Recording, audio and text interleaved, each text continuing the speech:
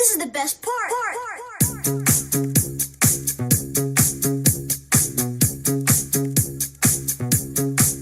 Yo, the song's like 4 minutes and some odd seconds long. Yeah, play your song, dude. I'm cool. All right.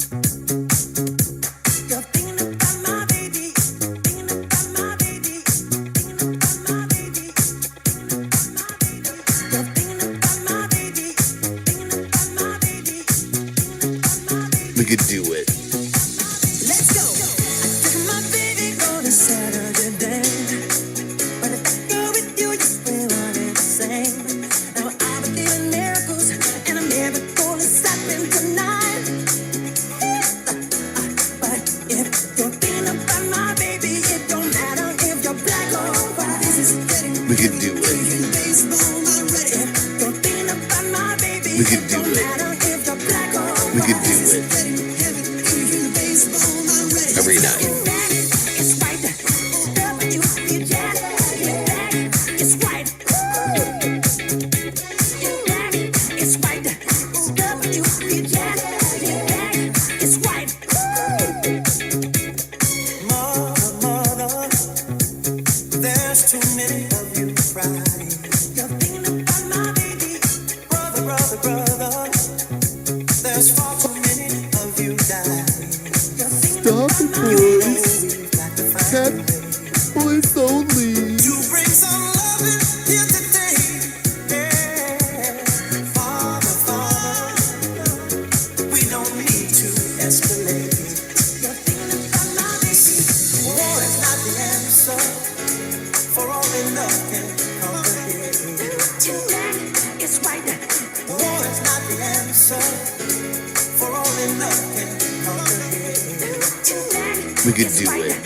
Picket lines and picket signs. Don't We punish could do me it. with brutality. We could do Talk it. to me so you can see. We could do it. Oh, what's going on? What's going on? Every night. Thinking about my baby. Thinking about my black or white.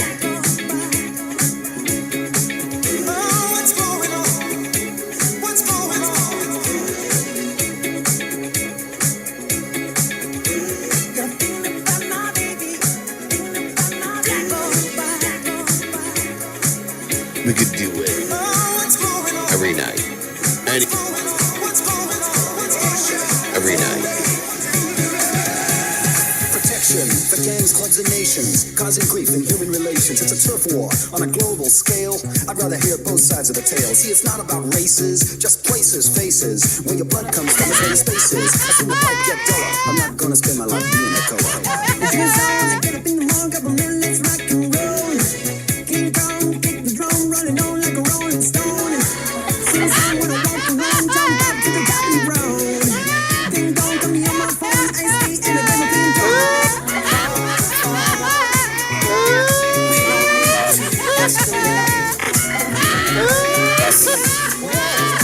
We could do it.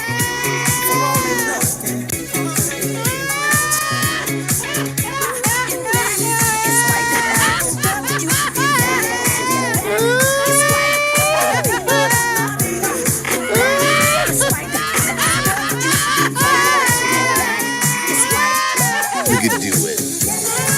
Every night. Anyway. All right, well, that's We don't stay on topic and the rules don't matter. OMG. We have That's Zidane right. on tonight. Yeah, welcome to Whose Line Is It Anyway? Like, We we could have hang out. Zidane on tonight. We were going to have Armsy, but she sadly was kidnapped by pirates. Luckily, she keistered her phone, and they have a strong Wi-Fi signal, so, you know, she's able to join us in the chat. But she has indeed been kidnapped by pirates. I believe they are French pirates. Apparently, Fucking the French French have pirates now. Yeah. I thought it was the Houthis. No, French pirates. Damnedest thing. And I don't even mean like colonies of French. I mean like pirates from France. Oh, Hey, we've been on the air first for tip. 5 minutes. We've been on the air for 5 minutes. Time for a tip train. Tip train. Woo woo. I Tip just got a Tip train, bro. You know what I'm Nice. saying? we Another got to do tip the train. sound. We got to do the sound of the tip train. Ooh. You know the Oh, drill. Hit the sound at random moments.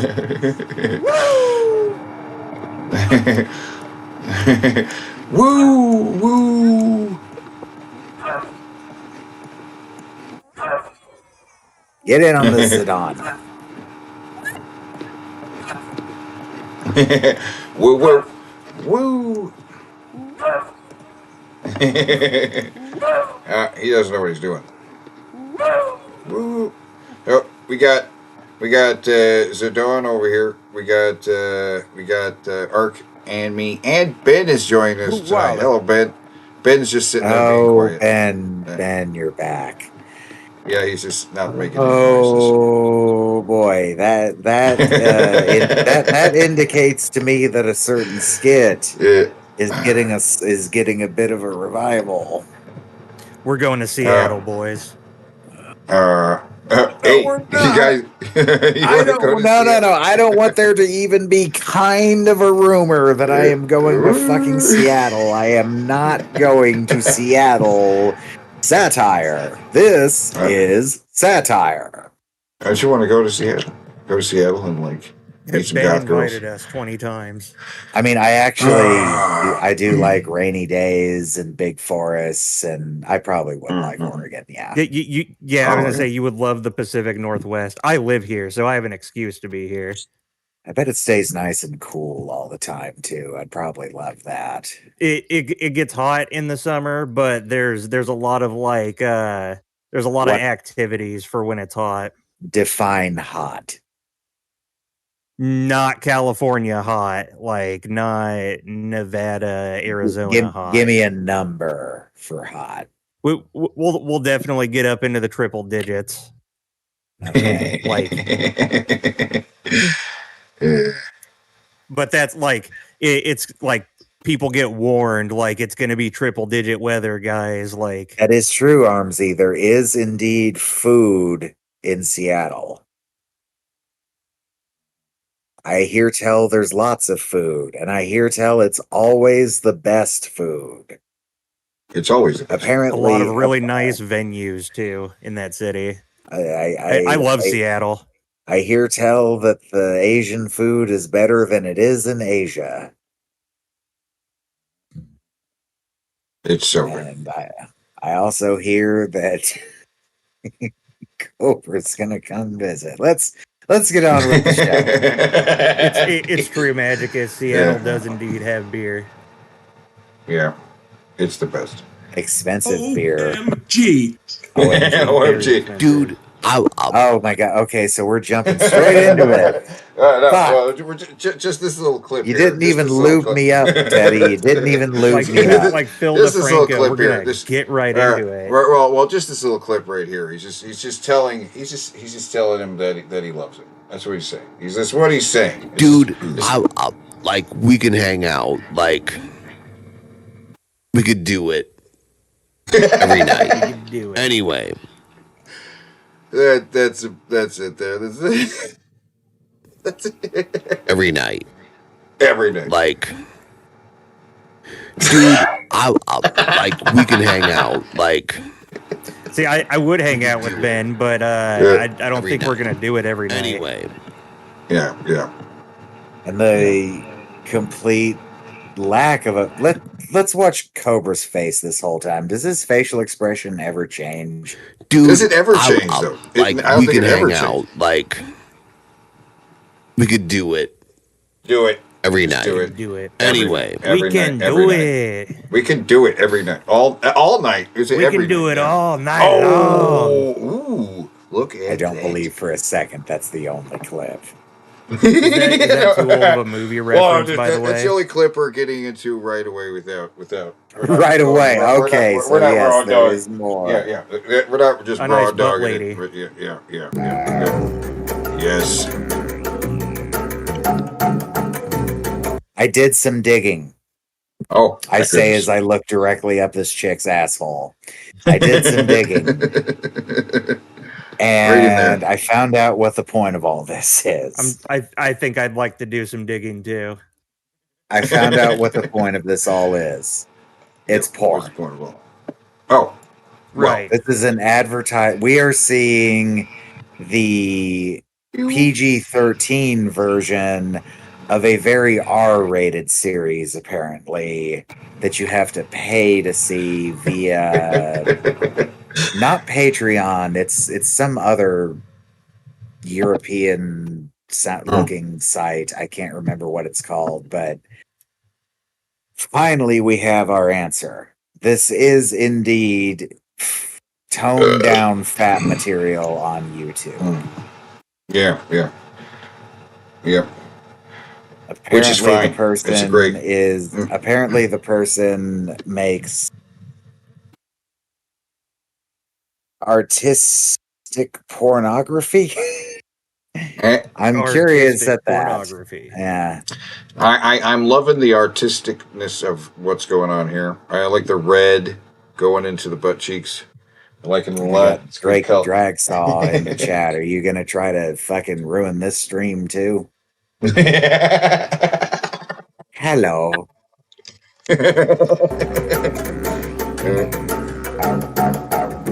Oh my goodness. Look, oh my goodness. She's so cool. I love this chick right here. Yeah. She's badass. She's got a sword. She's ready for action. Yeah. I haven't seen this one before. Like this me neither. girl. This is a new I like one. her. I like her. Oh my goodness. Butt lady.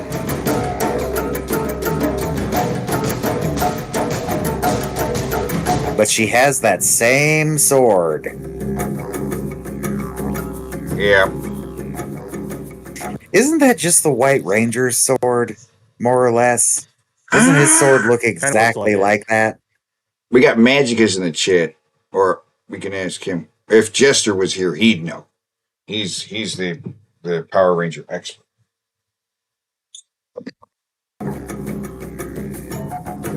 I do see like some kind of animal head on the handle here. I wasn't looking at the sword though. I mean.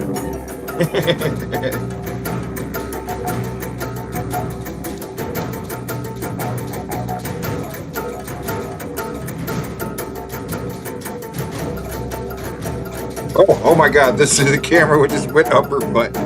That's great. Need more of that.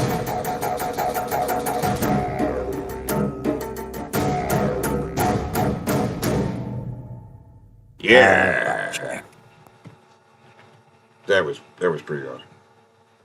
That was incredible and exciting. Whoa! I'm in a pickle. I'm in a pickle. I'm in a pickle, and you can drive for a nickel. It's my nickel pickle sale. So if you've got a job. Wow. Okay, let me just recenter for a second. I think we all need a moment. Nickel pickle. Nickel pickle. He's got a nickel pickle. And he's a pickle. I'll give him this. This will make people notice his commercial. That's for damn sure. But a nickel, you could be driving a nicer newer car today with a low payment of just $177 per month. I'm in a pickle. I'm in a pickle. I'm in a pickle, and you can drive for a nickel. It's my nickel pickle sale. I'm Scott Lehman, and I'm a dealer for the people. Hey, you know me, Scott Elder here from Elder Mitsubishi Colleen. When we're in a pickle, the doctor told me to turn it down a notch before my heart explodes. The only way for me to calm down is to help you get a nicer, newer car. So we're making it easy. It's the nickel pickle sale. So if you've got a job at a nickel, you can be approved for a nicer, newer car. Plus, you could get $4,500 dealer bonus cash on any new Mitsubishi. Or pick from our huge pre-owned selection. We're in a pickle and you can drive for a nickel. I'm Scott Elder, your dealer for the people. Credit approvals faster than a Wow. speeding Oh, bullet. God. The lowest Oh, oh. payments on Earth. Oh. And down payments Oh. you can make in a single bound. He's here to save you from a car you hate. He's Scott Lehman from Premier Auto Center, and I'm fighting for truth, justice, and a nicer, newer car for all. in a world where bad credit kryptonite can ruin your score. He'll fight to get you approved. He's offering the lowest payments ever. No matter what your He looks like bad box art Mega Man. I was thinking kind of the ambiguously gay duo. Just one of Oh them. yeah. He looks pretty bad. I like him better in the pickle. The gay duo. The pickle outfit looks better. I mean, this credit it. And down payments smaller than that ant guy's. Wallet. Get rescued from Euro. The ant guy. Scott Lehman, credit hero for the people. Wow. Oh. Oh, God. Oh, God damn it. I just noticed what's in the middle. That guy. Well, hey, he gets the good interviews. So, I mean, I don't like the guy, but I like. That just makes me hate him more. I like who he's talking to, right? This guy right here. Hi, Peter Ronan, New York Fashion Times, and I have Ashley Varner and Salman Sa. And what are you guys wearing? Latrodectus lingerie. Kind of entertaining, I see. Yes. Could Very we, entertaining. could we have a little turnaround? Oh, yeah. Oh, it's this fucker again. See that? Yeah, What are we exactly. wearing over Yeah. here? Latrodectus lingerie as well, and you can see I Yeah. have my Same. little Duh. Uh-oh. Yeah, I Yeah. have to stay for the show too. I have the little mouthpiece that I'm gonna put on to show what it's like I'm putting in my mouth. It's like a little bit peachy. Okay, that could be interesting. Yeah. And then a little turnaround if you don't mind. Thank you. Thank Oh. you. Great. And where can we find you? Facebook, Instagram, Twitter? My Instagram is Miss Ashley Brianna. There it is again. That urge to just throw something at this fucking guy. A brick, a rock, a baseball, a softball, a cannonball, a fucking bowling ball. Look at this ill-fitting suit. The suit is not fitting. The pants don't fit him right. The suit is too small. He doesn't look like he can even button this shirt. Like, I don't think he can. Wouldn't it be funnier than hell if one of these chicks just Chuck Norris roundhouse kicked him in the head? Yes. Knock his glasses off. Yeah. I don't like this guy. Kicks the glasses off real far. He's stumbling around, and then the other one runs up and kicks him right in the fucking rib.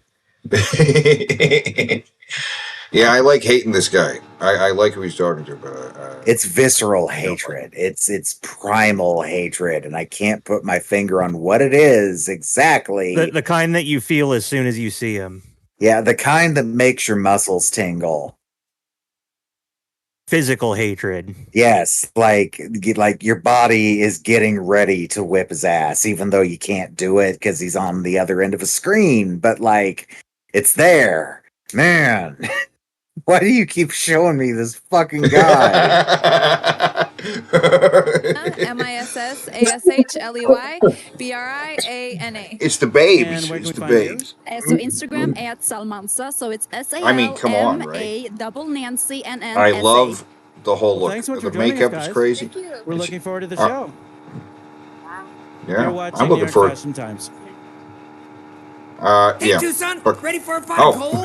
Then you're in luck. Because this month you could turn your old into gold at Premier Auto Center. Leprechaun Lehman here, and I need cars so you could get up to $4,000 extra for your old ride. Jinx my bad credit, my approval process is luckier than a four-leaf clover. Cash in your clunker and turn your old into gold and get $4,000 or more than it's worth. But hurry, this deal's over once 107 people get lucky in a new ride. I'm Scott Lehman, and I'm a dealer What? for the people. What? What? What? That was- Hi, Peter Ronan. Oh my! God damn goodness. it! Hi, Megan. How are you? Good. How are you? This time I noticed him first, and I shouldn't have, but I did. Look at these chicks here. Look at that. Look at this. He is, dude. He looks like fucking Oh God, he looks. Look at that. Ugh. Baron Harkonnen. He looks like Baron fucking Harkonnen. I didn't. His hair is red now, and he's all red in the face. He's a ginger. He's a pale ass Very ginger. put together. Those fat fucking lips and those beady fucking eyes. That fucking Roger Ebert looking face and the terrible color matching in his clothes while asking people about fashion. Well, yeah. Look at these gorgeous chicks that he's talking to, and then like look at him. That might be, yeah, that actually might be making it worse. Yes, because all three of them are fucking gorgeous as fuck. Yeah, I mean, Good. And we also and have the outfits. and Vanessa Hart. This is the black tape thing, right? Great. that was Yes, like an yes. intense show. So they're wearing It was a tape. rush for sure. Yeah. I remember this. How many girls altogether? 100. 100. 100 girls all And taped you up. barely got done in time. Barely, but we made it. You That's made all that it. matters, right? You barely got done in time. Ugh. Yeah. I bet this guy carries around a tranquilizer dart gun full of roofies to trank teenage boys with. We got a comment in the chat. He said, XO, it's Vanessa. "Wait. Hey, Devin, Ark, back that up. UMDB. I want to see all three of those again." Of course you do. What's in the future? All right, Great. all right, Now all right. Turn in your piece. Thank you. Yes, indeed. Wow. Yeah. Okay. Little hair tie. Turn in one, right? Yeah. And then turn in yours, please. Ooh. Thank.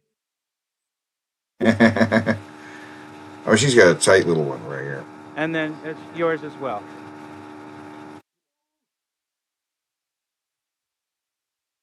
Thank. And then just Look at remind him me of looking. Instagram, if you don't mind. XO, it's Vanessa.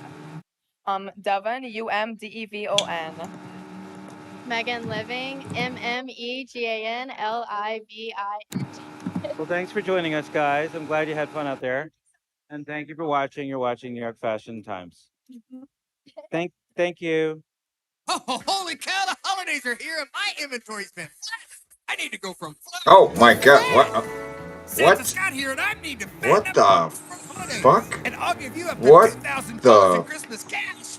You get Whoa, dude. as a bonus gift, you could drive for as little as $12 down. Inflation porn is a bold choice for commercials. On the holiday pass. This guy has a family that's got to watch those commercials at home. And I'm a dealer. Oh my God! That. Oh. Boys. Cat boys only. Dude, that was awesome. Where did that come from? we could do it every night. Anyway. We can do it every night. No, the song's like 4 All night. Yeah. All right. I'm cool. Yeah. Boy. Okay, so all right, so Cobra puts on some music, right? This is a great moment, by the way. He puts on. Oh my God, the beer he's I drinking. can't hear it yet if it's playing. I'm not sure if it's playing or not. The ethereal beer that disappears. He's just downing that whole giant beer. He's just chug that whole damn thing. Chugging that Budweiser. Josh, I cannot hear your music if it's playing, dude. Is that one of those like 32-ounce bottles? Is your music playing, dude? Hey, well, Josh can't hear Ben. I can't hear it. And Josh can't hear Ben. I don't think he knows that we can't hear his music. Josh, Oh, can you hear me, dude? No, he doesn't know that Josh, you can't. Does he he? can't hear you. He's rocking. He's chilling, listening to Black Sabbath. Yeah, No, he's playing his own music, I think. His own music, yeah. Which Ben said I was. understand wanting to show your music to other people, but like I'm a singer and I can't stand hearing my own voice on recording. So, Dude, Josh, they can't hear it, dude. I'm gonna need him to send me the track. Yeah. Dude, he fucking downed that shit so hard. He did. He's a better drinker than you, Ben. You're a lightweight compared to Cobra. No, the app that we're using probably has like a noise filter. Yep, It's filtering out like the right. So, music yeah, so he that's can't playing hear his in the music. background, and So that's this is what's just going on. But I got. I don't think he can hear me. I think he might have muted Oh. me so he could play the music, which is cool. No, it's just the music's too but- loud. He's too loud. He can't hear you. But see here's we actually have Ben on the show. We can ask him about this. Hey Ben, music, dude. What was it? So Josh couldn't hear the music, huh, Ben? Is that right? Yeah. Yeah, that's right there. It's just being quiet. Yeah. She's hot. That's all the Is that why you input seem you so have, distracted, Teddy? This is a thing that is happening. Yep. This is amazing, right? Oh, I almost heard a little bit of his, because Cobra's listening to his own music, right? Like one of his tracks. Yeah, it's one of his tracks, right? Yeah. Yeah, sure. Yeah. Wow. Cheers, dude. Oh my god, dude, he's down in that shit. And he's down in another one. Killing That's another one. Look at him And go. and when he's done, that's Cheers, number homie. 2. That's number 2, and he'll be fine, right? Encourage the crippling alcoholic who says that his liver hurts to drink more. Yeah. Fabulous. He says his liver hurts. It's causing him pain when he lays in a particular. Bob my head to it. I'm pretending to listen to his music. That's right. That's what he's doing.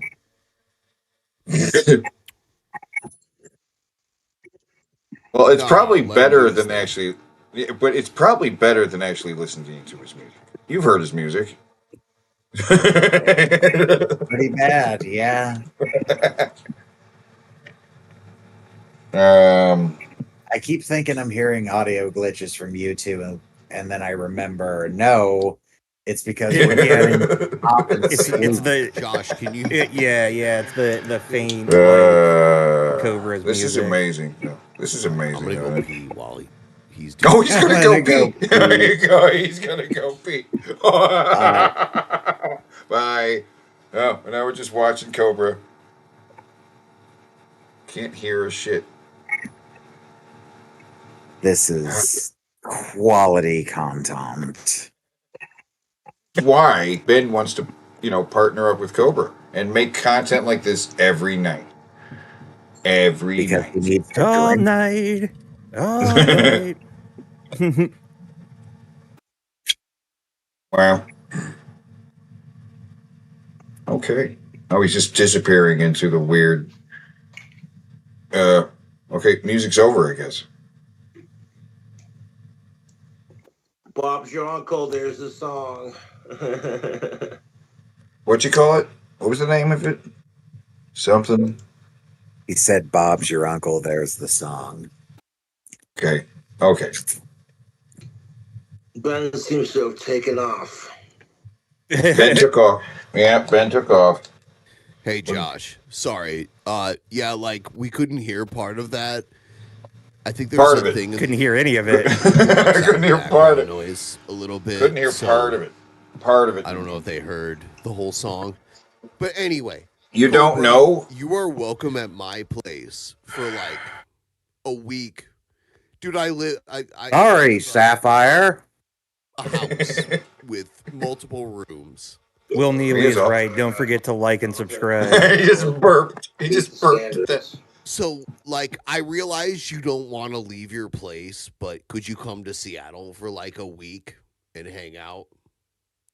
We'll plan something and see what works out, man. It just depends on my schedule and what I'm doing. Okay. You don't have a schedule. I'll buy into that. It's a schedule. Society-wise, how much? Oh, is and then this was the society next day. with The his next day. ratings? 'Cause The next day everything after. reflects in Oh the yeah, wrong let's way. speed it up. Let's speed it up because we can go up to 3 We can go up to 4 times speed. All right. I'm gonna turn it down a little bit here too. But you don't want to watch Shanny at normal speed. Hell no. But here he is. Here's Ben. The next day, I don't know why he started doing one. Sounds like you're bullying and harassing me. He did in the AM for some reason and just passed out during the live stream. And how much time is elapsing here? Well, he just conked out. He just conked out, and now he is totally going to beat the Silent Ben timer stream. Ben is going to do it. He's going to set a record Ben so high. can no longer be broken. Yeah, right. It's just done. We're done. We are done with the Silent Ben timer stream. Here it is. This is the world record right here. He just conks out. It's a sleep stream, really, right? Except this is a champion run. He's so much further than he's ever been on the Silent Ben timer stream. At this point, it's all mental. Well, you know, look at what he's watching. I can't really blame him for conking out. Zidane, look what he's watching. He managed to fall asleep to the dulcet tones of Shanny's voice. Of the Shanity. The Shanity? Well, and she's not just watching a video by this other fat chick, right? She's watching somebody else making a video about the fat chick and just agreeing with what they're saying about the fat chick. And she's, I don't know. The Korean.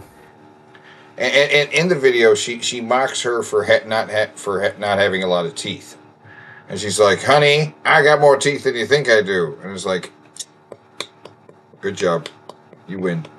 Way to go." I love you all. I'd let you at least stick a pinky in my butt.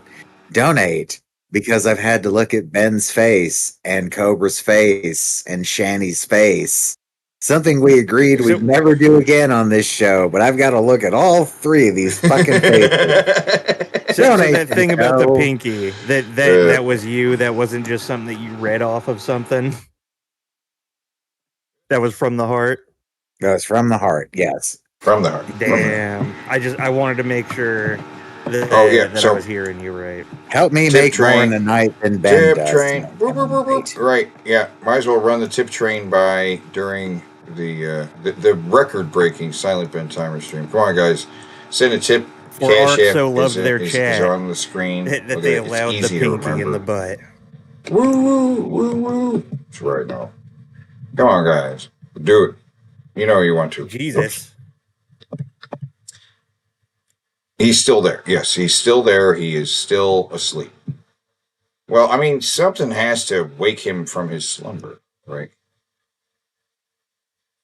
Oh, he's stirring. He's stirring. You see, he's stirring a bit. He's stirring a bit. Shanny reading this stuff sped up is really distracting. He stirred a bit. You see that? Okay, he's moving a bit more too. It sounds like a demonic chipmunk. Ramsey makes a good point, and that interviewer's face. What a bad faces. True. The guy who interviews the women. His fucking face. Oh, yeah.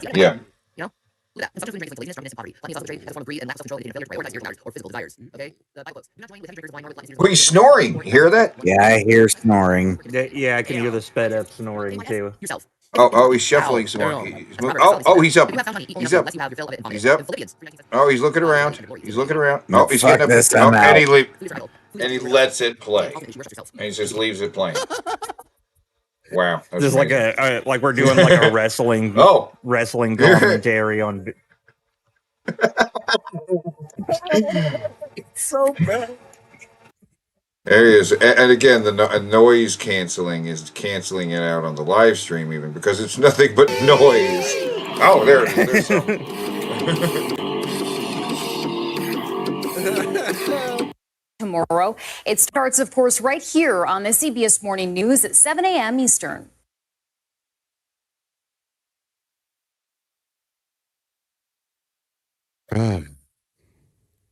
Wait, news is what? Exhaust. Tomorrow. It starts, of course, right here on the CBS Morning News at 7 a.m. Eastern. He's so still. I thought the video was just frozen. The news is like exhausting to me. It's so intense. Right here. Seen this picture. Okay. What are we looking at? He had red hair when he was younger. It Niff. says Albuquerque, New Mexico on it. Microsoft started there, and then they moved back to. Then they moved to Washington because that's where Bill Gates and Paul Allen, the two founders of Microsoft, grew up. It's like probably like a 15-minute drive away from me. The main Microsoft campus is like right near me, and Nintendo's right near it too. Right on. Main Nintendo building in the Sniff, you bastard! In the same Come town as Microsoft. It's building up. I can hear it. There's a It's just north of me. Yeah. Nope, you didn't get it though. Oh, look at his nose twitching. Because it's huge. The Nintendo shit, the Nintendo building is just like one building, but the Microsoft campus is like huge. It's like a college campus. They even have their own bus system. It's massive. Made for like transporting their employees all around the area, because Microsoft had like their main campus is in Redmond, but then they have one in Bellevue and they have one in Seattle. They also have Google here. Google's a big thing here now. Amazon. Google's a big thing. Google's big. If you ever come back here, we'll go to the Amazon Sphere. Oh, yeah. Which is really cool. Yeah. It's a Spheres. Yeah. I'll show The you. Amazon Spheres, guys. Let's go to the Amazon Spheres. Spheres. They got some balls. They got the Google balls. Yeah, well, they're the Amazon balls. They're the Amazon balls, Shabisky. Well, a lot of people do anyway. Yeah, a lot of people call them the Bezos. It's basically an indoor, like it's like a greenhouse, but it's also the break room for the Amazon. Hello, employees. darkness, my old friend. For people I've come to talk with you again. Oh, he's going to sit. Come on. He's twitching. Softly creeping. He's got twitch. It seeds while I was sleeping. And the vision Got another one. that was planted in my brain only let still remains. Come in here once a month. I think it's like the first Thursday of every month. He wants to sniff again. Come on. Now Oh, look, he's twitching. of Thailand. It's the main Amazon building that you see like right in the background there.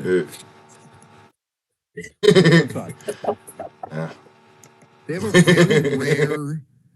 You ever heard of a corpse? Blow your nose, goddammit. Yeah, they have one in there. They got it. I saw a video. They got one of those. Now you're saying that. I saw a little clip from The idea was that every Amazon employee had the opportunity to get up to their Come on. desk. Sniff. You want to sniff again? Look at it. It's twitching. Employees to have like a cool place to hang out at. Ben twitching? Now you're making shit up. And to come into this kind of environment. Come on. To think and One act more. differently than they Give would me one more sniff. inside an office. Sniffy, sniffy. Sniffy, sniffy, sniffy. It tickles. It tickles, doesn't it? Kind of tickles. We were designing the campus. We wanted to do something super special. Not just for Blow your nose, dude. They start thinking Come on. missing, from the urban environment, and it's generally a link to nature. See, this is and transformative. nature to. He's been On in the it top once. Floor, there's like an area with like these lounge beds, you know, almost like a sun chair that you can lay in, and they play like meditation music and shit. It's really calm. Like relaxing. It's Relaxing. really chill. All these plants are real. Like they line the walls Real? with ivy and other types of plants. It's real plants? Know that walking in the park versus walking on the city street results in you All being right. less stressed. You're going to sniff one more time. Levels are reduced. I'm going You to can sniff. Concentrate. Yeah. Yes. When we decided to do this, we found there were many really attractive. Was he snorting coke before this? What the fuck? To reflect the purpose. Sniff. Sniffy, sniff. Sniffy, sniffy, sniffy, sniff. It's I think it's the septum piercing he has. He has a septum piercing? Yep, and a lip piercing. See, it's hard to see. 3D print Yeah. of a catalyst. You'll see. Yeah, when you see it in person, it almost doesn't even look real because it's so behind it, big. the large scale version of it that's inside the sphere. As you look behind it, Yes, the sniffing peasants. because it's intended to look like vines growing or a spider web. Sniff. One more. Come on. The biggest One challenge more so far sniff. was how to Come on, give me solve another the sniff. environmental I need another conditions sniff. here. Daddy needs Traditional another greenhouses, sniff. as you know, are hot and humid. We're trying You want create to? environments- Yes. Yes. Butt chick, thank you. Oh my Butt god. chick. Butt chick. Oh, butt chick. Hell. She's wandering. Oh Maybe my this goodness. butt chick, maybe the other butt chick killed this butt chick and took her sword. They were fighting for butt chick supremacy. Yeah. Still looking for those pants. Or no, we determined they don't care about the pants. They're just after the guy who took the pants. It's the principle of the matter at this point.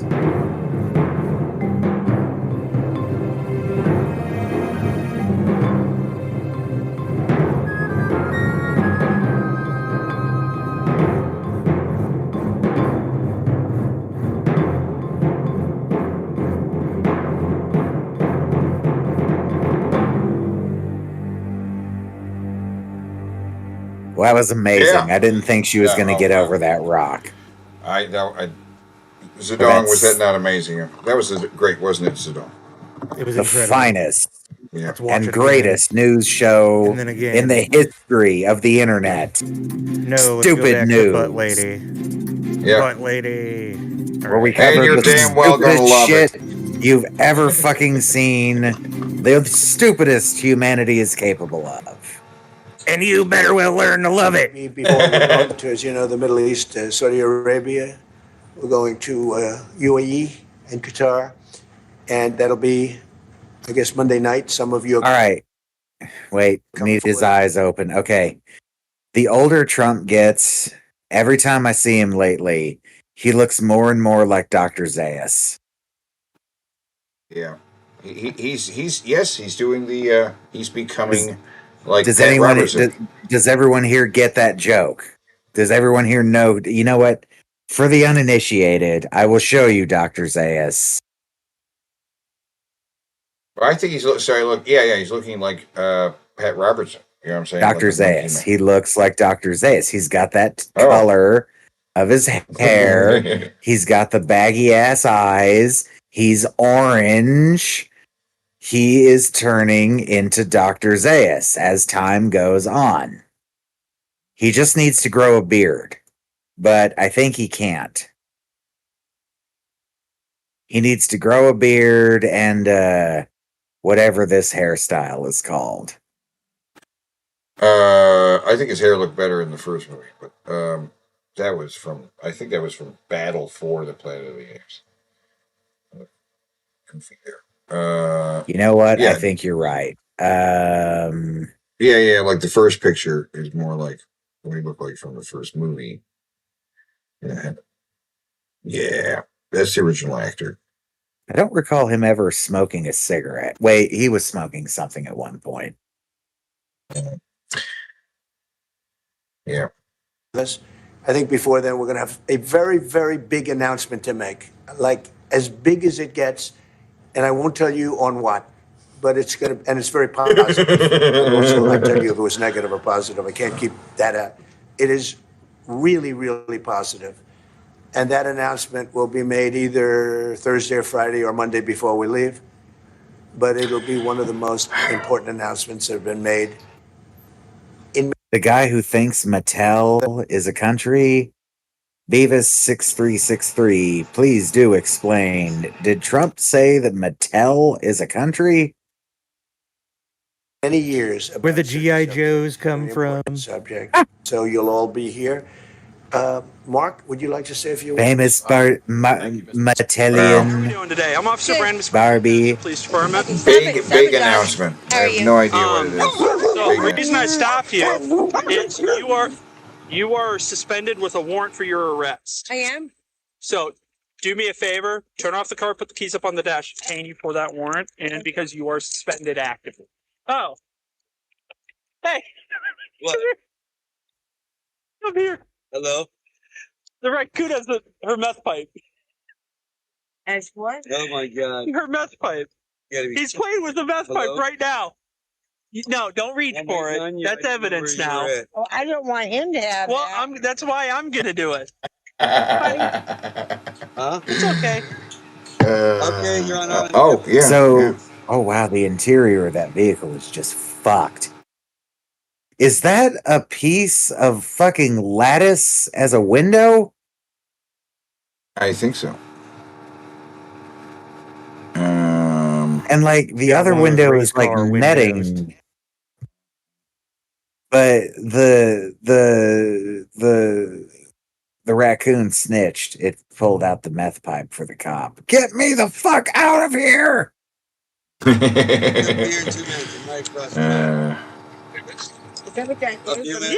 this is what she's smoking meth in. Okay. The raccoon's playing with her meth pipe. All right. You know what that is, Grandma. Is he going to hand it back to the raccoon? I don't know what that thing is. Certainly never used one before. Games. Wow. Yeah. That's a really tame raccoon. Here's another pipe.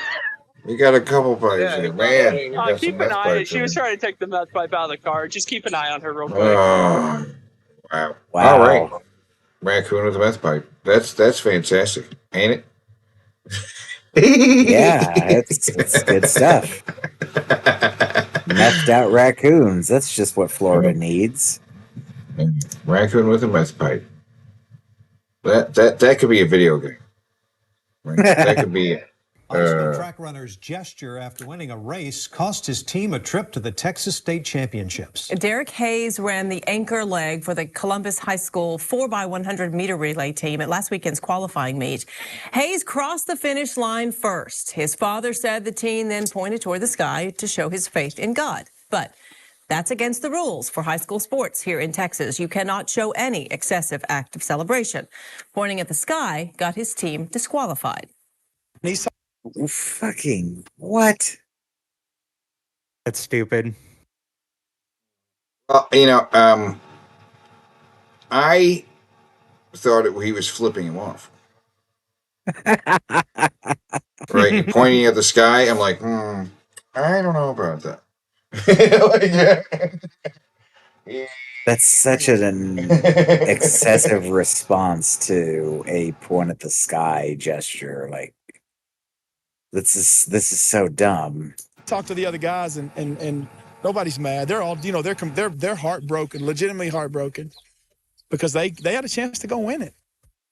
Parents complained about it, but as it stands right now, that Columbus High School relay team will miss the championship meet. Well, normally the UIL or the University Interscholastic League rules govern competitions, but that rule that disqualified the Columbus team came from the National Federation of High School Associations, and it cannot be appealed.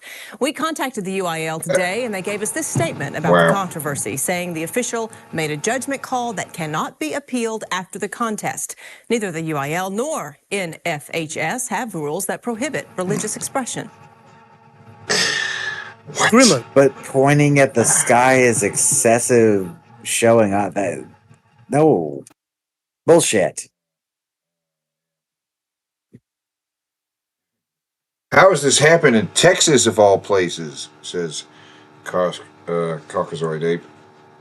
Well, they said it was coming from the Federal Board of High Schools or some shit. Last time we tried to watch a BBC thing, didn't we get fucking flagged like for a week? Okay. Yeah, let's skip right past that. It's a fake news. It's a fake news thing anyway. It's not. It was the third Fake inning. news. This kitten had just Aw. been on my lap. Aw. I've never really been a cat person, so I was a little taken back at first. But everyone was like, "This cat just chose you," and I'm like, I don't know what that means. My fiance plays professional baseball. He'd gotten an This isn't stupid news. This is the best news. Well, it's fake. opportunity to play in Puerto Rico. Look at that cute Hello. little cat. Yeah, he's a stray though. You can tell he's a little dirty and not very. He's got something in his ear. Yeah. Right. And I didn't have any intentions of taking him home, but he literally followed me to the car. Oh, it's just a little kitten, too. It was already midnight at this point, so I'm like, let's let him spend the night. The second he got into the Airbnb, you could tell he felt safe. He curled right up and went to sleep on my lap. As a kid, for some reason, cats always gave me the heebie-jeebies. I really do not like cats, but he was really attached. In the morning, I brought him to the vet, and she told me he had ear mites. He had been in a quarantine for about 5 days. I'm so sorry. During those 5 days, I really fell in love with him. Once he was good, his personality was unbelievable. He is so full of life. I hadn't experienced a cat loving me. I knew in that moment that he chose me. However, we stay with my parents in the off season in Kentucky. I told my parents, I'm like, I'm gonna bring a cat home. And their first initial reaction was, no, you're not. I was like, I have no choice in this. He adopted me, I didn't adopt him. So we had traveled from Puerto Rico to go to Kentucky. I brought him home and my family fell in love with him. He goes to my dad when he wants to play. He loves to follow my mom around. My fiance and him are inseparable. Oh my God, yes. Toro has completely changed my mindset on cats. Aww. My new dream is helping animals and finding a way to create a sanctuary for the animals that need a chance to live their best life. He's literally the best thing ever, and now I can't imagine my life without him.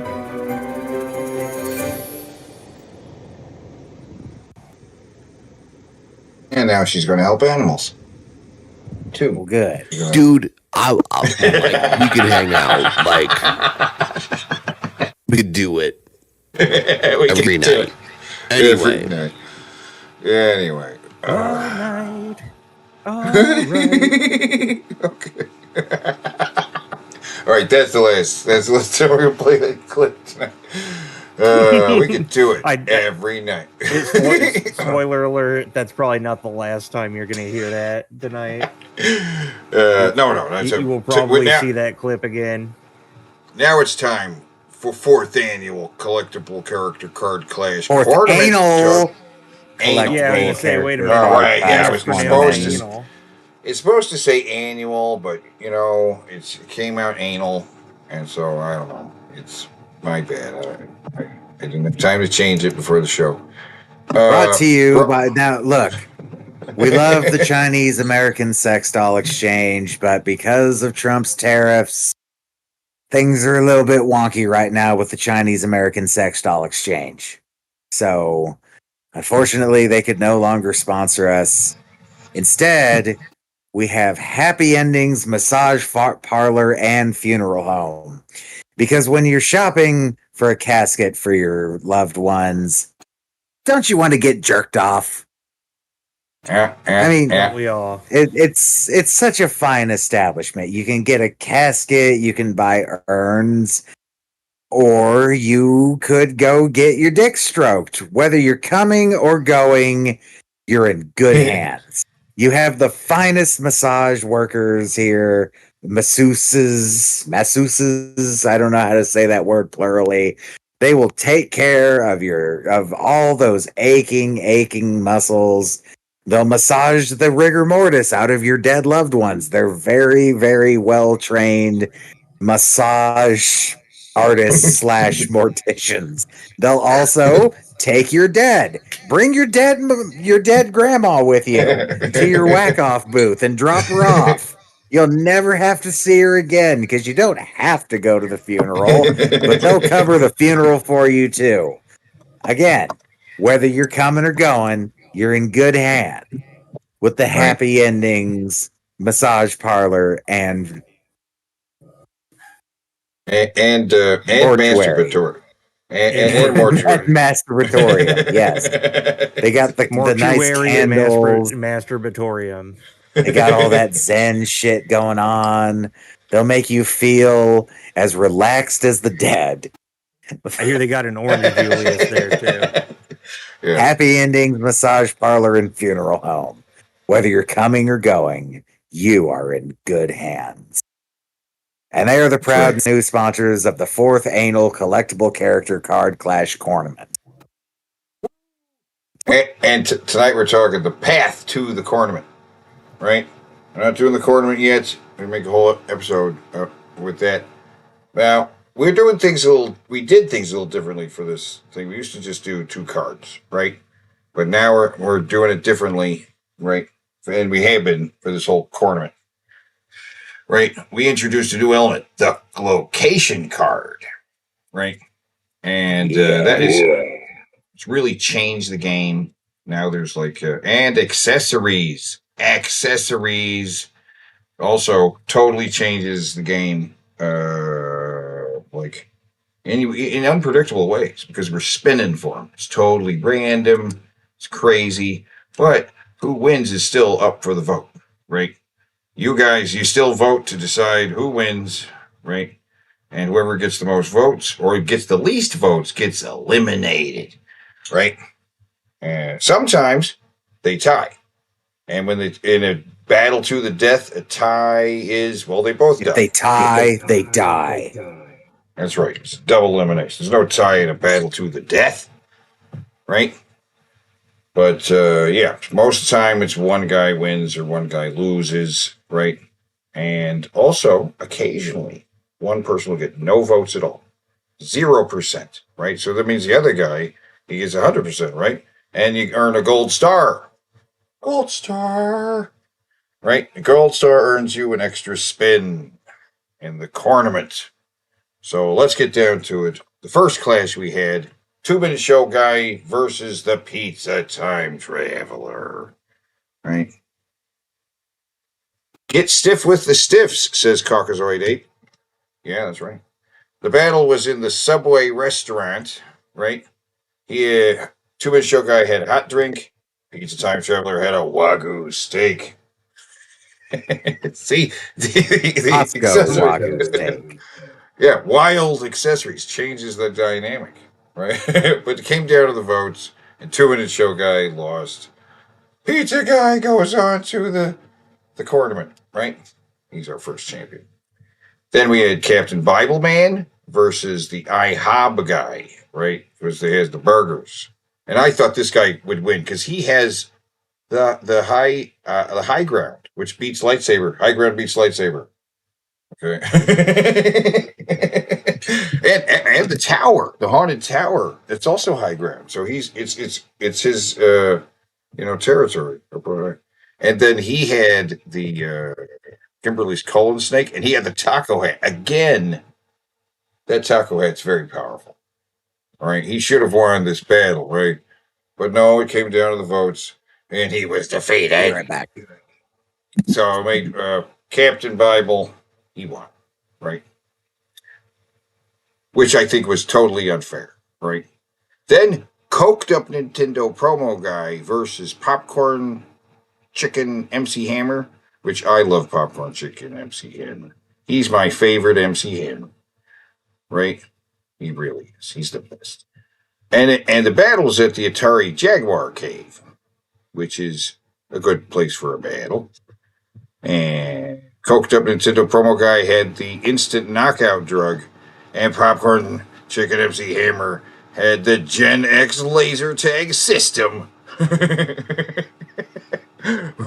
which is the best laser tag system. But it came down to the votes, and they decided they both die. They both die horribly. I don't know. And they kill each other, and nobody goes to the tournament. They're both eliminated. Then we had Coach McNugget versus the laser tag guy, which I think was a pretty good battle because they're both like drill sergeant guys. You know? They're similar. And neither of them are going to fuck around. And it took place in the warehouse, and they had Ben's wardrobe, and he had... Oh my God. See, when he had Ben's wardrobe, I knew he was going to lose. I mean, come on, right? He's got Ben's wardrobe. He has a snazzy napper. There's no way he can beat that. But yeah, and it came down to the votes, and yes, Coach McNugget went down because he had stupid Ben's wardrobe. Fail. Laser tag guy finally won. Finally won. He gets into the tournament, man. I don't understand. Now, Pepperami versus Pasta Dude, again, I thought they're pretty even. They're both food stick guys. And the battle was at the Hojo. But then he got the Booty Cup, which is a very, very powerful weapon, right? And he had just a rock. That sucks. So the Booty Cup, man, it's the Booty Cup, really. So when the votes came down to it, of course he lost because he had the Booty Cup. In fact, he got 0%. No votes. No one voted for Pasta Dude at all. And so Pepperami's got the gold star. He takes that gold star into the tournament. So he's going to have an extra spin and an advantage, right? Sexy Miss Buttworth versus Taco Bell MC Hammer at the Bad Fuck Palace. Oh, no. This is the Bad Fuck Palace. Bad Fuck Palace. And she's got the strapless dildo. Oh, and he's got the teleporting watch. And we had to roll whether it teleported him somewhere better or worse. And it came out he'd go somewhere worse than the Bad Fuck Palace. Oh, my God. Oh, no. No, So she has the strapless dildo as her weapon. Does that imply that there is a strapped dildo in the pool of weaponry? No, there's not. Gotcha. Then Corny versus Dolphin Fucker. Okay. So Teddy just felt this like was it needed to be a strapless dildo for reasons. Wait, here, pause real quick here. Right here. Here. Okay. Yeah. With the strapless dildo was introduced by Dildo Dude. History Dildo lesson. Dude. Yeah, Dildo Dude introduced a strapless dildo, which was what we saw there, which is you know what I mean. It's a dildo that goes inside you, and then you can fuck somebody with it, right? Right. And Dildo Dude was a dude who had several different prosthetic penises, right?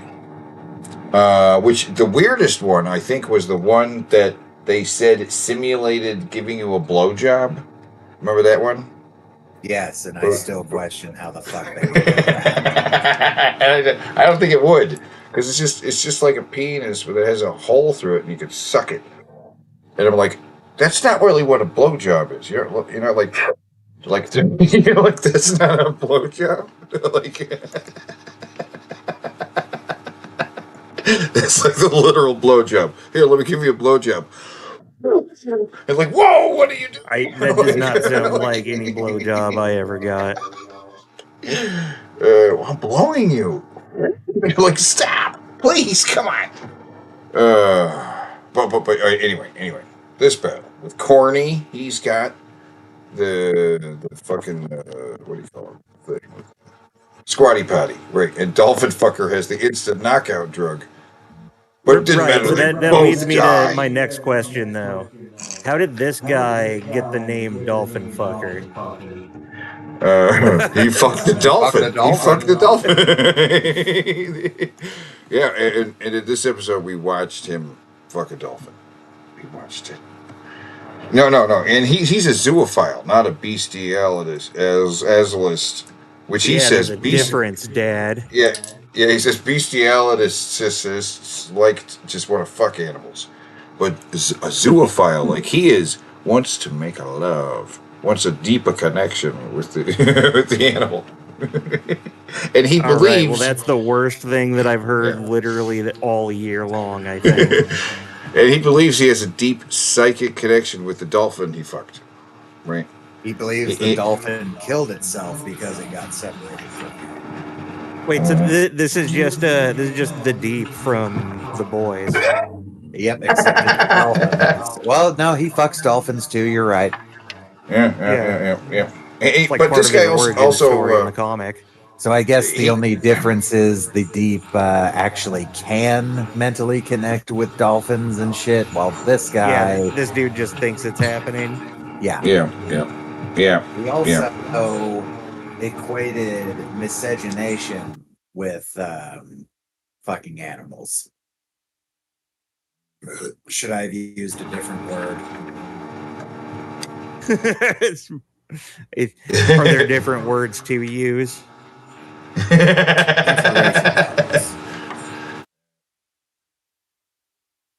This. He compared interracial couples to, or he equated them to interspecies relationships.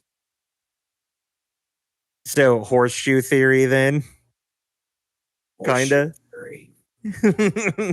What's the horseshoe theory? Well, I mean, like, don't most of those like white supremacist groups say that interracial breeding is basically like the same thing as like basically the same thing as that? Yes. Yeah. So that is horseshoe theory, basically. Technically counts. Well, there you go. But yes, Corny had the squatty potty. He had the wait.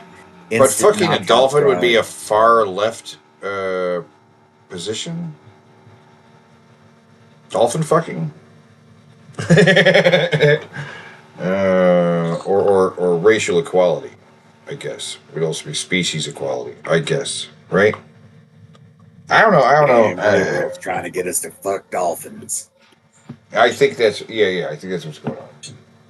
Yeah. They are. Of course they are. That's what Obama's doing next. That's what. Yeah, he was very near doing that right before Trump came along and saved America. Saved America from the dolphin fuckers. Yeah, apparently now this guy's still running around and looking more methed out by the moment. Yeah, this dude's still at large. You missed one, Don. But he had the instant knockout drug. Corny had the squatty potty, and they fought in the suicidal welder's warehouse. This guy is moments away from welding into several exploding barrels. Yeah, this guy. Yeah, he's got but the whole place explodes. The whole place goes up in flames, and everybody dies. It's a double elimination. No one survives. Right? Double elimination, and no one goes on to the tournament. Corny or the dolphin fucker. Now, the battle of Dookie versus the Pizza Bear, right? They're both animatronic. Yeah. Here, pause real quick. Showbiz Pizza Bear. Yeah, Showbiz Pizza Bear. They battled at the Waffle House, right? Which is a good place for a fight. Dookie had the Colin Snake. Again, somebody gets the Colin Snake. I love it. And he had a cup of Wendy's chili. Oh, jeez. Now, who won? Oh, Dookie won. Dookie beat him because he had the Colin Snake, maybe? I don't know. He's just cooler. Now, the boys versus Buzz and Mr. Jim. Dude, it's like the elderly man tag team. Nintendo Demo Room, which doesn't give an advantage to any of these elderly guys. They can't really utilize the Nintendo Demo Room, you know? So that's help. But yeah, okay. Zidane. The boys are Brown and Brown. They're a lawyer team who do commercials. And the guy with the eye patch. I was thinking of the comic with Homelander. The guy with the eye patch, he's dead. Right. He jumped out of a window. He jumped out of the 11th story window of their office building. Went out like Eric Clapton's baby. Yes, just like Eric Clapton's baby.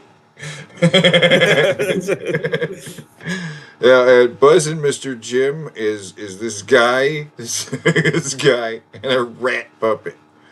And these guys review movies. And every movie he is not doing ventriloquism. There is another guy off screen controlling that fucking rat. Yeah, and they start talking about a movie. The old guy will be like, "Oh, today we're talking about The Exorcist," and then the rat will interrupt him and be like, "Yeah, The Exorcist is about a giant rat who's trying to eat some cheese," or something like that. He's like, "No, that's not what it's about," and that's what every one of these videos is about. Every single video they make goes exactly the same way. He starts off like, "Today we're going to be reviewing Sinners, new at the theaters."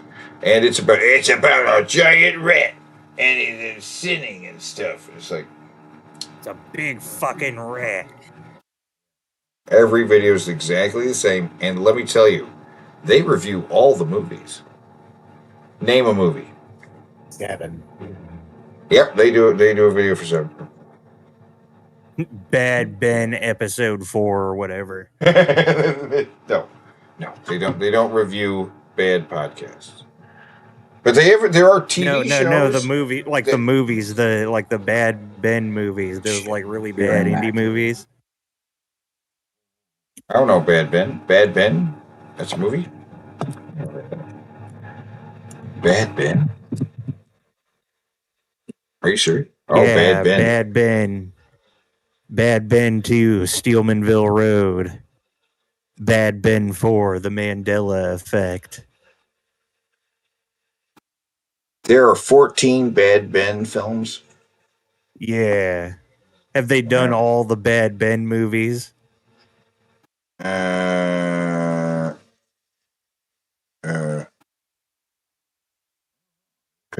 looking it up right now. Bad Ben is one of the first knockoff he's one of the first knockoffs of Paranormal Activity. That's what it says. It's a knockoff of Paranormal Activities. Currently, you can watch Bad Ben. I could have sworn that was way sooner. Mm-hmm. And as of 2024, there are 14. With the 15th installment will be released summer 2025. I'm back. Fuck these guys. Buzz and Mr. Jim. The boys are wonderful. Now, they had some dog poop board games, and he had chili with cheese. See, it's got cheese on it, which makes a world of difference, okay? It's different. Chili can be served with cheese. But he was defeated, and the boys carry on to the tournament. Then we had a 4-way card clash. Holy shit. Crazy card clash. We had 4 cards. Only one can survive, right? You got Cheeseball Man. Do you know about Cheeseball Man, Zidane? Cheeseball Man. Why does that sound familiar? Cheeseball Man. He posted, I think, that picture on a poster all over fucker. Watch me eat this entire jar of cheese balls, and like over 1,000 people showed up. Yeah, we unfortunately have learned his identity. I wish it had remained a mystery forever. Yeah, right. Yeah. It could have, but he wanted to reveal it, I think, and just couldn't keep it a secret. The Hoot Wireless Parrot. Well, he represents Hoot Wireless. Hoot Wireless. Oh, wait. Yeah, back it up a little bit. The Cookie Monster of the Wharf. You know what that is, Zidane. Creepy guy in a Cookie Monster costume that just wanders the streets. Versus Evil Elmo. Totally different person. Not the same person. Not totally, the same person as Cookie Monster. Seriously, 100% not the same exact person on opposite ends of the country. No. No. Not the same person. Certainly not a guy who gets around yelling anti-Semitic things at people and getting thrown out of Cambodia for running a website called Welcome to the Rape Camp that apparently broke Cambodia's human trafficking laws and then harassed the Girl Scouts of America. No. The actual Cookie Monster of the Wharf and the actual Evil Elmo of the Wharf. Well, they're both hanging out at the wharf, but they're not the same crazy. You never see them in the same place at the same time, but that's just coincidental. Coincidence. But right now, they're battling in a 4-way battle with the Hoot Wireless Parrot and the Cheeseball Man. They're all, I guess, street performers. I guess. Hootie isn't. But they all They're have all costumes. costumed. Yeah. They all have costumes. And they were battling at the aquarium. Great place. The aquarium where the dolphin died. The aquarium where the dolphin sex happened. And he's had pizza? Irresistible pizza. Irresistible pizza, yes. He has the golden spatula, Wendy's golden spatula. He's got the titty bear. right? And he's got a hot drink. So, who's going to win? Who's going to win? Only one can survive, and it was the Hoot Wireless Parrot. Hootie goes on to the tournament. Woo! Yay. Okay. Then we have Bella Puffs versus Wet Dry Girl. Now, here, pause real quick. Now, she is the new Wet Dry Girl because we couldn't find the original Wet Dry Girl. But I actually think she's hotter than the original Wet Dry Girl. Yeah, the purpose of her videos is to show you what that white t-shirt looks like, dry or wet. Exactly. For science. For science. And in case you want to get the shirt and you want to get wet, and then you'll know, right? So, Bella Puffs is also very educational videos. Really, Yes, really. Yoga. Really. She's a yogi. Yeah, I learn a lot from her videos. I learned gynecology somehow by watching her yoga videos, but I'm learning nonetheless. In And the Kimberly's room, filled Yeah. with dildos, so big There's a you lot can. of weapons. Yes, exactly. When Kimberly came on the show, I brought that up finally to her. Like, do you realize how many of your sex toys you could just beat a man to death with? Like, somebody breaking into your home is potentially the funniest possible self-defense killing in history. Well, what happened here? Well, he broke into my house. And I grabbed my Atlas. What's an Atlas? It's a 15-pound dildo. Oh, yes. And I hammered him in the temple with the balls. And then he was moving still and went for his gun. So I hammered him again, and then he stopped moving. May I please see this Atlas? Oh my God! So you grabbed it by the. I don't think she has an Atlas though. I don't think she's about the big stretching out so much as the deep penetrations. I say as those dildos are on the screen, but trust me, if you saw the Atlas, you'd understand what I mean by the big ones around. That's why we started watching her because the crazy tentacle dildos that she likes in these wild colors and stuff like that.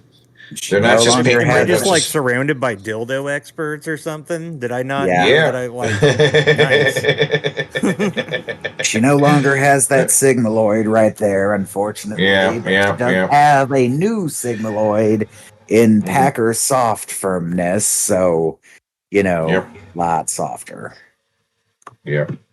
Soft. What were they armed with? What? Bella Puffs got a mind control Game Gear. And she got beams by flow. So the Game Gear, I say, is the better accessory, obviously. Maybe with a musical laser thing. But it came down to the votes, and Bella Puffs wins. She's our champion. She's a real contender for winner of this. Then we had Horny Senator versus Justin. Both of them have dildos with a strap-on dildos. Strap-on dildo. This was my ass. I was struggling to think of someone inside me. In the Grill Skills dimension. And he is armed with a Gen 9 laser tag laser gun. And Justin was armed with a fucking loaded DP-12 shotgun. That's the wrong picture, Teddy. Wrong gun.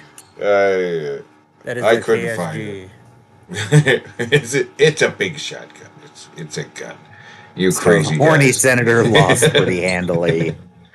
He was totally defeated. Surprised Justin didn't get a gold star considering he had a shotgun. Well, what the fuck is this matchup? Dancing Bear versus Dancing Jared. Here we have the hideous stinky beast versus a bear. And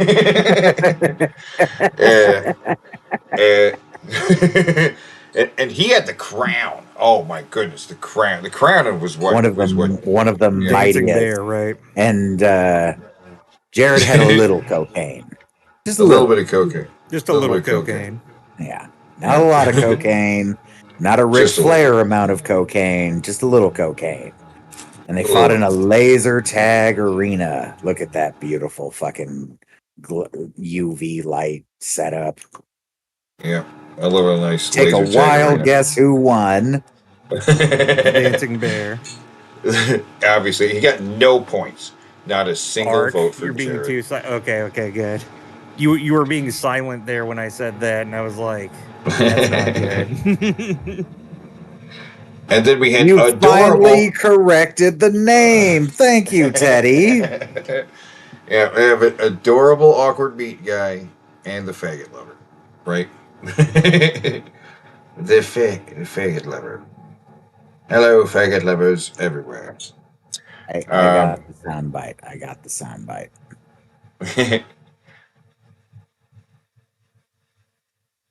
Commercial. I could not get off unless she played with my nipple. Wrong one. Hello, faggot lovers everywhere. Hello, faggot lovers everywhere. Yeah, brilliant. You know who we haven't seen on this show in a while? Dickety D. Oh, that's true. I was going to put him in a contest. Now have But speaking of speaking of Dickety D, there's Rax. Right, the meat guys, meatballs, and he had a laser. Ooh, Sword of the Spirit. The Bible Man laser sword, right? And he had a stupid cardboard mask, a useless cardboard mask. So it was really no contest here. Who was won this? And I think got 0% of the vote, which gives him a big old gold star. Adorable awkward meat guy gets a gold star and an extra spin going in the corner. Yay! Thank you. I deserve this. Thank you. Oh, we're not even in the show chat. Hello, Two Guns. Welcome to the show. Hi, I'm on your show Welcome to now. Friday Night Live. I'm on your show now because y'all are in general like a bunch of amateurs. Yeah, well, it's fine. It's fine. You want to see? I'll hold only on. say two I'm racial willing. slurs. I'm willing to make a tangent just because you said that, just to show you something I'm pretty sure I haven't shown you yet. Okay. This is the most embarrassing thing that ever happened to me on the show. You go right to your YouTube studio on live, dude. Yeah, so? That's ballsy. I Why? like it. Why is that ballsy? Is there something I'm not noticing? Is there some I don't know, kind just of put like the email addresses can pop up, stuff like that. I guess I just know which places the email addresses aren't going to show up. Because I'm just going to my video list and then, the specific video. Okay. Oh. We are balls deep into this stream. Balls deep. We are 2 hours into this stream. Okay? Okay. Yeah. You got that firmly planted in your mind, all right? 2 hours. All right. The balls now are 120 on the ass. Now of the stream. I'm going to turn it all the way up and I'm just going to let the video play. Oh no. Out here trying to date no kindergartner. All right, bro. I mean, really. I can get people my age. You guys, a lot of you. No, No, you I think. can't. Wait, No, you hold on, can't. hold on. Time out. I think I was muted. You think you were muted? I think I might have been muted the whole show. No. Like you can because hear me. I don't think anybody's been able to hear. I think the mute button's been on the whole time. Have I been the only one talking this whole stream? I think you can hear me fine. That's great. It's good. You can hear me. So I don't know. You're God, have I been You're all myself the entire fucking time? You're all under arrest Has it been the whole time, guys? Guys. for gross negligence. Oh my God. Oh my God. Been here the whole fucking time. Oh You're- my God, you're gonna have to You guys. video. That's so embarrassing. I'm just sitting here rambling like there's someone there. They probably all like, oh my god. Most people would hide something like this, and then there's Ark and Teddy who are just like, hey, let's show them the time that this happened.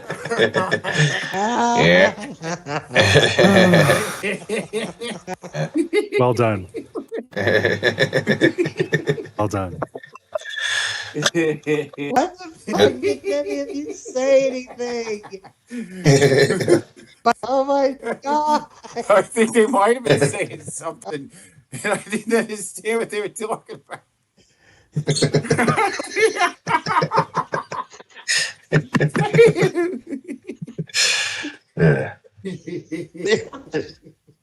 Oh my god.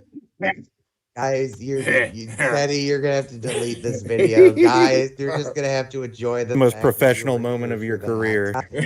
Yeah. All right. Incredible. What a We'll be right back. Yeah, and then we started the stream over because we're professionals. Yeah. Start over. Oh, is that Gene in the chat? Hi, Gene. How you I do doing? believe that I see a John Morgan. Okay, so we had Jack smells. versus Jack. John, you know who these guys you are? whore. You are. You have plenty of money. Donate, bitch. Donate. See, you know who these guys are? Prove You know that who you're the not a miserly fuck like Ebenezer Scrooge. chick- I think that it's got brought up Christmas, yesterday. Didn't that get brought up yesterday? Didn't somebody compare him to Ebenezer Scrooge? Or am I thinking of something else? Trump was compared to Ebenezer Scrooge. Because of his thing about dolls and stuff. Like he's ahead. They only He's need ahead. one doll. They might, they would have 30, but now they have one. I like the idea that Trump is like an old man, but like he's thinking about the economy the way like a 10-year-old would. He's basing it around. I will donate. Yeah. Jester says I will donate if you tell Gene to fuck himself. Gene, go fuck yourself. Damn. You got Gene. You got him. But you should also still donate too. Line my pockets. Give me money. Make me flush with cash. I might let you have me sexually. Wow, what a value. It's a value. Once in a lifetime deal, folks. Well, it's not my problems, the things that go on between you and Shabisky, but you should donate to me nonetheless. You pay by the pound, right? You calling me fat? No, by the pound. Come on, right? Jester's always the pound, like pounding, yeah, I'm saying. I get it. Okay, Jack versus Jack. Well, in the Jack, oh yeah, that's right. Jack had home field advantage in this one. That's the first time, first and only. Jack? Yeah, this is the first and only time this happened where the location actually matched one of the combatants. Because again, it's determined by a wheel, and all of the locations are something that are related to something we've covered. So are all the weapons. And he had home field advantage, which should give And him. Jester comes through with the $10 with the message, fuck Gene. Yeah, fuck Gene. Yeah. Jester's always abusing me, he says. Preferably not, because John is asexual and probably does not want that. No, he doesn't want that. He doesn't. Jack had some magic Just because cards. he's asexual and doesn't anima mean he bed. doesn't need his prostate tickled every once in a while just to relieve the stress. It's You a know. stress reliever. Yeah, it's a big time Sometimes you stress gotta you gotta clear them nuts out just to get some fucking that's better. You just got to Yeah, rotate yeah. them, The shit goes stale. You got to rotate it out, get some new stock. Rotate, Gene, Rotate you're the welcome to cum. jump on the show, by the way, if you want to. Since we're in the general chat, you don't even need the special permissions. Ew, Right. Gene. Gene. We need to get rid of the Magic the Gathering cards. I'm getting rid of that right now. That has fucking nothing to do with our show. Don't you like Magic the Gathering cards? No. Come on. They're Magic cards. You know, Yeah, I don't play Magic. I never have played Magic. I'm never going to play Magic. I'll play Yu-Gi-Oh with you, but that's because I bothered to learn how to play that when I was like 12. I'm not going to, in my adult life, learn how to play another goofy card game. I remember when those toy those card decks that you would wear on your wrist came out. Those were so walking around my fucking neighborhood talking like they were in the anime. Those were so fucking stupid. People would wear those when they're actually There it playing, and then they'd act like it was There's a somehow deck. helping. There it is. It's a deck. There you go. Yeah. Okay. I only knew one kid that had one of those, and he worked to school, and all the other kids picked on him. He did. What are we picking on? Picking on kids. I didn't pick All on right. him. The other Yeah, kid. this I guess there's been more than one because, like, Yes. I didn't even finish the fucking anime with the original character. These other ones, I don't know what these are from. I don't know why they look like that. That one, the gray one, that's the cool one. Okay, yeah, that gray one's cool.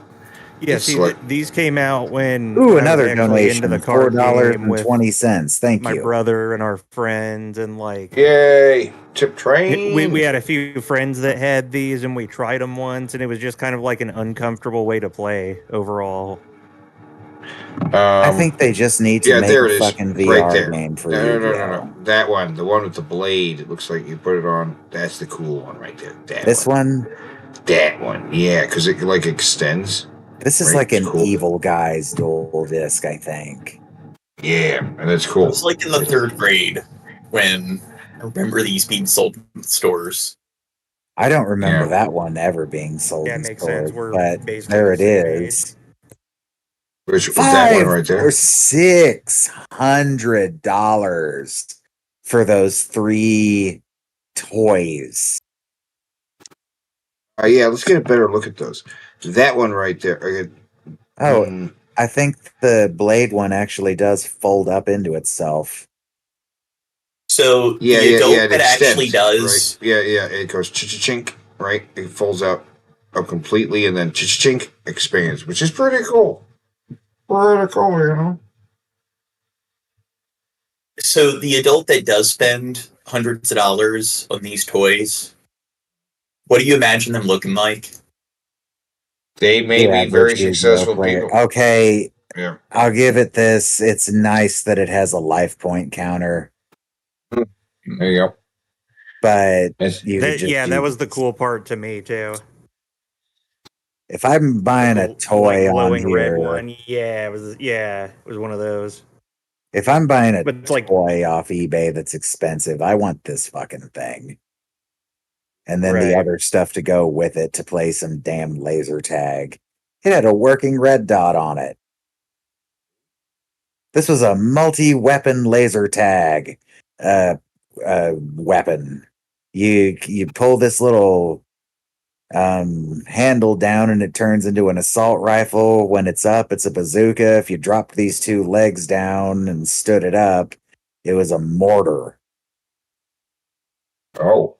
They don't have any shots of it as a mortar? That's dumb. Oh, there we go.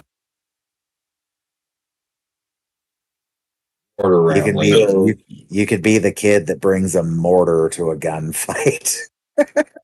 Be the kid that brings this to school and then gets expelled because that's the state we're in now.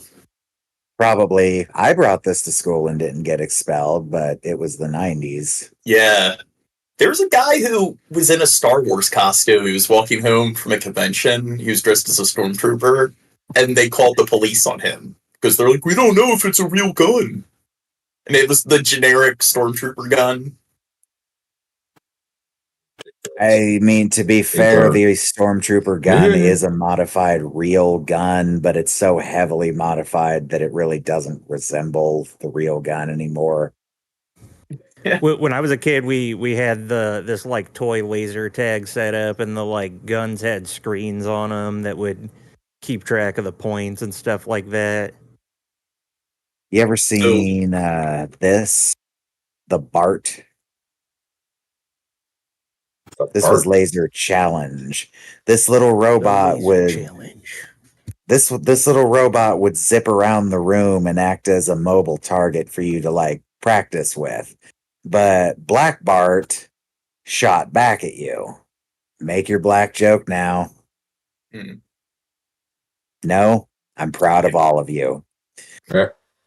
Yeah, this one would zip around the room like just all over it. It would, as soon as it ran into anything that might obstruct it, it would like immediately correct itself and turn around. It was really neat.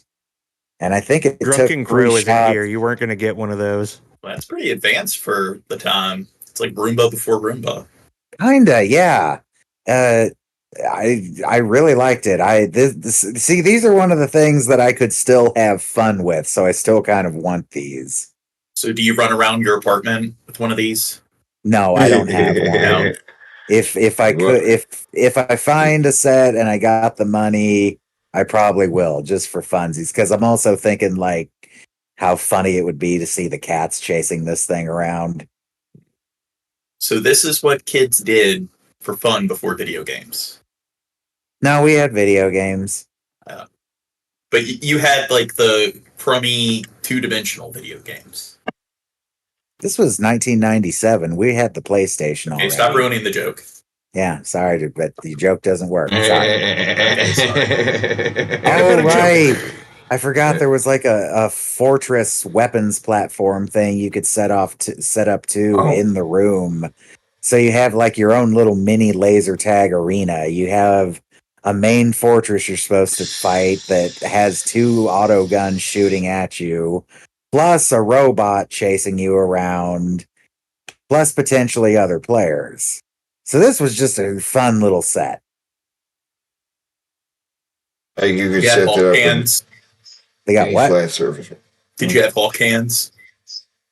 One more time. Sounds like you said lock hands. Hulk hands, you know, like the foam hands. Those came out when I was, I want to say, those came out when the Ang Lee Hulk movie came out. Yes. Yeah. So I would have been like 13 or 14, I want to say, maybe 15.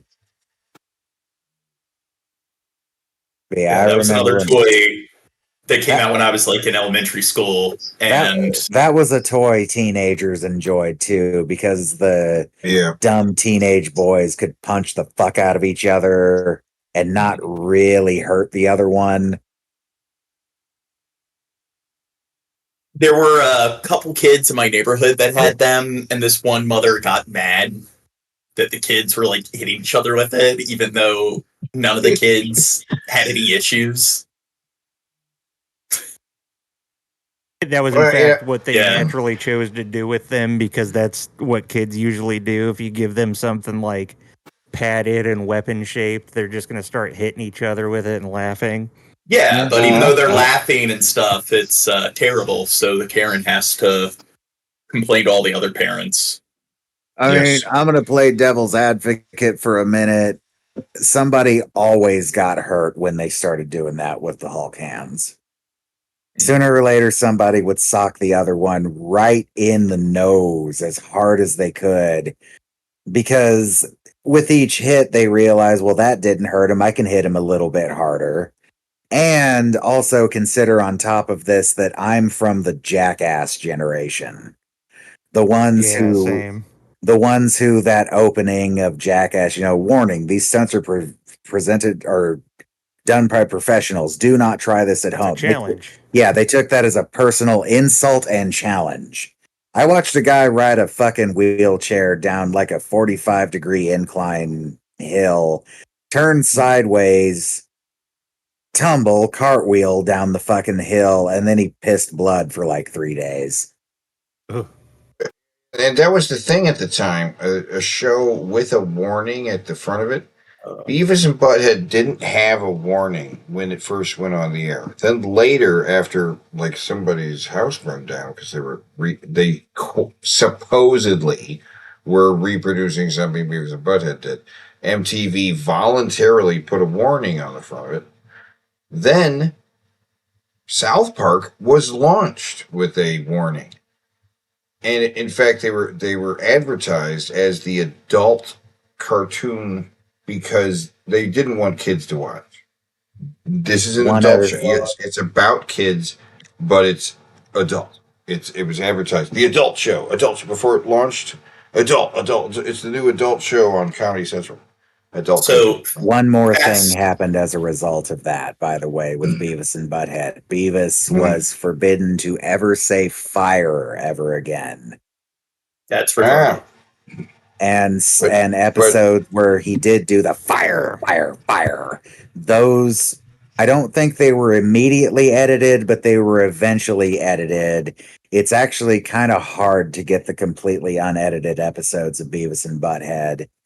But I always found it funny that for years, Beavis was forbidden from saying fire. The very first thing we see Beavis do in the movie is breathe fire. The very first thing, the very first music video they cover when they were revived in, I think, 2017. That seems too recent, but it's there's a bunch of fire on screen. Beavis like, yeah, fire. I sure love some fire. And then in the new series, it finally happened. Beavis snapped completely, mentally just gone. The fire starts talking to him. Oh, the dumpster fire. That was a great episode. I am fire. It's like, why can't we run? And it's like, because it's good exercise. Fire. Why'd you have me do that? Fire actually wants to help him. Yeah, that's. So the moral of the episode is listen to what the flames, to what fire tells you. Light stuff on fire. Fire says. And let the flames consume you. Yes. Exactly. When the fire. When the fire started talking to him, no shit, I paused the episode and laughed for like 2 straight minutes because I'm like, it finally happened. Beavis is finally completely snapped. It's here. I can't wait for the new season because Base pointed out to me there's 2 things we didn't get to see in the revival so far. We haven't seen what old Cornholio is like Beavis in his 40s Cornholio. I'm curious about that. And we have smart Beavis and smart Butthead. It stands to reason that Beavis is capable of becoming smart Cornholio. And I really want to know what that's going to be like. Cornholio is literally a dictator that runs a fucking banana republic.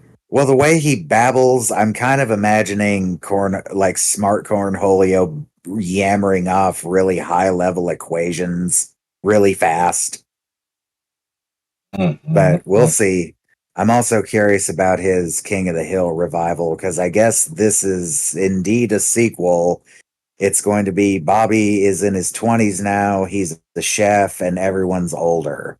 And I found out that there will be some Dale Gribble in the show. Yeah. King of the Hill, unlike all the other adult animated shows, it never went stale. Seemed to be just as enjoyable from beginning to end. There's a thing that happens after season 7 that pisses me off. If you pay attention to how the story develops and stays developing up to season 7, you'll notice that after season 7, reset has been hit on pretty much everybody. And the last story development that happened was Bill finally found a fucking woman, Khan's mom. And the episode ends with, yes, this is going to work out. Khan's fine with it. He doesn't like it, but he's fine with it. Bill's got a woman now. He's happy. Next season starts. We forget all about that. We forget about what else do we forget? We forget about all the development Cotton had. We don't even mention Junichiro ever again. Hank's half Japanese brother. Just everything gets reset, put on it. It's because the show was handed to two other guys. Mike Judge and Greg Daniels were still in charge of the show, but these guys were running it and they wanted to make it episodic instead of a continuing story. I don't like that. Yeah, but the problem is, if you do a continuous story, it's like if you want a show that lasts for dozens of seasons, kind of hard to endlessly develop the characters. You kind of do need that more definitive beginning, middle, and end. You got to be able to do things that the studio wasn't even willing to let them do in the first place, because I'm not sure how old Hank is supposed to be. I know that they wanted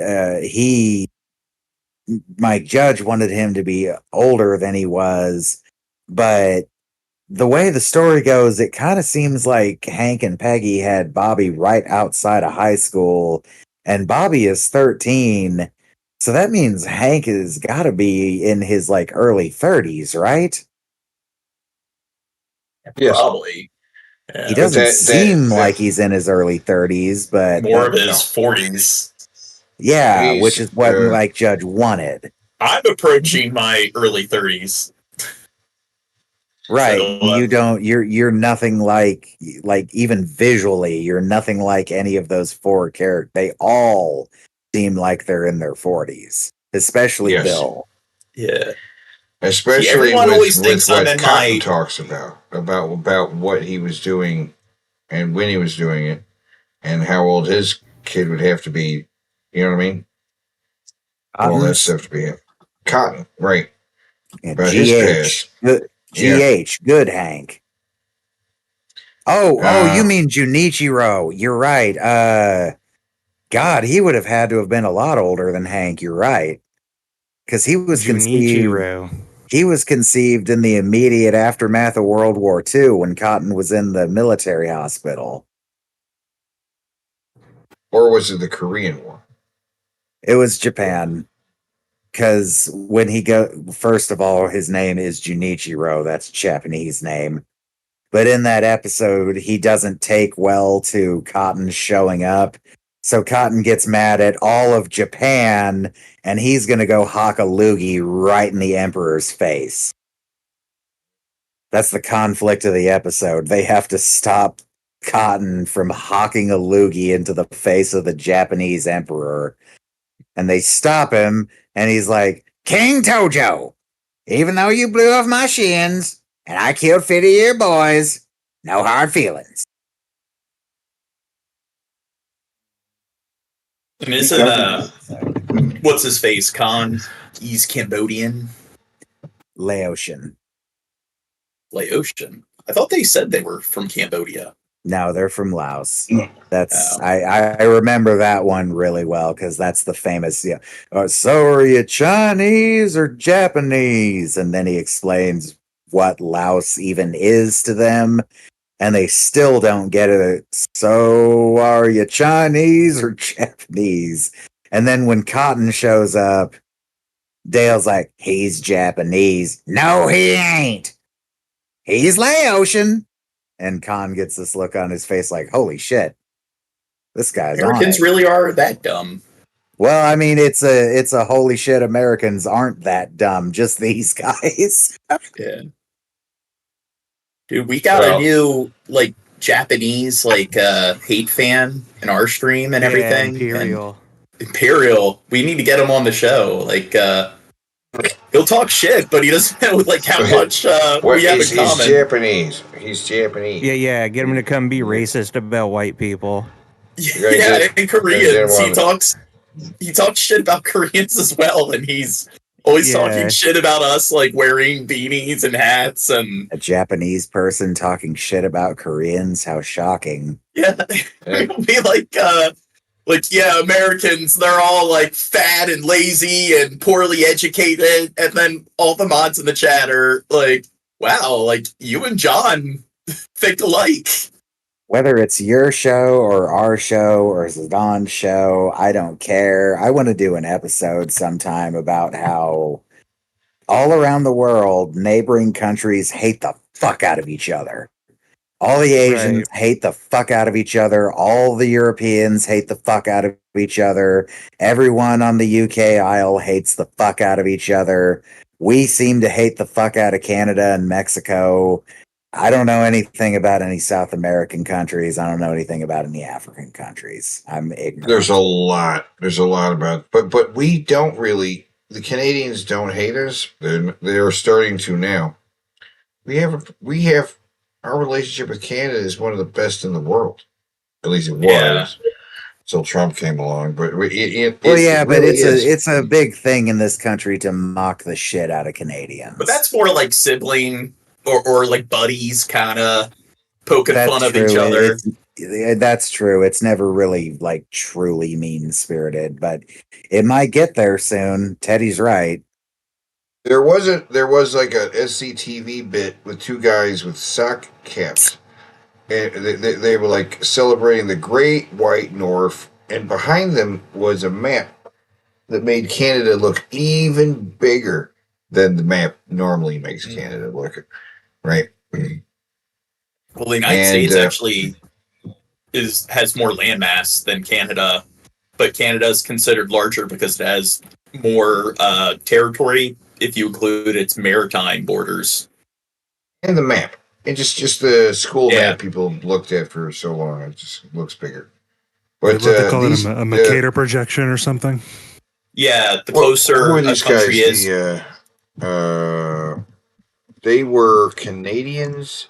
They were in a movie called Strange Brew. They turned the skit from SCTV into this Strange Brew. They were the McKenzie brothers, Bob and Doug McKenzie.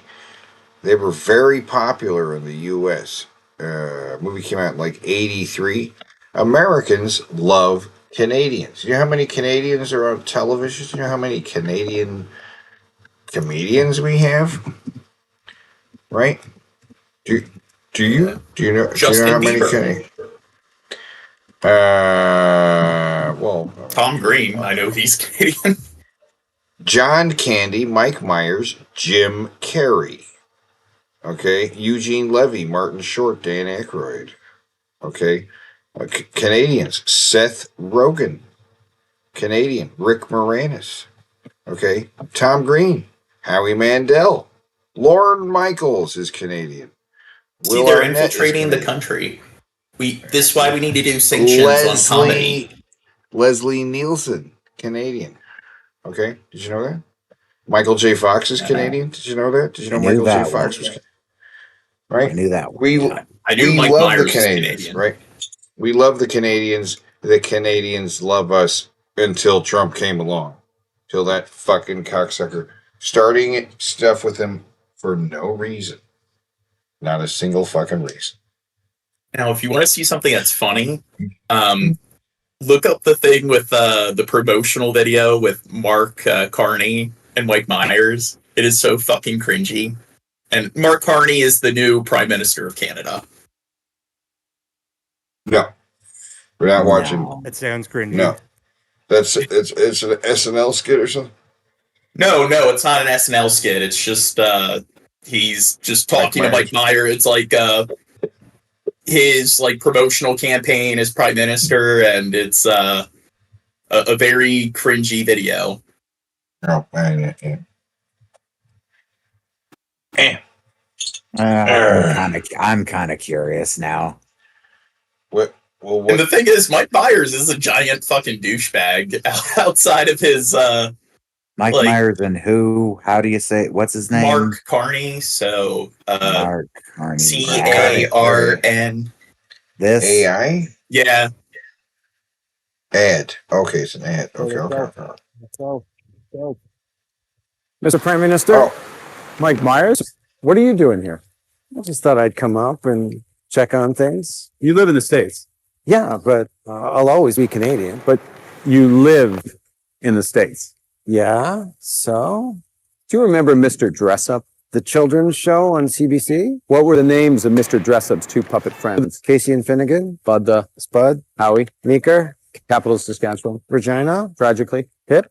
You're a defenseman, defending a 2-on-1. What do you do? Take away the pass, obviously. What are the 2 seasons in Toronto? Winter and construction?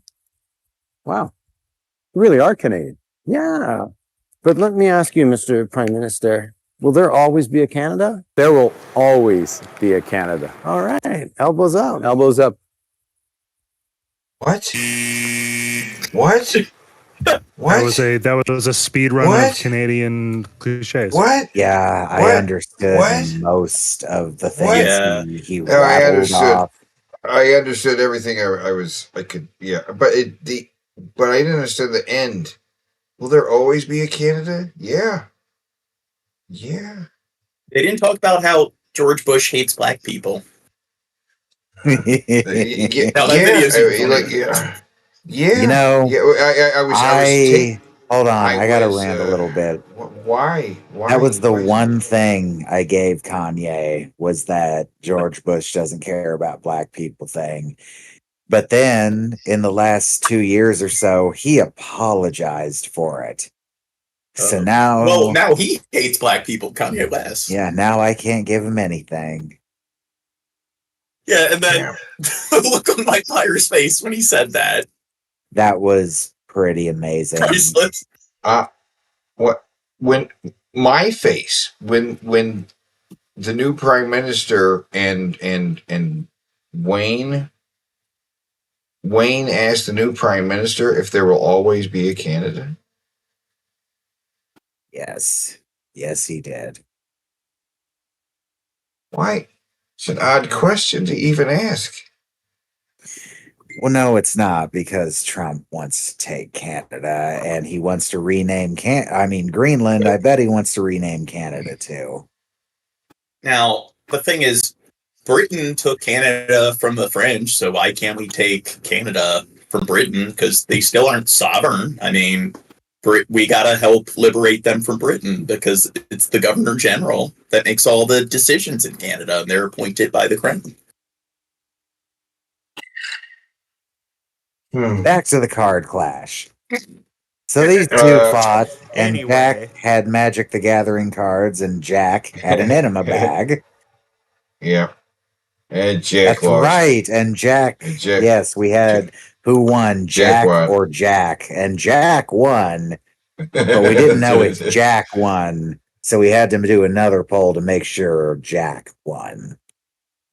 We had to jack it off twice. Make sure got it good. Now Johnny Arcade versus the Crazy Bruce, right? Okay, pause here. We had to explain who these guys are, I guess. Johnny Arcade, host of Video Power, game show for kids. But he comes out and he always looks crazy. Sometimes he seems like high on cocaine. He's a little too hyper on the fucking show. And Sometimes crazy. he comes out seeming like he's on pills, but sometimes he comes out like he's on cocaine, and sometimes he comes out like he's on a lot of cocaine. Yeah. He seems a little unstable. Oh, and Crazy Bruce is a guy who sings about his liquor store to get you to come buy shit from his discount liquor store. Crazy Bruce Liquors. He'll sing some wacky, stupid song. And At the good Fuck Palace. That's the good one, not the bad one. Now, for those who don't know what the good Fuck Palace is, it is a porn store. Don't know the difference. It is a dildo store that has a viewing theater that is a large gooning cave with 3 screens playing 3 different videos at the same time, with couches, and I think you said there's a fucking bench in there. There's like a picnic table. Table, to bend people over on. That's right. Yeah. I've seen a couple big ladies get spit roasted on the picnic table. At the And good it gets Fuck wet Palace. and gushy in there sometimes, and they have free popcorn. And free popcorn. I love that. And what's been happening recently, Teddy, You've been getting in for free. They know you now. Oh yeah. I got it for free a couple times. Last couple times, just walked by and like waved at the guy and they let me right in. It's cool. Yeah, winner. That's me. Winning. So Johnny had some roach spray, and Crazy Bruce had the peanut butter that's like a ghost bait peanut butter, right? Ghosts cannot resist this peanut butter. The irate gamer taught us that.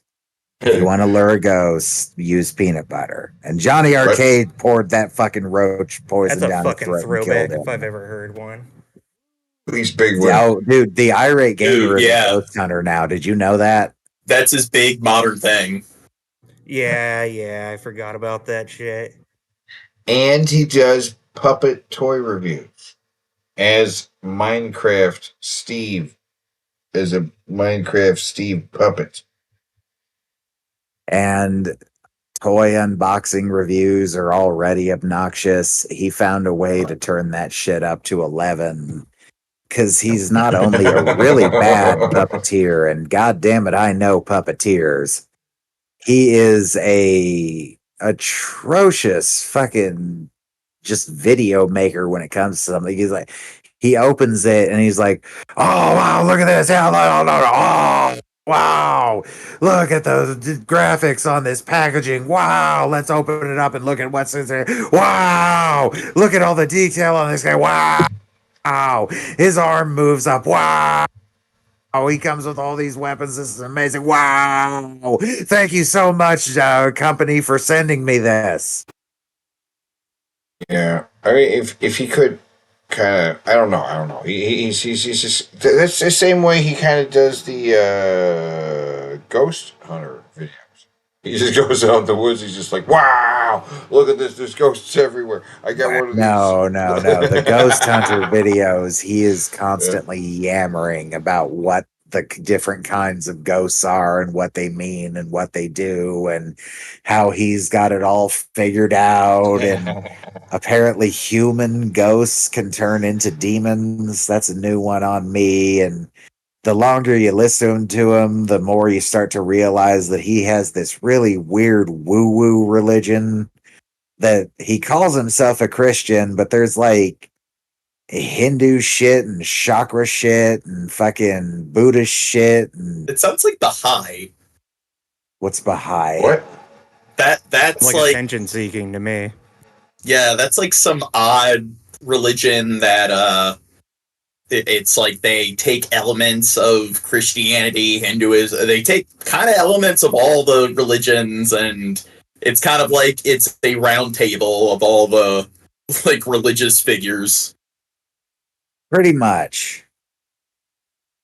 Right, or one of the Vedic religions. They encompass a lot of different kind of ideas and faiths. When they come up with here are other ideas they like, they just throw that in there too.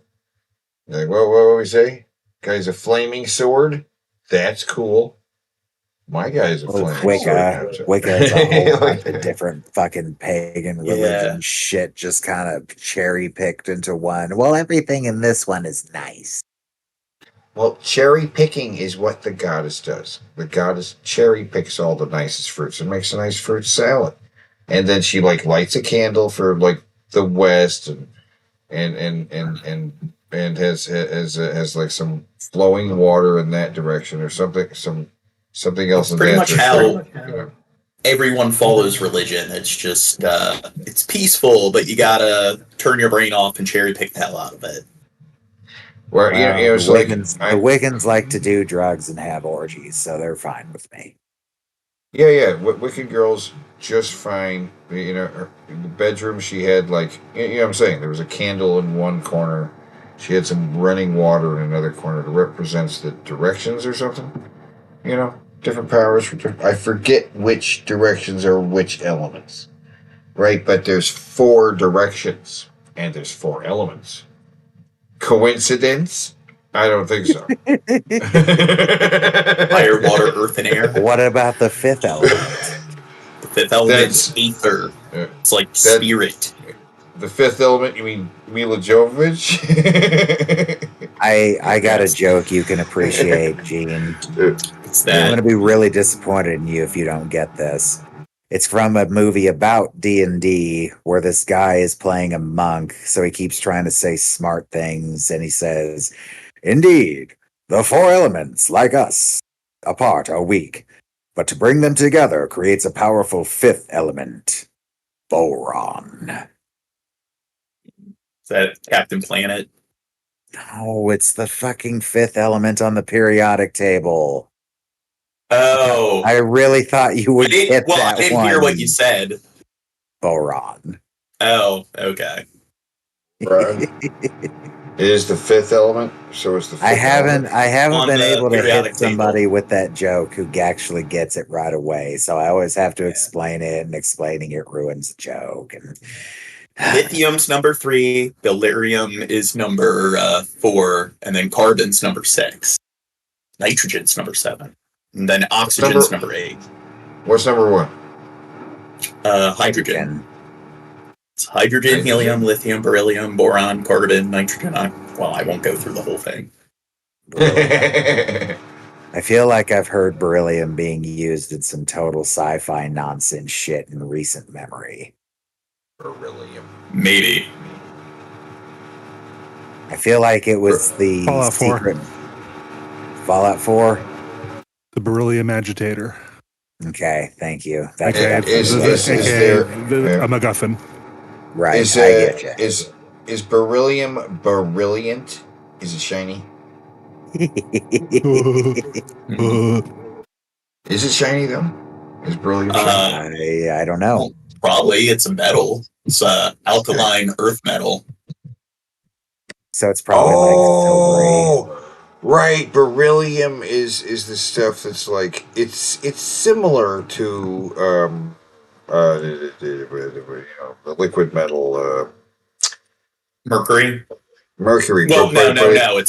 It's not a liquid metal. You're thinking of bromine. Bromine, I believe, is a liquid metal. There's only 2 elements that are liquids and at room temperature. And then there's Are bromine emeralds often found in beryllium? I'm seeing a lot of association with beryllium and emeralds here.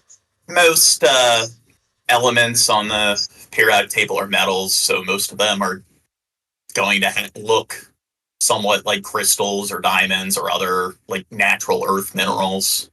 Yeah, but there's a picture of an old guy next to some. But there's like emerald. Yeah, it's probably an element that makes up beryllium or rubies, emeralds. Not rubies, emeralds. Okay. My favorite jewel are sapphires. I like blue. And I mean, crystals are mostly carbon. I mean, I think they're pretty much entirely carbon. Or amethyst. I really like amethyst.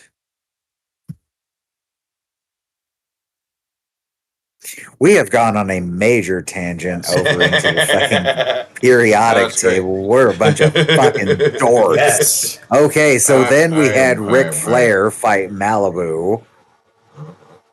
I think this was last week, wasn't it? Yes. And they At the fought deadly at Jack in the Box. which is a deadly place. Ah, poor Ric Flair. He was cursed with the Sonichu medallion. Well, what is that? Oh, he got a big bottle of Kimberly's What does the lube. Sonichu medallion do to you? It curses Well, I know you. Yeah, I It's a know what curse. the lube's gonna do to you.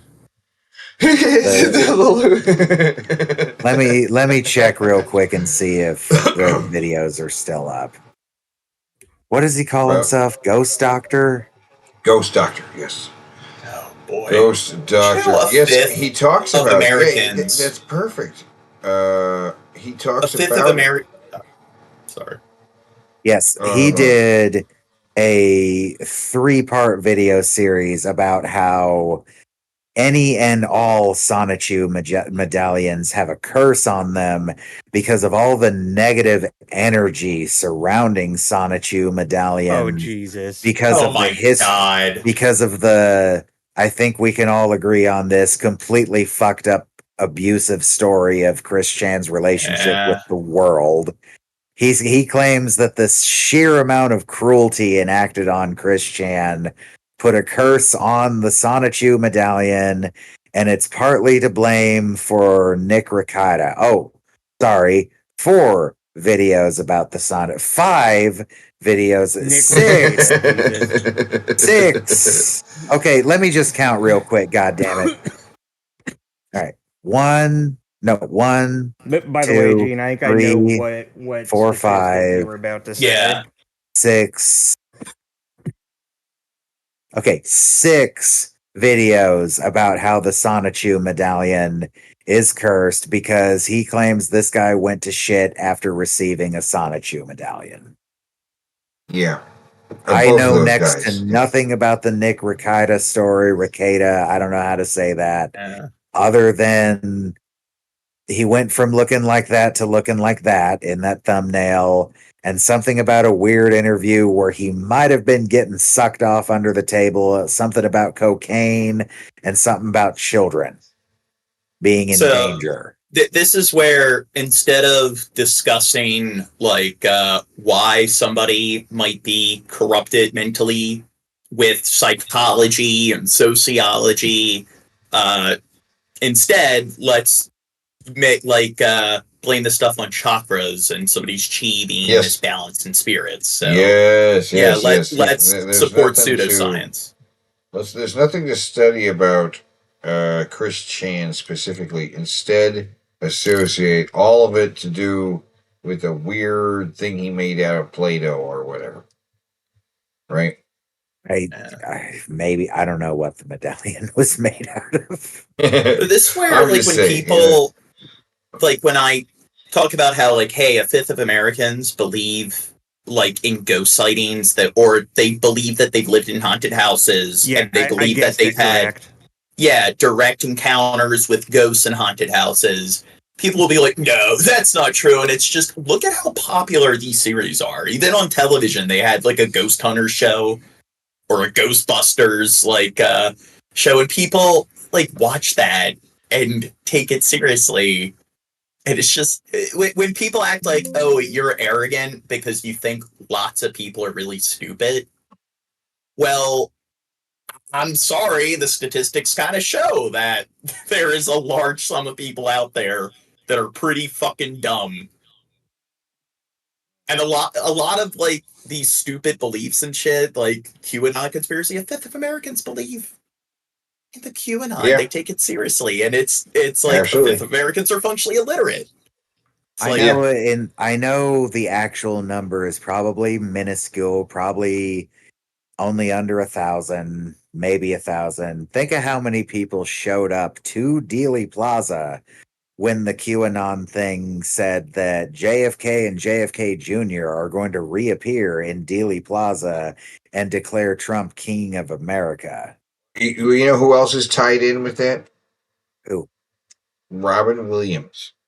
And Tupac. Tupac. What the fuck?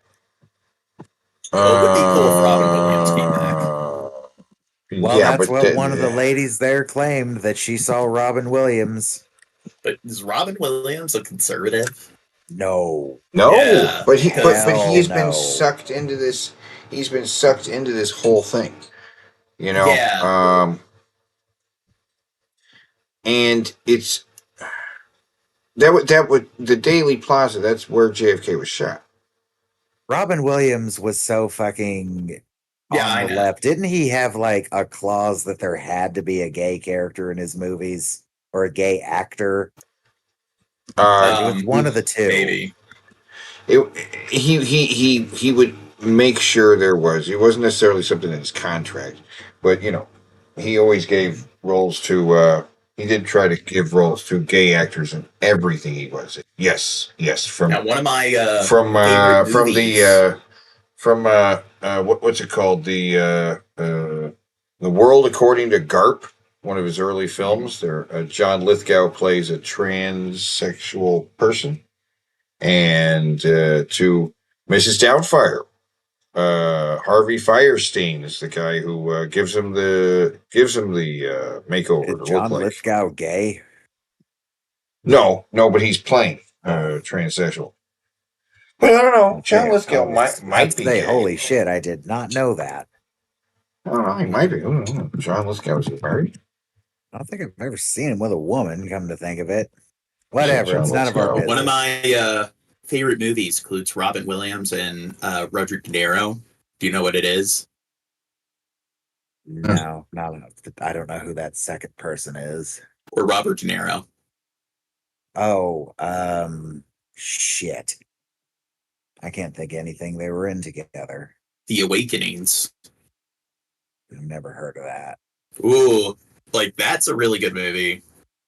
It's about, and it's probably has the best performance from Robin Williams, and probably debatably the best performance from Robert De Niro. You ever seen 1 Hour Photo? Yeah.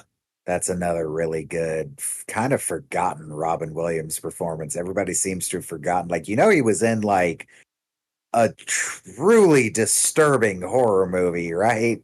Like, the guy had range. And I had Chad watch that because at the time there were like two people in the community that were really obsessed with Shab. It was Scotty and Rotfeast, and we joked about how, like, in their apartments or whatever, they probably have just a stack of photos on the wall of, like, Shabisky. That image is haunting when he's standing in front of that wall with all those they're all pinned next to each other in this massive collage. Like it's like he's looking at it and just like running through their whole life in his head over and over again. How many YouTubers, like really big YouTubers, do you think have a few fans that are like that? Oh, all of them. You don't even have to be a big. Have at least a few. You don't have to be a big YouTuber to get a stalker. I've had stalkers. If you're on the internet, you are always at risk of obtaining a stalker. And you might not realize that they're a stalker. They might start as your fucking friend, and then you find out your friend is fucking crazy. And this is turning into a personal story. I'm going to shut up now. Well, I've had a few as well. Yeah, it gets real bad. So anyway, he had the lube. He had the medallion in this building full of death. It is cursed. Full of death. It is cursed. And And the building Malibu can deflect dragon breath with his sword. He's a badass barbarian. So unfortunately, Ric Flair lost. It came down to the votes, and everyone knew the Sonichu medallion is just too much. Cursed. He's fucked. He's fucked. Wow, a 100% win. I forgot about that. Yes, a 100% win. Crazy. Not a single vote for him because the Sonic medallion. That's where the accessories make the difference. And then we had Chuck Mr. Water versus I Hot had an argument to make about this when it came time to vote, but then Teddy hit me with a visual argument that I just couldn't deny. In the apocalyptic wasteland, the cucked Mr. Water and his hot wife, Spring Water. They also had God accessories. We did roll for accessories too. What did they get? He got a lot of cocaine. He got a lot of cocaine, and she got what? Oh, she's a happy hot dog man. And I don't know if it's the hot dog or the plastic thing. She gets the whole set with some hot dogs. Is it not going to happen? I was expecting a bunch. Oh, it is. Yeah, it's going to happen. Oh, there we go. We're all here. Yeah, then well, I can't deny it. She's too much of a whore. She's got too much backup in this fight. Are you guys ever going to include the Kool-Aid Man? We haven't really covered the Kool-Aid Man. We could, but we'd have to cover Kool-Aid Man's commercials first. Well, the like live action commercials, the recent ones, they're kind of like creepy to an extent. Brought him back. Yeah. Oh, I'll be damned. I didn't know that. Hey, it's a good way. She got gold stars all over. She definitely gets a gold star. I don't know if she earned 100%. She gets a gold star anyway. She gets There a it gold is. star. Our champions for this tournament. Yeah, Champions. Champions. Okay, Yeah, so who you feeling? I'm feeling Bella Puffs. There has been a trend with how these tournaments go, and of everyone here, Bella fits the criteria the most. It's very butt oriented. She's got yeah, and she there's no other girls here. I mean there's sexy Miss Buttworth. But I don't know. She's not like human. She's like made of plastic and full of syrup, I think. I think that's how it works. I think that's how she works. Dookie. Who's Dookie? Dookie is the mascot for the Squatty Potty. He poops. He poops. Yeah, he poops a rainbow ice Explain cream. to you scientifically why sitting on the toilet the way we sit on the toilet is not literally actually physically incorrect. But outside of their stupid commercials, you can look into it and find out that yes, you actually should be lifting your legs up when you take a shit. Yeah, well, that's how we evolved to do it. Exactly. But they show That is this how we really evolved. uncomfortable diagram of this. It's making my butt hurt thinking about it. This fucking muscle that's like wrapped around the lower part of your sphincter, I guess. And they show how constricted that muscle is if you're in the sitting position versus what it looks like in the hemorrhoids. squatting position. Yes, they mention Yeah. hemorrhoids, I think, every time. Yeah, and when we had Kimberly on the show, I threw in a Squatty Potty commercial. We discussed it. She said the Squatty Potty changed her life. Yes. So this is from the Queen. She has a squatty. I was like, "What? You have a Squatty Potty?" And she's like, she knows. You got to get them knees up as high as you can, so that you can really open up the thing. Really opens it up. Okay, now you told me to make a new wheel. Is that how we're going to determine this bracket? Yes. Are we doing this tonight? Yeah. Look at these guys. Look at this parade of awesome guys. Hoot Wireless Parrot. I'm rooting for that guy too. Laser Tag guy. How the fuck did he get in there? I don't know if what the fuck how the fuck did this Laser Tag guy get in there? I don't know. The boys, Justin's going to put in a good fight. I tell you what he's going to do. I don't know if he's going to win, but he's going to put in a good fight. I think it's going to come down to Bella versus Justin. Yeah. Now, we gotta fill this bracket here, right? Is that sexy whatever's worth? Are they like some Yeah. All right, just pause here. replacement for? I guess, just pause here and let me bring it up here. I'm going to bring up your question, Gene. Yeah, are they like go a ahead. replacement for Aunt Jemima? No, it's a parody commercial. Oh, Mrs. Butterworth. Yeah, but she's super sexy. You've got to see it. You really have to see it. Yes, Oh my God. asexual. You've got to see it. It's so hot. It's so sexy. There needs to be a shorter way to say asexual. It's a mouthful. It is. Ace. Usually what Yeah, I've let's heard call it people ace. We're A's. Well, is there an abbreviated version? I think there is an abbreviated version. And yeah, it's a mouthful. It's 4 whole syllables that could be shortened down into one. Okay, Well, I was gonna here say we go. Let's see here. transsexual, but then it's like, trans, yeah. That's 3 Okay, all right. Now, I got it all set up here. Let me see if it's on the screen, right? Well, Everybody at home can see our I got them. Now the numbering is pretty much just random, right? Pretty much just random, except all the stars are at the top. 1, 2, 3, 4, 5. All have stars, right? And then we go on and just actually they're in the descending order of, I think, kind of their chances. Although Bella Puffs is over here, you got the stars up here. Anyway, Jack is definitely pretty powerful. Jack, in the box. Keep thinking People of love that Shabisky's fucking cat. thing. But yeah, cat is adorable. You should But include let's- Shab's cat in this. no. These are just based on videos. Only things that are based on things we've covered. Yeah. Stuff we've covered in the. The whole thing started as us making fun of Trump's NFTs, and then I think it was me who suggested let's do it like death battle style. Yeah. But yeah. okay, I have the wheel set to maximum speed and maximum length, so these spins will be nice and intense. Right. And we're going to assign the first guy to get into a card battle, and then who they're going to fight. So this is for the first card. The first card going into the tournament. Ooh. What's it going to be?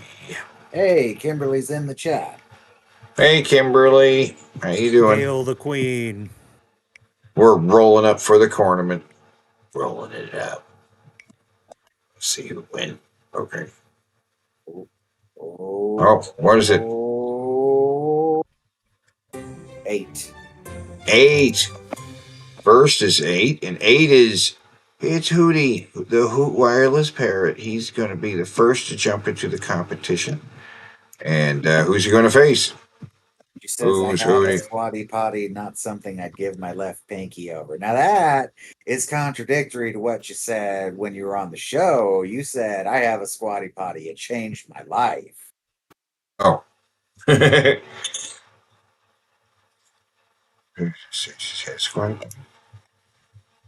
Okay.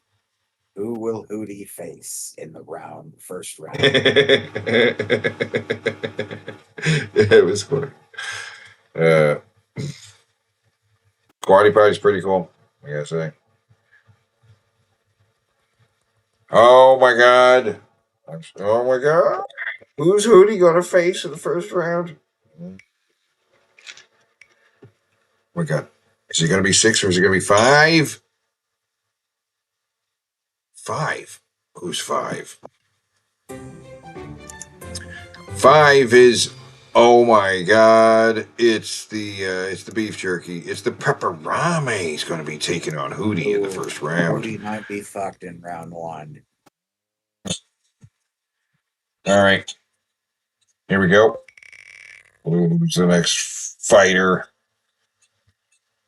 I'm so fucking excited. I am turgid. I think it's pronounced turgid. Turgid? Yes. Gene, is it turgid or turgid? It's what Ark said. Turgid. Oh, that's right. Okay. Number 3.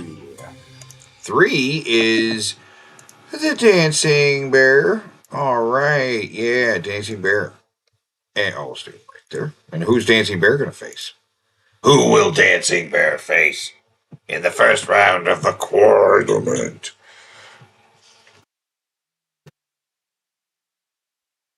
Oh yeah.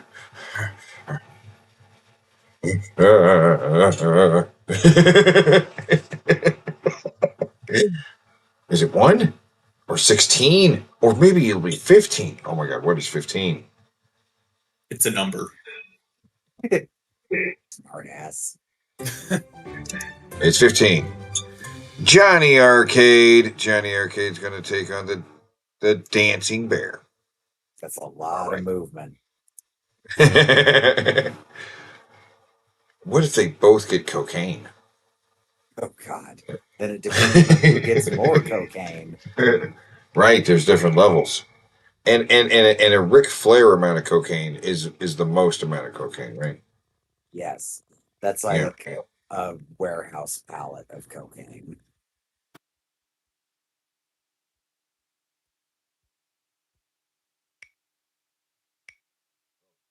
What, 16? It's gonna be 16. It might get Oh. 14. Oh. Up 16. Wow. 16. It's laser tag guy. All right, he's going to start off. And who will laser Who tag will guy be face? defeating laser tag guy? He could win. He could do it.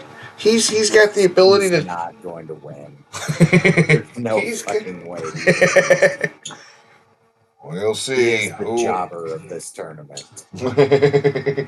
He shouldn't have even gotten into the tournament. It should be Coach McNugget. But Coach McNugget got fucked with the accessories, I think. 10. 10 is.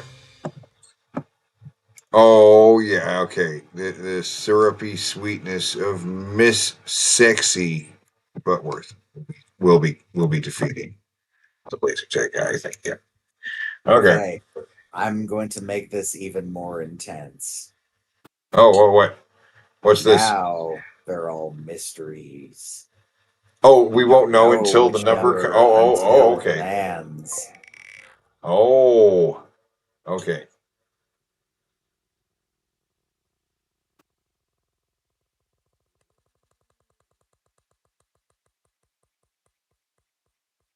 Are you guys excited?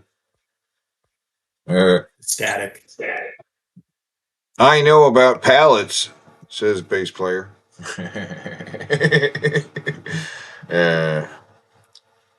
He knows about pallets. He doesn't know about 7. That's a lot of cocaine. 7. Who is 7? 7 is Jack. Jack. Who's now? So who's Jack? Oh, right, Jack. Trubisky's Jack. Jack in the box. The Jack in the box. Who's he? Oh, I'll stick him right there. Who's Jack going to face off against in the ultimate battle? Now, Jack's a tough one, right? He's been killed before. You could call it therapy.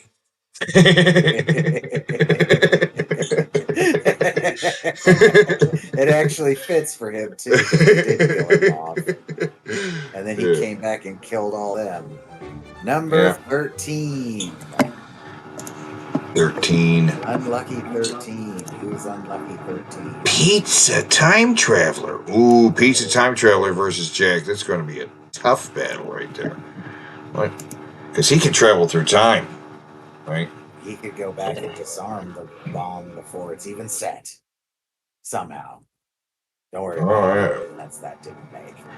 And he's a logistical genius, right?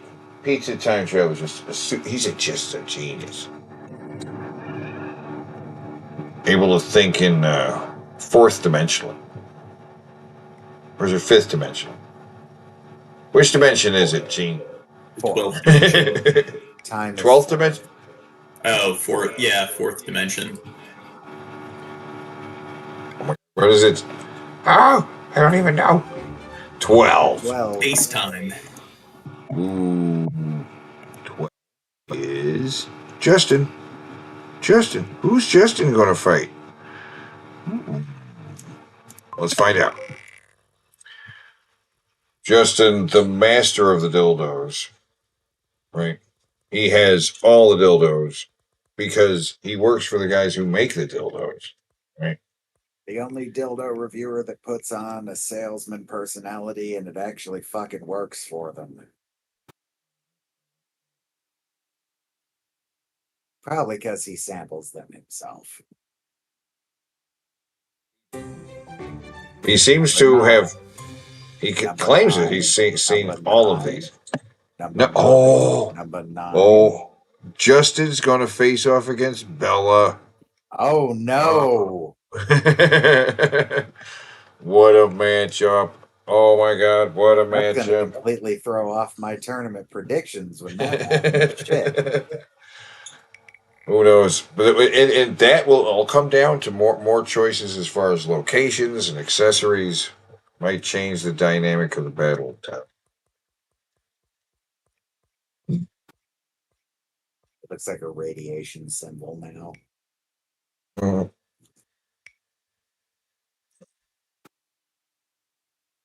know what it's going to be. There's only a few cards left to choose from. 14. It's Brown and Brown, the boys. One talks like Kermit, the other one cannot fly. As it turns out, and mysteriously lost his eye at one point in a story we have yet to hear. But there might be one out there, because remember, I found that video of the two of them long fucking time ago. They're so young in that video. It seems like they've been doing their little, we're just gonna make videos about things that we like to do, like my cans of greasy dick. They've been doing that for fucking years. Yeah. And there may be hints about what the childhood accident was. It's a childhood accident. I'm betting the story is epic. What happened? He stopped a bank robbery. I bet he got hooked with a fishing hook. Right in the eye. Oh. It's going to be cream. It's cream. Yeah, it's 6. What is 6? 6 is Captain Bible. Oh my God, Captain Bible is going to slaughter the boys. Captain Bible's a contender too. He's got a lot of weapons. Yeah. Captain Bible Man is going to crush the boys. I don't think. Unless he gets the Sonichu medallion. Or they get like a shotgun or if they get, because he's already got like a shotgun and a laser tag. That would a lightsaber. You know what I mean? Oh, green, dark green. What's dark green? What is it? Number 1. And number 1 is Barbarian Malibu. Who's Malibu going to face off? Because this determines 2 rounds. That's right. The last 2 will just be, they'll self-populate because there will only be 2 left. Malibu.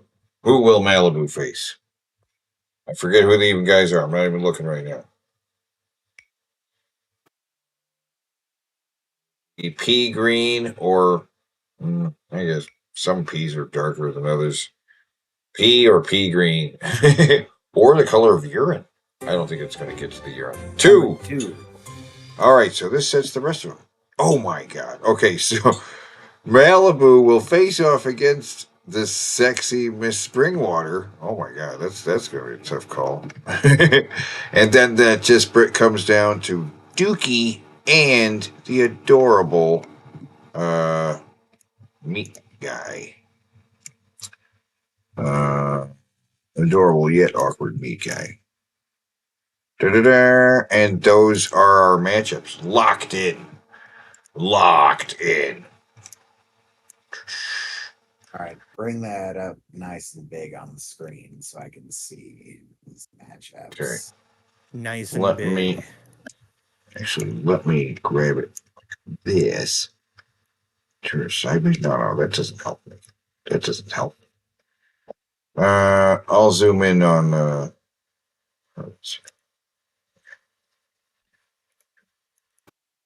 okay, so we got Hoot Wireless versus Pepperami.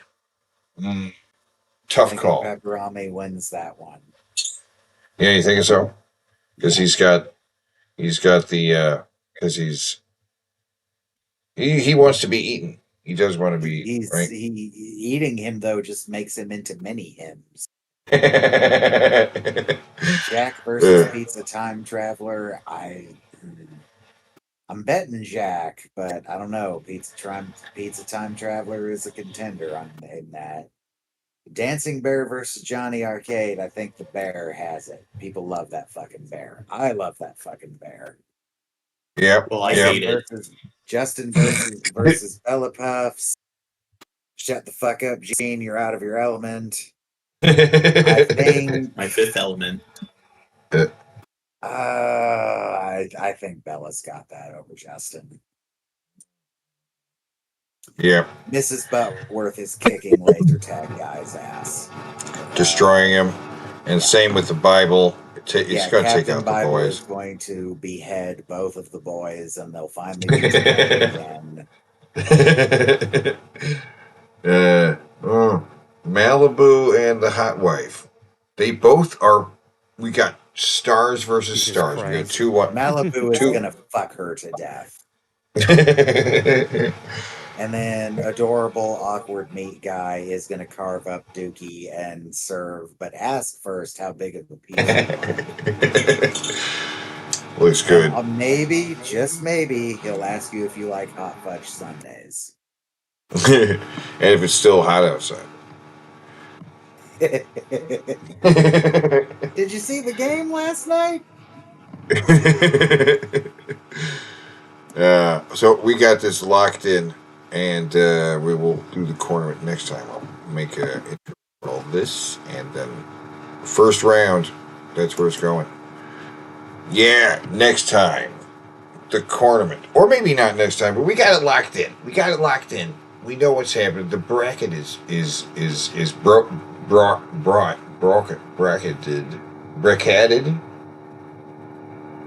And bracketed. Happy Endings, Funeral Home, and Massage Parlor. Whether you're coming or going, you're in good hands. You're in good hands. It's a massage parlor and a funeral parlor. It's the best of both parlors, right? If you know what I mean. Proud sponsors of the Collectible Character Card Clash Tournament, the 4th anal Collectible Character Card Clash Tournament. That's right. We love happy endings. We all love happy endings, except for Gene. I don't. Yeah. He doesn't like happy ending. He hates happy ending. It's not racist because there are 5Ks. Get the imagery That's right. out of your head. Five. Of course. It's for the Collectible Character Card Clash Tournament. Formerly called the Collectible Character Cards. Right. But Also known as the neckbeard cards. Fuck you. Right. Everybody wants these cards too. We got to print these cards up ourselves. Everybody wants these cards. Except love me. them. Except Actually, you. We actually have had a lot of people ask us to fucking make those cards a real set of cards. She's back. She's back, baby. Right? This chick. Oh my goodness. Wow. And it looks like she's gained some. She kicked the meth and picked up cheeseburgers. Yeah. With soup and multi. Good for her. I like me likey. I mean, you know, I ain't even gonna make fun of her weight. I take that back because you know what? She actually looks way fucking better than she did in that other video. Oh, I didn't take it as you making fun of her weight. I thought it was just like she definitely gained some weight, but in the video we know her from, she looks strung the fuck out. I don't know if she actually was strung the fuck out, but she looks strung the fuck out. She doesn't look strung the fuck out anymore. So good for her. Right. Good for And you. those videos are I still know some gone. people who Though. are incredibly Yeah. skinny to like an unhealthy degree, and if I saw them and thought that they gained weight, I'd be like, "Whoa, you gained weight!" But I will mean that in like a good way because I like, you don't want to be skinny. Exactly. Out. She looks good. She's gained weight in the right places, I would say. Elite collection. And actually talking too. Wait. Those other videos are Seriously, still missing Pat though. McAfee. Yes. He gets an action figure. He's an announcer, and people don't really like him very much. What? He gets an action figure. He gets one. McAfee action figure. He just doesn't appeal to popularity. So on the back is No, he's just not a very good wrestling commentator. he just kind of yammers and rambles and doesn't really seem to know the names. Right. He's You my get that- favorite wrestling commentator. No, Well, but you that's get 'cause that. you're a whore. You get that But I don't though, watch wrestling. Gene. But he's a commentator. He's not a wrestler. We have an action figure of a commentator. He's one of those guys that talks. You know what wrestling is, right? Yeah. Well, Now there's when people who just you're talk. playing with your toys, you can have the commentator on the side. So when you He have sure them in like, the I'm gonna fucking- fight you. Right. Well, He sure I don't in the know. fuck isn't built like that. I can tell you that. Yeah. Holy shit! You can have a little toy lectern and you can have them in front of it. You know, And then that's you the thing. shake I them don't know when- if they sell a press table. Lectern, Like you isn't could- that the thing they give you a lobotomy? That's a lectern. Yeah. 34. Sorry, sometimes I speak English and on other days I speak blonde. Pat McAfee. Yeah, you gotta mix it up. What did she say? Some days I speak English, other days I speak blonde. Okay, so she's self-aware. Normalized too. hatred. Hey, I'm blonde. I'm Not all giving blondes this a are like retarded. just because she seems like she's doing better. Oh, I gotta rephrase it. Has anyone else been having this problem where you click on YouTube Yes. and like it's not doing anything? Yeah, you probably Yes. what browser are you using? Brave. Well, usually Brave. Edge, I usually get that weird sort of glitch with. Nah, not Brave. Brave, a weird glitch I get is with like the side, bar or whatever. It will Mhm. just automatically start scrolling you up and down just with your mouse movement, and I have no idea what causes that. I don't know. I'm betting YouTube is about to update something major again. First defeating Austin Theory, then going toe to toe against Oh. Mr. Mick Mahon before carrying Dodgers with a stunning. Nick Mahan. I look, I get it. I can understand. I've thought that before myself. Like, if you just pronounce his name differently, it would be Mr. Mick Mahon.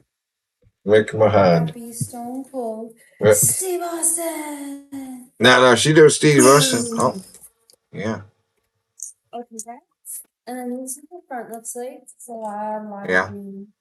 She knows. Green. Oh, Booty. oh my! Hey, get that logo out of there.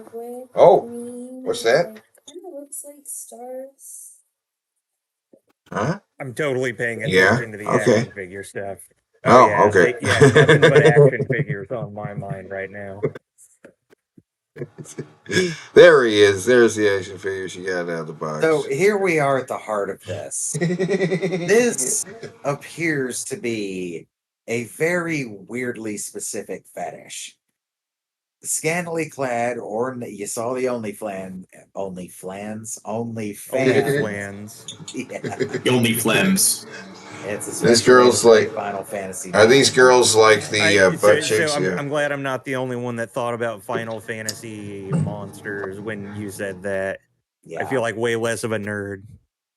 Only Nerd. So, Nerd. scantily clad or naked women unboxing action figures. That's it. I don't know what else to add to it. Yeah, that's about. Like, what is this? What do you call this fetish? They are very, very flexible. Something dumb for people that don't know how to just go look at porn, I guess. His wrists. But if it's a fetish, that's something else. They're looking for this specifically. This Yeah. is them hot. I'm Don't sure kink there's shame. like on Pornhub you could, well no I'm not kink shaming at all with what I'm about to say. I'm pretty sure that there's plenty of videos on Pornhub where they're fucking like sticking the action figures into their orifices and I with don't like whatever the think weird I- shit you want to see. I don't think these girls do that though. I think the actual appeal is just seeing them open and show these action figures. I guess, but they're How not do you really jerk playing off with the to that, toy. though? I don't see how they're not. I'm gonna pull up another window. I'm gonna see how much. I mean, versus OnlyFans is. fetishes usually don't have much logic to it. It's just this random thing gets them off. Things got You know what fucked. gets me off? When you send in donations So- and start a tip train. Yeah, I really get Yeah, shat yeah. tip trains are great. Don't be Tip a cheap train. bastard like Gene. Donate. Tip train. Tip train's Woo-hoo. gotta donate, but Yeah. I didn't see your Streamlabs in the There is an description. OnlyFans though. Cash App on the fucking. Oh, okay. $10 to subscribe to their OnlyFans. But what? So what? They're just doing this completely naked then? Opening the box or what? Well, see, that's what I'm considering right now. I could spend the $10 and find out right now, but do I want to spend $10 on this for a bunch of women I'm not even really all that attracted to? No, none of them. No, well, because okay. you don't well, want the okay. memory of having spent $10 on that. Is it like Pornhub free? What? Yes, you're not Pornhub's free. You're Yes. not understanding, Gene. God damn it! I'm trying to get at the root of what this fetish is. Oh, like what is Yeah. what's behind I the don't- curtain? Right. What is I- the stuff they're paying premium for? Is it literally just them opening these toys? Because if so, I just have to know more. I have to know. well, what I think it's it's called. probably naked. just But naked. like. I think it's Right. probably just a two birds, one stone thing. It's like they like that particular hobby or whatever, but then you also have like some nude attractive chick that's going over the stuff. Wrestling, action figures, and titties. I'm Yeah. there. Because I when you guess. go on Pornhub, Kimberly, of course, it's a boobs in camera fetish, but damn it, there's got to be something more here. There's But- got to be a name for this. Like, what about like how aren't autophiliacs the people who are attracted to cars? Yeah, but I Yes, don't think but- they're. I don't think the videos they're sticking them in their vaginas or anything. I don't know what they're doing. They're just doing Exactly, this. and I want but to know naked. what they are doing. I think Well, they're just I doing mean, this, but naked. I'm saying like You know? on Pornhub, guess. don't people do like gaming streams? So it's just okay. People who like watching gaming streams, they'll watch that. But then if they like this person, Oh on wait. Pornhub- Hold on. I have a list of services for their OnlyFans. Subscription includes nude action figure unboxings, nude gaming news, hundreds of sexy exclusive videos. Now that could mean anything. Hundreds of sexy photos. That could mean anything too. Sexier alternate versions of video games and figure reviews. So we're seeing there's probably another version of this exact video we're watching where she's just naked. Custom requests available and all DMs answered. What? Meaning if you message them, they will message back to you if you are a paying subscriber. Okay, well, hold on, just a second. Okay, she I said got it. play it again, possibility of a hand fetish.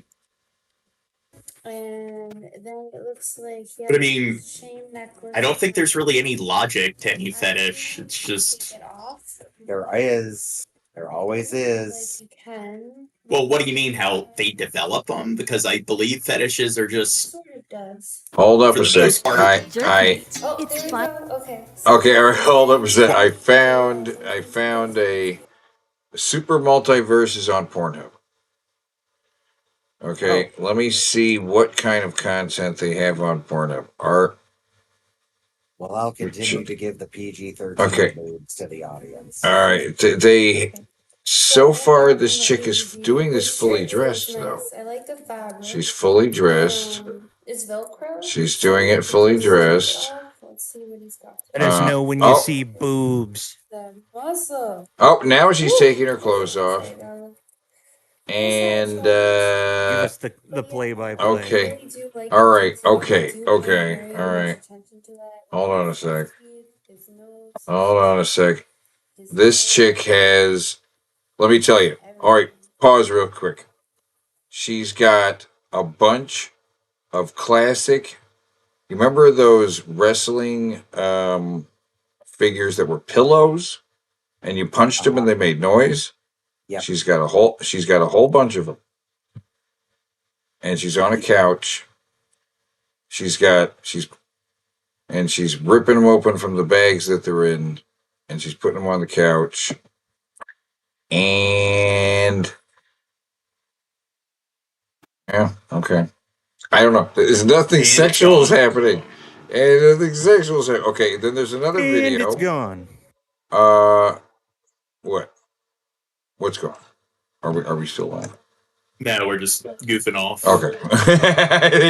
Okay, so in this other video, she's sitting on the floor, like in the living room. TV's over here, the couch is over there, and she's got a Tupperware full of those solid chunk rubber wrestling guys, right?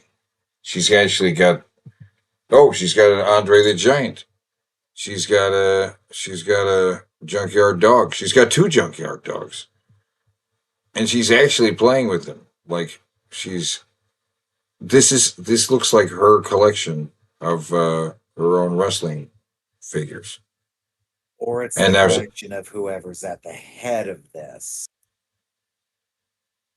There's this gotta be chick, somebody paying all of these women and managing all of them. It might even be that main woman, the really, really good looking one. A WWE toys. okay, like but fetish even thing. on the Pornhub site, on the Pornhub one, she starts to take off her top and her underwear, and then it cuts. So if you want to see her naked with toys, you got to pay for that. You know what I'm saying? So she may be below. Right. So yes, it is her playing with toys naked. So this is just a tease here. This is just a tease here, guys. He's just opening the boxes. If you want to see her play with that toy, fully naked, So this seems somewhere. like child's play kind of crap. That reminds me of that scene from Spaceballs where he's like playing with the action figures in his office. Rick Moranis. I'm But saying she's- I think it's a combination of fetishes all in one strangely specific package. Like, it's definitely the older thick chicks, because a lot of the fucking women we've seen on every single one of the women we've seen on this is at least in their mid-30s. But what's a lot the- of them are thick. Could be a little bit of the fucking whatever the fetishization of inanimate objects is. And as gross as it is to think, I hate this shit, it might be a smidge of that weird little fetish because they're playing with toys. Well, what's the fetish where it's like you like it when somebody plays daddy or mommy, where they like acting like I've only ever heard that called daddy dom little girl. I don't know what the actual name, like scientific name of that fetish is. but it's like, oh, I'm playing with toys and stuff. Like, Well, don't know. some of these girls do not have any idea what the hell they're doing. Like this chick right here, she doesn't know what the fuck she's not interested in toys. Okay. Somebody said DLG in the chat. DLG? DDLG, daddy dom little girl. Oh, okay.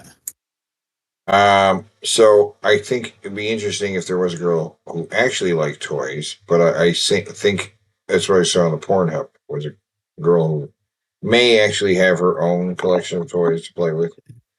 But do you think fetishes are Possibly. choice? Because I think like people really don't choose what their kink is. I think that's just kind of something that I do not think that, no.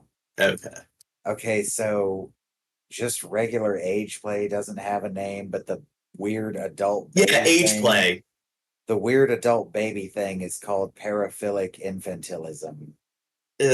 Like Do you think that comes too close to pedophilia? He's pretending to be a kid. It's too close to it for me. Yeah, I was gonna say, like, I don't know if I can like 100% state for everybody else, but I can state that it would make me really uncomfortable. Right. Yeah.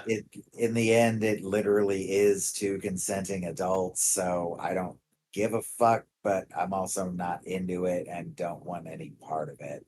But I guess especially don't want any part of the weird diaper shit. That's right. The diaper is usually where it leads. It either leads to the diaper or it leads to something else.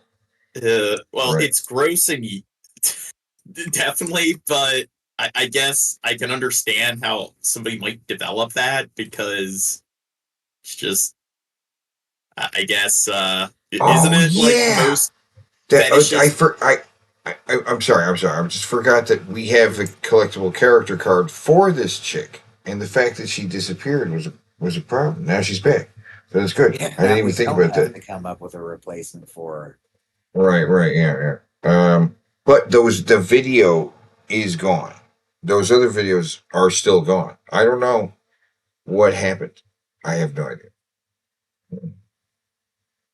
But now this is her only video on that channel. Let me check something really quick. Well, like isn't it like most fetishes people develop prior to the age of 8? So aren't most of them tied to early childhood experiences? So they might be tied to early childhood experience, but sexual fetishes starting at like 8? No. Well, it's like whatever happens to, like, this is something based on an article I read on Psychology Today. So, like, I get Psychology Today in my feed, all the latest articles. So, but when they're talking about it, they claim that prior to the age of 8, because 8's the age of reason, that usually it's experiences prior to the age of 8 that somebody has that leads into the fetishes that somebody develops once they get into adolescence.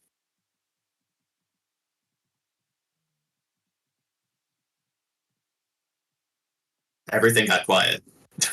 I am no. He's scanning because I thought I could have sworn we located the missing video and downloaded it from elsewhere, but I must be wrong because I'm not seeing it.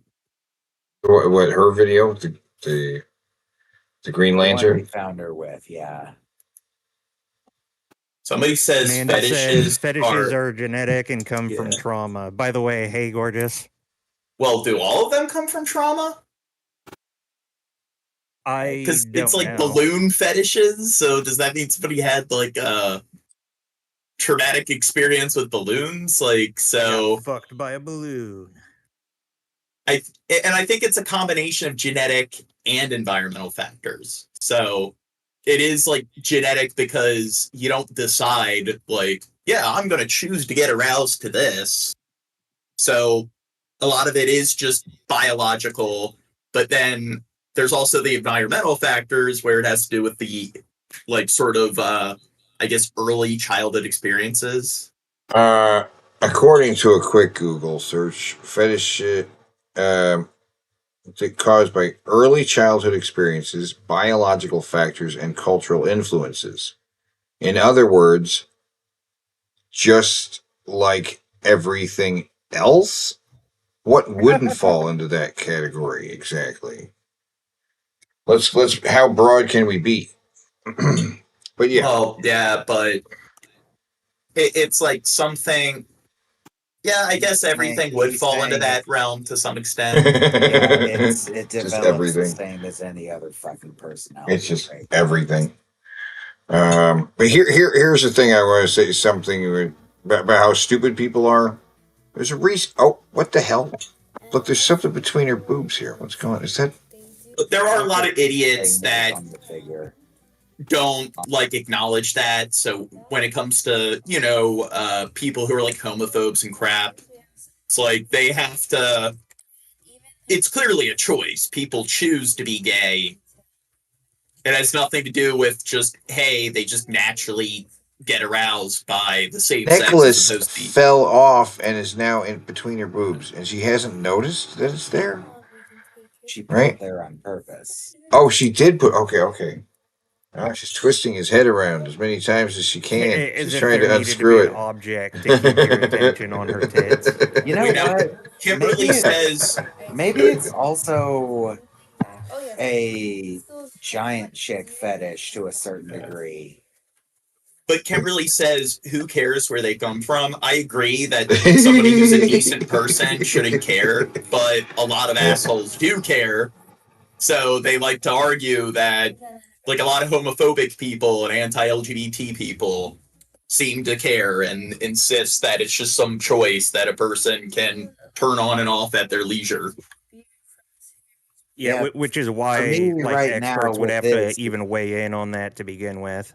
For me, right now with this, I don't give a fuck where these people's fetish come from. I'm just trying to figure out what this fetish is, and is there a name for it? Like, is there a straight up scientific name I can call this? But the more of it I watch, the more like I said a second ago, I'm starting to wonder if maybe it's also the giant chick fetish because they're handling figures of men, and that's a popular fucking fetish. Yeah, but also most action figures are men. I mean, that's just a fact. I mean, and in the industry, they always know that the girl action figure in any toy line is going to get short packed because it's a peg warmer. It's a peg warmer. It doesn't matter if it's April O'Neil in the Ninja Turtles. That's a peg warmer. It's just going to sit on that shelf. That's not going to move.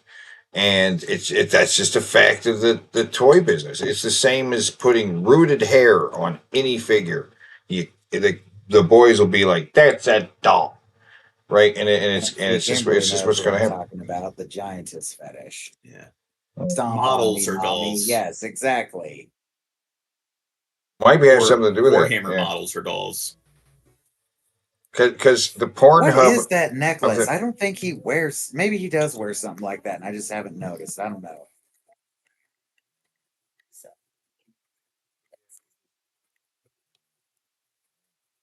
She doesn't know what to do with this guy. It seems like. What do you do with the toy like this? I don't know. Bend him a bit. Grade A. Yeah. I don't know what that means. What's that mean? Well, okay. Look. Grade A. To be fair. She does kind of know what to do with it because she's stretching it every which way, twisting it every which way. Yeah. What I just learned is it's not easy to break this fucking thing. Oh no, those are She's nice sturdy manhandling bricks, the right? Yeah. shit out of this toy, and nothing broke off. So, okay, she did indeed show the quality of it in some way. Those are meant to stand up to kid play. You can just smack that on the concrete a couple times. That guy would not break right away. Will totally survive when one kid gets mad at the other and throws it at the other one's head. Yep. Oh. All right. Awesome.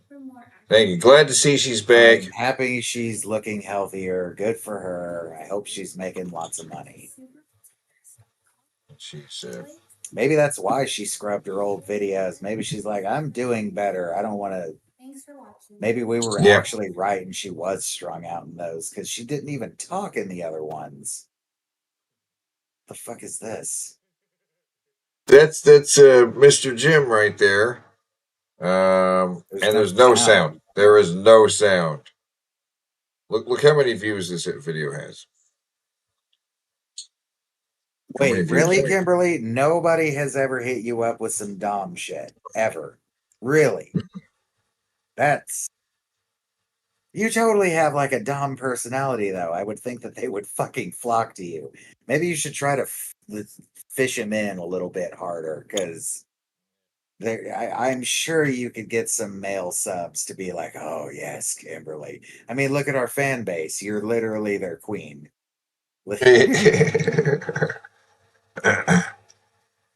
No sound here. Look how many views this video has. It's I'm gonna guess 5. 40. Fuck. 40. That's quite a lot for these guys. Oh my goodness, yes, it's a lot. I have no idea what's going on. I have no idea what's going on. I don't know what's going on here either. Dessert? I forgot. Oh no. Oh my God. Shortcut. The strawberry shortcut. Take a donut, place it in a serving dish. Marinate with cherry 7-Up. What? Sweeten it with jelly. Add fresh strawberry. And whipped topping. That was quick. I took the shortcut. Would you eat it? I'm like half and half right now.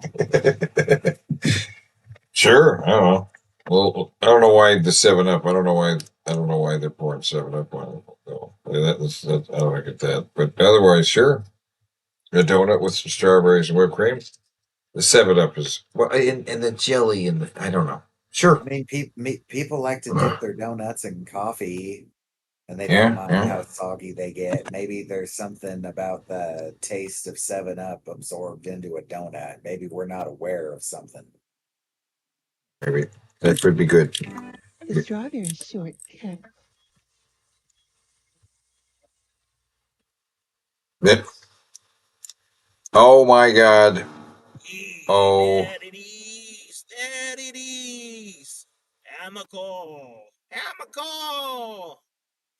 Amico. They really have the distinction of having the world's largest Amico sign. Yes. That is a record to be proud of. And that's exactly what I was going to say. And this guy's more excited than any human being has ever been or really should ever be about this, because he is the man behind this great accomplishment. Just because he's filming it. I mean, like, why? Hey, well, whatever. I think he might he even wanted to see the world's largest something. Okay. Yes, the world's largest. He's there. He's here to see it. He's all about it. It's not even that big. I feel like another. I'm Tom Varner, and welcome to another Adventures in TV Land. Hi there, Today, Tom Varner. we explore the world's largest Amico sign. Explore it? There's not much to it. There's not much to it. There has It's been just an Amico sign there on the roof of that gas station since 1932. What? Sign, the Amico sign there. 1932? 1970s.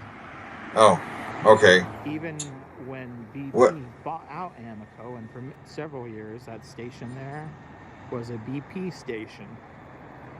Recently, though, BP has done some rebranding, and some of their stations that were originally Amico stations, they've gone back to being Amico stations. I mean, would you look at that thing? It's a big Amico sign. Wow. Okay. All right. That's amazing. Yeah. Every angle possible. Can I get an angle from right underneath it? It's a giant Amico sign. Does you guys see how big this thing is? Isn't it big? It's big. It's so big. It's so big. It's a big It's like Amico a sign, but it's big. And it says It's a really big Amico. It's a really big Amico sign. There's a torch. There's some colors. This was totally worth the 7-hour trip. Yeah. TV Land? No, it isn't. What TV Land? What? Oh. Wake up, America, because here comes Garfield. That funny kid from the funny pages in his television special. Garfield. Like that, it's probably just you're at Here that comes location Garfield. visiting for other reasons, and it's like, well, hey, there's this thing here, this attraction, so might as well see it. He was excited, though. Yeah. He was really excited. Way too excited. Wait to learn about to Look at you gaze guys being upon. judgmental. Yes. He was like, wow. Amico sign. Giant, world's biggest Amico sign.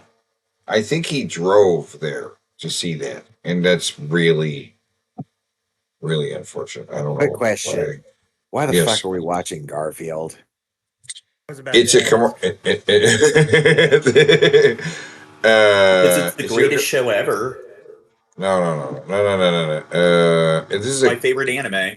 It's not a Kellogg's commercial. It's a Garfield commercial. Okay, and there's it's for the special. Sponsored by Kellogg's. Kellogg's. Family enjoyed this evening's program as much as all your friends at Kellogg's enjoyed sponsoring it. Who cares? Okay. Of course, is Garfield. Okay. So look, it's Garfield. Now this is a commercial for what? American Express. Okay. So Garfield's in an American Express commercial. Okay. This is 1985. To apply for the card, right? Look for an application. Right. Take one. The American Express card. Don't leave home. Man, there's so many commercials where they just take old cartoon characters, throw them in Well, there in live action. He was new at the time. This is 1987, and this is a commercial for hotels, right? You know what I'm saying? So he's featuring in commercials. Well, he's that television. awesome. Yeah, that's how awesome he was. He was ready to sell stuff. But he ready to sucks. sell. He Garfield just sucks. We'll continue Oh. these messages. And Garfield's awesome. They're coming to McDonald's by skateboard. He's the ultimate nihilist. Yeah, the ultimate nihilist. Oh, here, collectible glasses. Yes. Oh my god, I had one of those. Oh yeah, I which don't one did you? remember which. Let's see. By canoe, even by teeter totter. To get the most wanted mug in America. I think it was the canoe one. On 4 colorful glass Maybe the hammock one. mugs. Just the thing for when company drops in. You get a different mug each Is there a mug Oh. fetish? McDonald's food. Mug fit. Mug fit. Maybe. Yeah. I can see people fetishizing like The twist is that there were it's a fetish of mugshots. mug shots. I like that. That's probably a fetish for someone. Mug shots. It's the same fucking commercial again for the hotel. Like, oh yeah, Okay. they're worst. Oh, this is better quality though. Yeah, it's better. This one looks better than the other one. Now, I would watch a movie that had Garfield like this, not CGI, but an animated Garfield like Roger Rabbit. I'd watch that. And Bill Murray definitely needs to revise his role as the voice. Remember the window things? Yeah. Yeah. What is happening? What's he doing? I never really Oh, got the idea of having Garfield stuck in your window, though. Yeah. He should be stuck on a screen door. It's supposed to simulate like a screen door. It doesn't really make any sense. What is it? Thomas and Hobbes? Calvin and Hobbes. Calvin. So there's the sticker of Calvin Peen. Yes. Don't get where that came from. Garfield, what? What is that? What the hell is that product? What are those? Oh, they're chocolate eggs? Aren't they? Guess. Cadbury Garfield. New Cadbury Garfield in delicious Cadbury milk chocolate. Oh, okay, yeah. It's So a that's a Cadbury Garfield. Extra delicious Cadbury. You can get them in family bags too. And they taste He's eating them in the bags? That's disgusting. He eats them without unwrapping them. He's a glutton. Yeah. Cadbury, that's not even in America. Mr. Garfield, welcome to Embassy Suites Hotel. My room. Here you get a suite for about the price of a room at most. Is this the same commercial? No, it's different though. It's a similar commercial, but it's different. The bedroom. This is great. So- I need my space. And of course, you'll want to take advantage of Embassy Suites free breakfast. Food. served every morning. At Embassy Suites, you don't have to be a fat cat to enjoy the sweet life. I resemble that remark. OMG. Oh, Well, we're back what? there. What the heck? Wait. We I watched think it this jumped. one already. It jumped us to the beginning of the playlist for some reason. Stop it. Why? It why did. is It did it again. It. Why does that keep happening? Problem with the video or the playlist? Okay. There's a lot of these fucking goddamn Garfield commercials. All right. Too many Garfield commercials. There's too many. It's time for the Bing Bro. Too many Garfield. Oh god. I need to get high for this.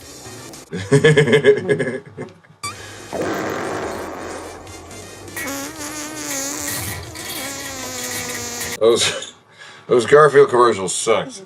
I apologize. I thought, you know what I mean.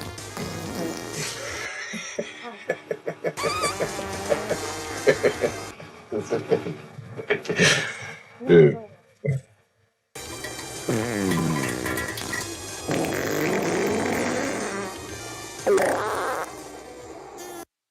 But is watching Jared really better than watching a bunch of Garfield commercials? I don't know. I don't know if it is. You know, you do make a point. It's so a fantastic point. It's time for Jared Bing Bro. There he is. Jared, the ultimate alpha. If Stupid Face is the one, we already got that one. Okay, drinks from the cup. Alpha male. That's pretty much it, guys. Dude. That's what she said. Guys. Holy fucking shit. Somebody, please donate fucking $10. Something I want really bad is on sale for a lot off on Amazon. Jesus Christ. Sorry. If we get at least a Tip $10 train. donation, I'll turn my camera on and take a fat dab.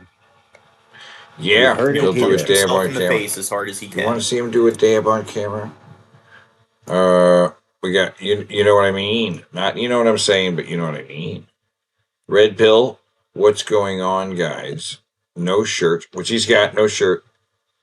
Jared Laugh gets creepy. That's a good one.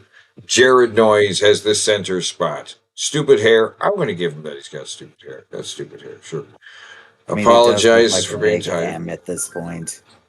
It's always stupid hair. Because The $10. I'm ordering them right now. All right. actually gets tired. Or yeah, the apologist for being tired actually gets tired from just talking. Narcissist, workout advice, Jesus stuff, trolls, talks about clout, farts. But anyways, guys, burp, and man, I'm gonna say we can get half this card filled up We can get for all this. sure. We're gonna get so many Bing Bros. Look at it. All right, right off the bat. I'm giving him. I have a tax. I need $2 more. Do it, guys. Come on, there's one guy out there. Who wants to? Yeah, I need $2 more. God damn it. Okay. Zidane DM'd me and said if you donate $10, he'll punch himself in his face as hard as he can. That's right. He said it. He said it's me. He DM'd me too. Yeah. He did? Punch myself in the face really hard. Off camera. Right, off camera. We're ready to roll on this. Oh yeah, I got a mark. I marked that he has no shirt. No shirt. Away now. Shirt. Oh, and while he's doing that, I'll let here he is. He's doing a dab. Well, I mark off the shirtless. He has stupid hair. Are you marking off the ones that we got before the video even started? Uh-huh. Yep. Yep. Oh, This there's here's the some stuff. green crack. Oh, green crack. I like That's that. Green crack.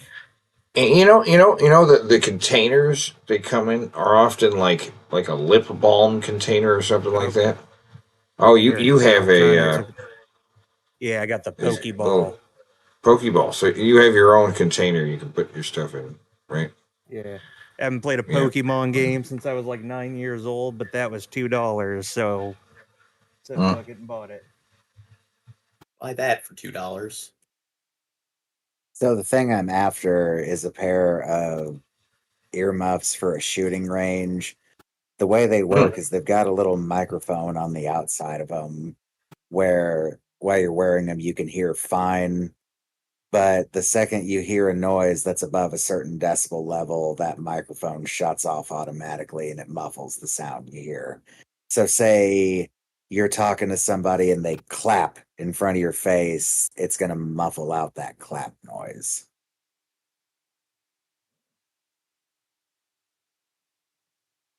Yes, that.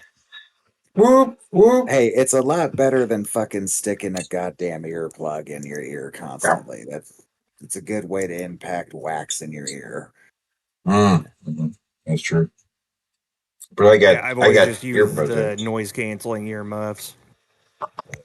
Yeah, well, that's what I'm after, and they're $80, but they're marked down to 31, I believe, right now. Crazy. That's a crazy discount. Yeah, well, that's Amazon. Has the fat dab been done? Yes. Okay. Oh yeah, it's been done for a couple minutes now. Oh shit. Well, let's do this. Well, just Sorry, for a second. I should have said something. No. This is Jared Jug. Oh, he said, "How's it going, guys?" instead of "What's going on, guys." He's fucking sneaky prick. He still said guys, so I'm Did getting say guys though. Having some marking variety. guys. Man, he's fat. Look at this. Look at this guy. Hey, he's got Cushing syndrome. He's got stupid Master Cushing's. So this video is going to have some controversy. You know, people are going to have different takes on this. But, Oh, yeah. I'm spreading this knowledge shock. not to look like some kind of fucking know-it-all ninja, but simply I want to be ninja. What? I want to be ninja. Is it just me or did we already Bing Bro this video? Oh, I don't know. We didn't do this. This one is pretty new. Yeah, Gotcha. That's me then. This is from 3 days ago. Oh, okay. and to understand Talking that about there is self-defense. But what you just said is the ultimate example of why Bing Bro exists, because you're seeing it, even though you haven't seen it before. You're like, I've seen this It all already. feels like a rerun. Yeah. behind this. That is the brachial strike, which, by the way, I don't even think this is a kung fu move. I don't think I've ever seen a kung fu guy attack the neck with the wrist. They use chops and things like that. It could be, correct me if I'm wrong, please do, but I think this is more of like a Muay Thai move, like old school Muay Thai. You know what? He knows his shit. Stuff that like Tony Jaa does. Shout outs to Tony Jaa. Love that fucking guy. Anyway, let's just Jared Noise. Jared.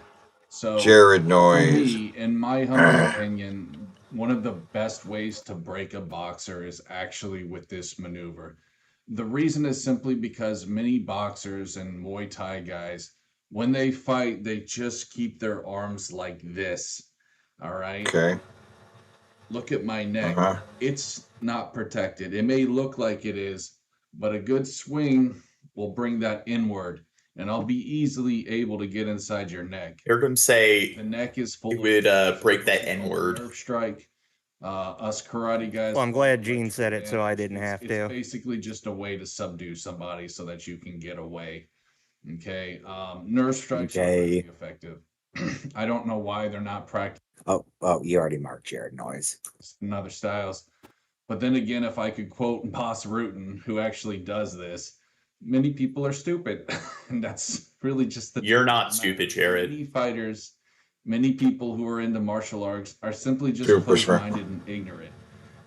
That's the What? reason Because why Boss Rutan well, got so many wins in the UFC and just MMA fights. It's because of Okay. that fucking if only he could see just how glaring the Dunning-Kruger effect is. He exudes the Dunning-Kruger effect. He is the Dunning-Kruger effect. But he also did another attack with like the bottom of his palm, right under the ear and that jawline, bro. Ooh, yeah, sensitive area, like right here, bro. Yeah, that'll get somebody. Self-defense classes. Drinks with from Jared. cup. He drank Drinks. from the cup. This Bing Bro card is not filling up Drinking fast. out of I'm getting cups. nervous. Being a Yep. bitch. It's not. It's a short video too. I will just say this though. In my Kuxil Wan class that I went to a few classes in that style. Kuxil Wan? Basically, what I was taught was kind of interesting. When you do chop somebody with the hand, like you don't do it right on the trap. Do it like right between the neck and the trap. That's where the sensitive area is. He is talking about doing Austin Powers' fucking judo chop. Yes. He knows his shit. He is. You can actually bring someone down with a takedown if you pinch them here and push them down. They will actually follow you. And the Vulcan neck pinch. Very nice, Jared. It is the way. It's a very painful, sensitive area. So, going back to the brachial. Talking about fight could be workout advice. I'll allow it. Workout advice. Sounds good. I'll mark it. Strike though. Bing. This is something that's actually taught to the police. So again, Oh, you know, yeah. this isn't like mystical kung fu stuff. It's taught to the police. I like mystical kung fu stuff, but I just want to make that very clear. This is something that's widely practiced everywhere. It is very easy to take someone down with an attack to the neck. And it's a shame that more people don't know about this. You know, Muay Thai, I'll just say this. Muay Thai. The new Muay Thai, you know, The new Muay not Thai. Muay Baran, not Muay Karat or any of those older Muay styles. It's very flashy and lacking. Tony Jaa practices Muay Baran, and that stuff has got like throws, joint locks, all kinds of shit. It's basically like Armsy says, is this motherfucker talking about the brachial plexus like he knows what it is? I don't know what it is. Educate me. I think he knows. you call it. I don't think he knows a goddamn thing what he's talking about. Isn't that where like the Philippines are? Jarrett knows all. I suck with that kind What? of stuff. You guys will have to forgive me. South Asian Kung Fu, No, we the don't. Philippines. Places like fucking. Not have to forgive you at all. I believe Tony Jaa. It's, He did a Oh, nice. Okay. the Philippines. You know who else does the Ben? Yeah. He also says, you know what I'm saying, a lot. bro. Yes, he does. He also says, See? you know what I'm saying, a lot. Yeah. You know, our Ben card is not too different from the Jared card. Let me actually break out the Ben card real quick. She just says to, it's basically your entire Bing shoulder Ben? blade network of nerves. Oh. yes, So Ben. he's talking about hitting like the very top of it. I The guess. Ben Bro Isn't card, he? or Or does it stretch to the base of the neck like that? let Sorry, Armsy's me. educating me. The Ben Bro card we have. Let me give you some of the Ben Bro things. Explains obvious things. Gatekeeping. Money, money, money, money. That's cool, but which is when he when you did something cool, but he did something way cooler, right? Repeats what the video just said. Argues with the chat. repeats things in a voice, right? Something in videos, and then he'll be like, hey, whatever they just said. Like, I like French fries. I like French fries, right? Okay. Just sits there, talks about Seattle, points out obvious things. Now, that's different than explains obvious things. When he points out obvious things, it's like in a video or something, he'll point out something that's obvious. Bitches about others doing what he is doing, like often as he's doing it. Tip train, misses obvious things. That's another one. I like that one. He just doesn't see. Drinks stuff. Who knows what he's drinking? Something. Wears something Jared would wear.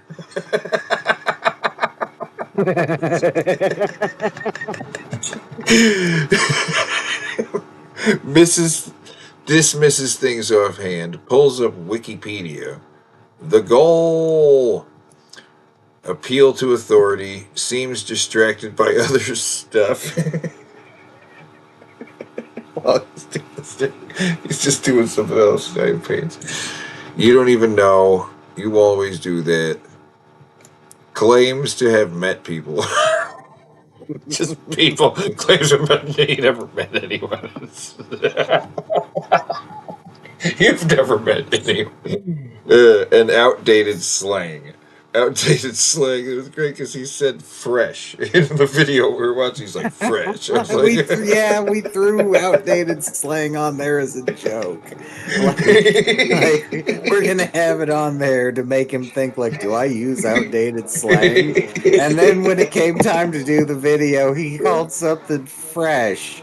And it's like, oh my god, that's outdated as fuck. Nobody says fresh anymore. What if it's fresh? You forgot has nothing of substance to say. You forgot has nothing of substance to say. And what'd you say, Zidane? He's been using outdated slang for a long time. Has he? Yeah. But the one I like the most is the "you do that a lot," because that's a good example of how stupid people tend to succumb more to apophenia, which is seeing patterns where there aren't patterns, or seeing patterns through just coincidence.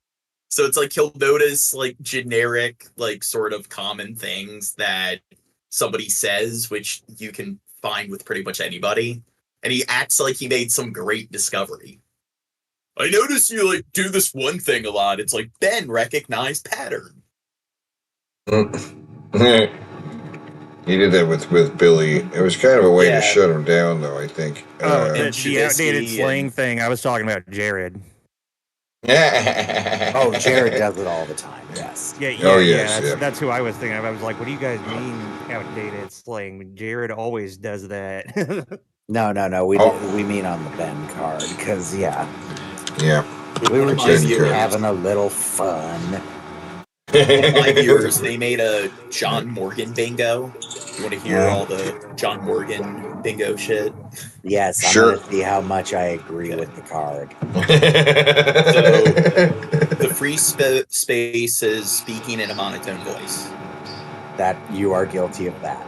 Okay. I am equally guilty of that. So it starts with going on long nerdy tangent about science, psychology, history, or philosophy. 100% true. That's a lot of subjects, with his constant sarcasm. That's yep. Amped on coke or meth. What? Yeah. You've never seen me. No, what did that say? Amped on coke or meth. Oh, well, you are on your Adderall, so yep. Obsessing over nutrition and dieting. Nah, I haven't heard you obsess over it. Someone having a meltdown after he argues them into a corner. I haven't seen it happen yet, but I've heard about it. Lecturing Shabisky on pragmatism and executive functioning. Yeah. Ruminating and being all OCD. Wait, what? Ruminating and being all OCD. What does ruminating mean? Just obsessing, recycling shit over and over, or whatever.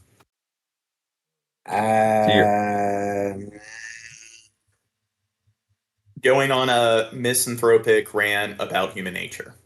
100%. Engaging in Machiavellian scheming and plotting. Yep. Covering war, disease, poverty, and/or genocide for 6 hours. Eating on anime. Yep. Asking nonstop hypotheticals. Yes. Jesus Christ, that one is the most accurate out of everything on there. That's another one where it's like, yes, but I like that about John. Yeah. Using big words a million times a minute. No. Yes. Whatever. Recommending depressing films about war, dysfunctional relationships, tragedy, or people dying of terminal illness. Yes, yes, and yes. No. Depressing everyone by discussing existential and nihilistic topics. Yep. Lupus rash that periodically appears on his face. If that's the case, I haven't noticed it. Rescheduling the stream for Monday. Not necessarily Monday, but yeah.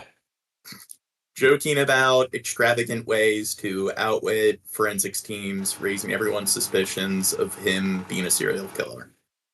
No, but that sounds like a fun conversation. Yeah, for real. Slurring his speech after his 5th night with no sleep. Yes. Yeah. Pissing others off by finding exploits in video games and using said exploits to break the game. I'm going to assume yes from what I've heard about how you play Civilization. And Among Us.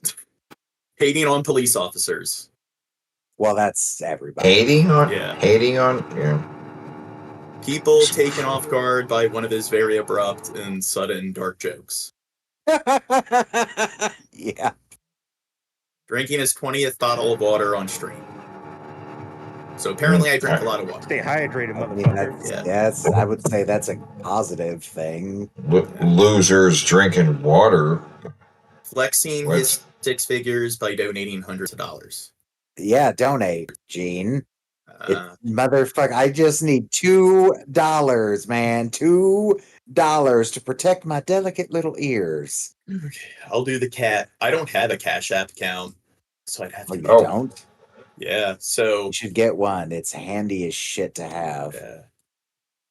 It's the most efficient. I got all of them now. If you had Streamlabs, I'd do it right away. I have a PayPal. I think I used Venmo for a little bit, and I've used Cash App. It seems to be the most efficient one out of all of them. It's super fast. It's super fast. It really is. I got Chime and Cash Apps very fast.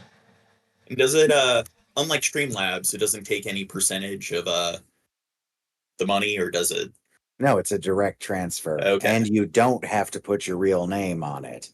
I mean, you do in the fine print, the stuff that no other user is going to see, but you don't have to have your username on it be your name. I wish I had known that, because I'm pretty sure Honest Red has my name now. I'll tell you that story. I bet him $10 because the next actual Mania happening, there was nothing between him and Egghead scheduled at all. So I made a bet. You cannot go this entire month without saying anything about Egghead. $10. He was like, yeah, fucking bet. I'm like, all right, deal's on then. Everybody see this? Deal's on. And I go to bed later that night. I wake up and I have like 5 DMs from people saying you won the bet, with a screenshot of him bitching about Egghead. So I get in there. I'm like, where's my $10? He's like, well, Egghead started it. I'm like, you could have ignored it. The bet was you couldn't go an entire month without talking about Egghead. And then to try to flex, he posts a picture that I'm pretty sure he just snagged off the internet of, like, I don't know, call it 20 or 30 tens all collected together in a nice slide stack. And I think I made the joke, what, you don't want money with Andrew Jackson on it? But he did send me his $10. I'll give him that. I thought Very initially, instead of it being Egghead, it was going to be him mentioning that he's a Native American, acting like he's not white. I would have made that one a $50 bet.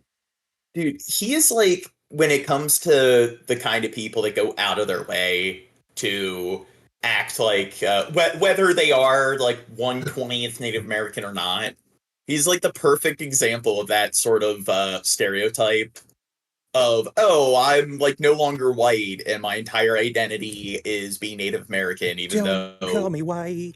Don't call me white. it wasn't part of my upbringing He's at not white, all. guys.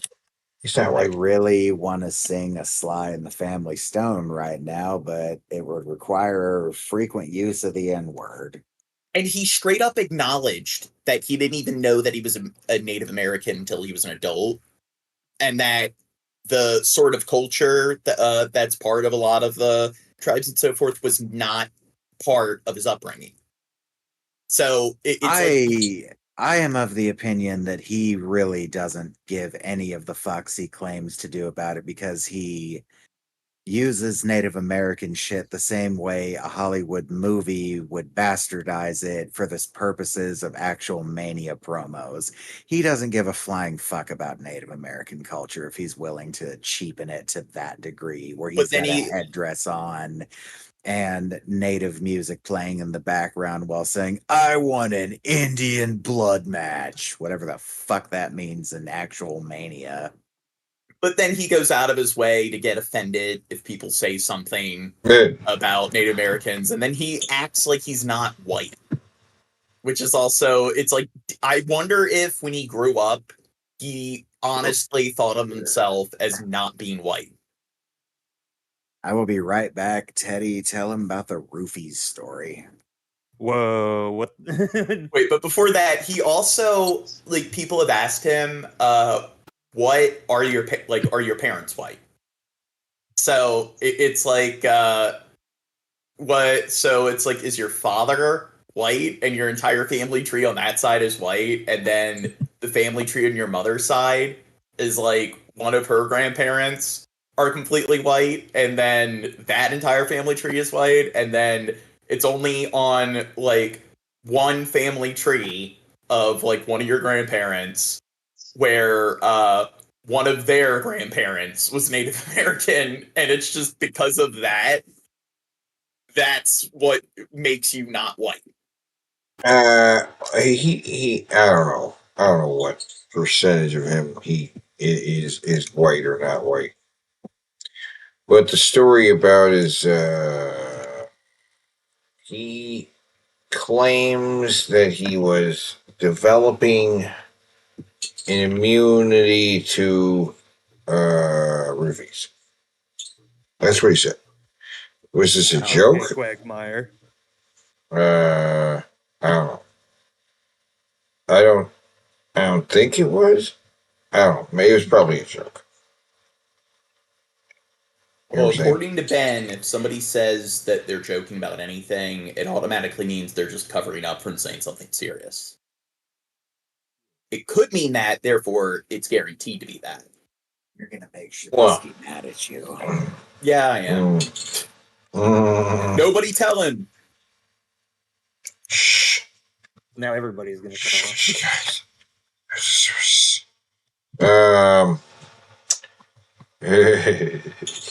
Did you tell him the roofies story?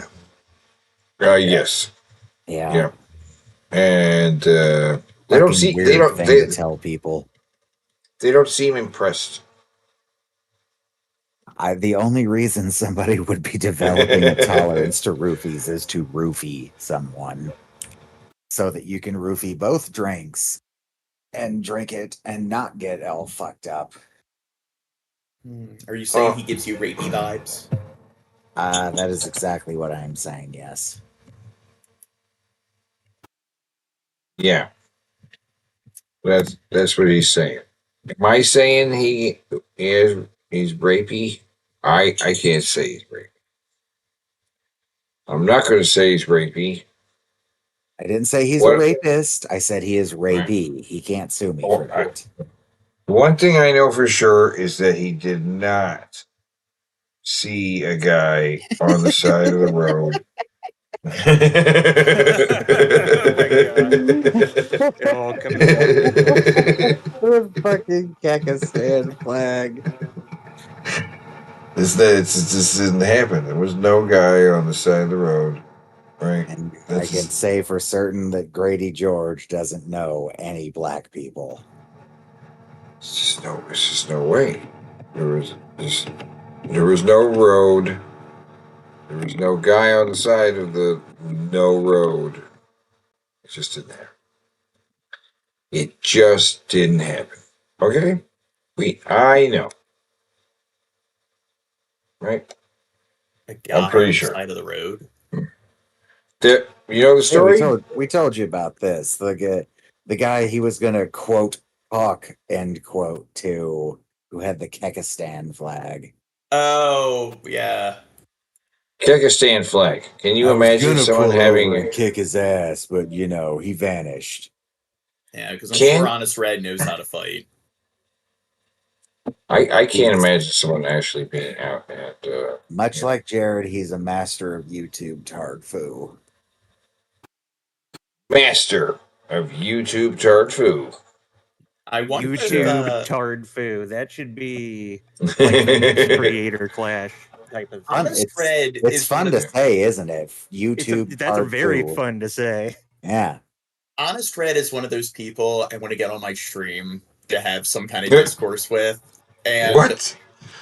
Yeah, because that's not a sentence I thought I'd hear anybody. well, I mean, to That's straight debate up them over words in that something, order. because it would be fun to argue them into a corner and shit. And I like how people like him or like Dorkmaster will be like, yeah, John Morgan's a dumb fuck. Yeah, fuck them. And it's like, why don't we come on stream and discuss things in front of a live audience?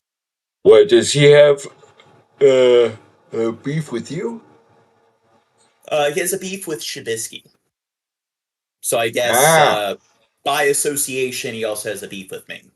Is it still the actual Mania bullshit from years ago? Yeah. Seriously?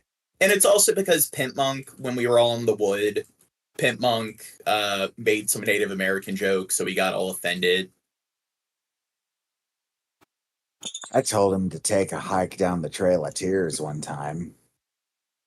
Yeah, and he's one of those people where it's just he'll sit there and act like we're and Spec does the same thing. He'll act like we're Nazis because we simply associate with Pimp Monk, and Pimp Monk made a joke that offended him, and it's just okay, so we're bad just because we associate with the person. Wait. Somebody Who who made did a joke? Who's offended that Pimp Monk made a joke? Honest Red. Yeah, and who thinks Oh. that Pimp Monk likes Nazis?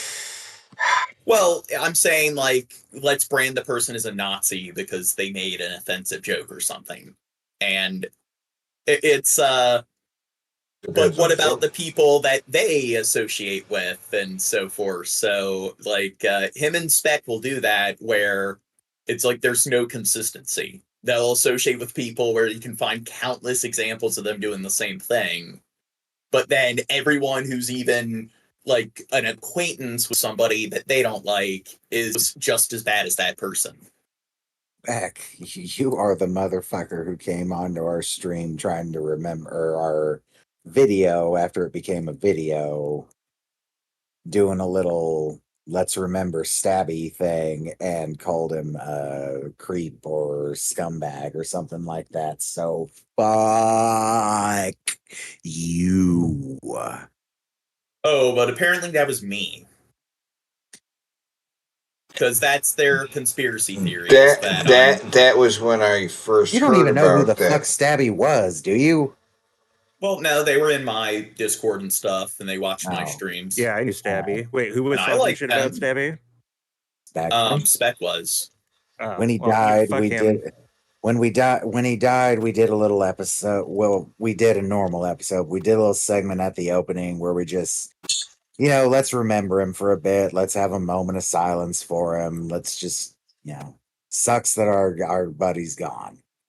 And I went and looked at the comments the next day, and a account called Spec that was a few years old said, "Who cares if a scumbag like that is dead," or something like that. Yeah. Every word is correct except maybe scumbag. I can't remember precisely what word he used. Yeah, that sounds like something Spec will do. They'll say really egregious things about somebody, and they are not mindful of what company they're saying it in front of. So the fact that they said it in the comment section of a stream of people that like the dude, it's just what did they think was going to happen? And then they'll do that. Oh, go ahead. Yeah, they'll do that, and then when people get mad at them, they then backpedal and make excuses.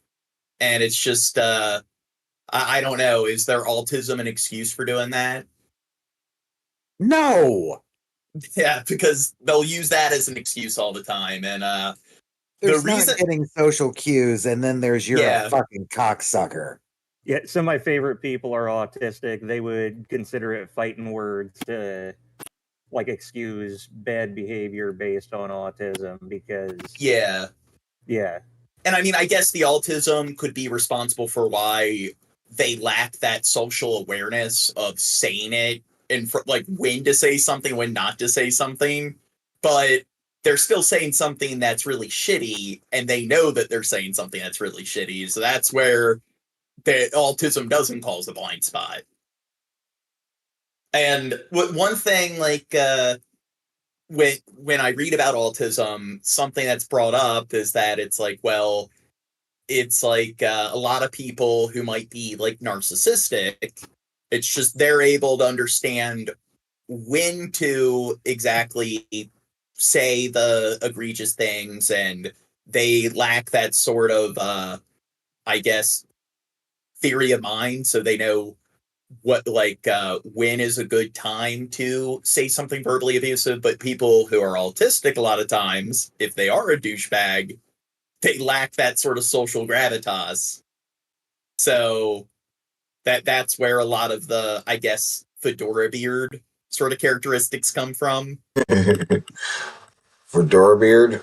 I mean neckbeard? Yeah. Fedora beard. You ever heard that variation of the... Yeah. You haven't heard that before? A fedora beard. I haven't, but I like it. Yeah. I've been using that one for years. But you know what their big beef with me is? It started with Egghead, because people are making all these sock accounts of Egghead trolling Egghead. And people, will you just leave Egghead alone? God damn it. You're being Egghead is a nice young man, and I always liked Egghead. He's a little bit sensitive, all right? You're just being mean to him to be mean to him. You're nothing but a goddamn bully. Yeah. And I think it is that is childish, but Spec came on DP when they let people on at the end of the show, and then Ben stated that, oh, I noticed that when you're on or whatever, you come in the voice chat, the Egghead sock is gone. And then they giggled and admitted, yeah, I jumped on the bandwagon. So they were one of the people with an Egghead troll account. Ooh. Then they gave Egghead a wrench. So then all the Egghead sock accounts were gone. And then the next day, they were replaced by a bunch of Spec sock accounts. And then this shows how much of a scumfuck Spec is, because they did the same thing Egghead was doing, where they started complaining and kind of feeding the trolls, crying, acting like it's the end of the world. But it's you were one of the people that jumped on the bandwagon and did the same thing to Egghead. So it just kind of shows how myopic they are, just the extreme level of mental gymnastics. So then they tried to blame me for all the Spec sock accounts, and it's just there were 40 of them. You think I was Like, it's one thing to accuse me of having one of them, but they honestly made the argument that I was the one puppeteering all 40-something sock accounts. And it's just, even if I did, you're a fucking hypocrite. And they were bringing this drama to Shab's Discord, claiming that they were a victim of harassment from me. And it's like, well, based on your logic, you're harassing Egghead. And you bring up that hypocrisy, and they just don't address it. They do nothing but try to deflect. They'll just tell you, oh, fuck you. So it just shows how unprincipled of a person they are. That's when I stopped talking to somebody, when I realized that they're not even going to try and defend the stupid shit that they do. They just do it because they're miserable. I don't know. I just start ignoring them at that point. Plus, they're selfish, so it's like they don't need to hold themselves accountable. They don't need to have a filter. They can just behave however they please on impulse. But then, if somebody upsets them, then that person deserves the death penalty. Hey, Teddy. Yeah. While we're on this subject, do you want to take a couple swings at a person who irritated you today? I was just thinking about that, but no. Now I want to hear it. No. I'm all good because the other person said they were all good. They don't, so I'll let it slide. Okay. You know what I'm saying? Yeah. I was more or less coming to the defense of someone else, but they said it was all good. So that's right. I usually try to err on the side of being chill, too. Yeah. But I don't like twinks. Whoa! Fighting words. Right. You're not a I twink. do, for the You're record. definitely. I'm not You do like twinks. Yeah, I like twinks. You do like twinks. Justin is a twink. I can. He's a cool. Let's finish this ring, bro, and then we can continue. Oh my God! We still have to listen to this guy. Bing, bro. Just wanted to share that technique with you guys. If I could give you one more quick technique, though, that not a lot of people know about, it's a palm strike to the forehead. That's God, one of the most underrated attacks I've ever seen. This is taught in Tai Chi. There are boxers, bare knuckle boxers, who will lean their forehead right into a punch, expecting to break your hand. Palming someone in the forehead doesn't seem like a very good fighting tactic. It's not. I'm gonna mark gets creepy because I just am. You're basically sending waves of energy through the brain, which will knock waves of somebody out. energy. Oh, he's using his chi again. Energy. Right, yeah. So yeah, you don't need a lot of force either. I've seen a guy do this. Clear Martial Arts channel. Clears, I think it is. Oh, he watches other people do martial arts, so that makes him a martial artist. Knock people unconscious doing that. You know, you just got to be open-minded, guys. Being open-minded will make you the best fighter. Okay, it will.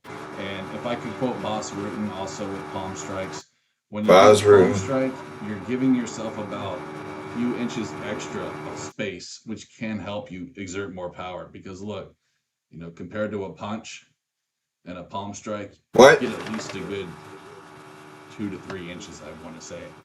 Of what? Maybe even a little bit more, depending on your hand. Of what? But palm strikes, they just have more power, bro. Like you. No. Hold on. You know? Hold on. Back that up. Where he was pointing at his hands. In the nose. But if you what the hell was he trying to say? Strike, you get at least it's further away. Because it's farther away. You get less of it. What? Like it's a strike distance. You know, if you got longer arms, yeah. But if you palm strike, you get it's farther away. What? Well, what? I guess the more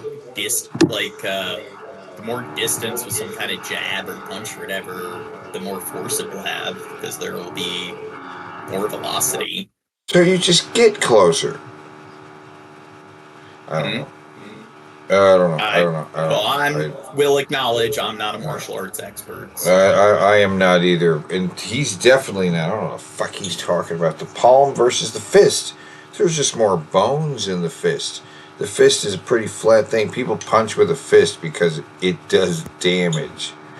But he's some kind of weak bitch, and so that but I could hurt my knuckles. If I hit it with my palms, it doesn't hurt as much. I guess dumb. It depends on where you're striking them and crap, and I mean, yeah. I could see how there'd be cases where maybe doing one over the other might be more efficient, but again, I don't know because I'm not a martial artist. I think so all I Jared, can do is speculate. Regardless of what he says, he immediately kicks you in the balls and screams for his mommy.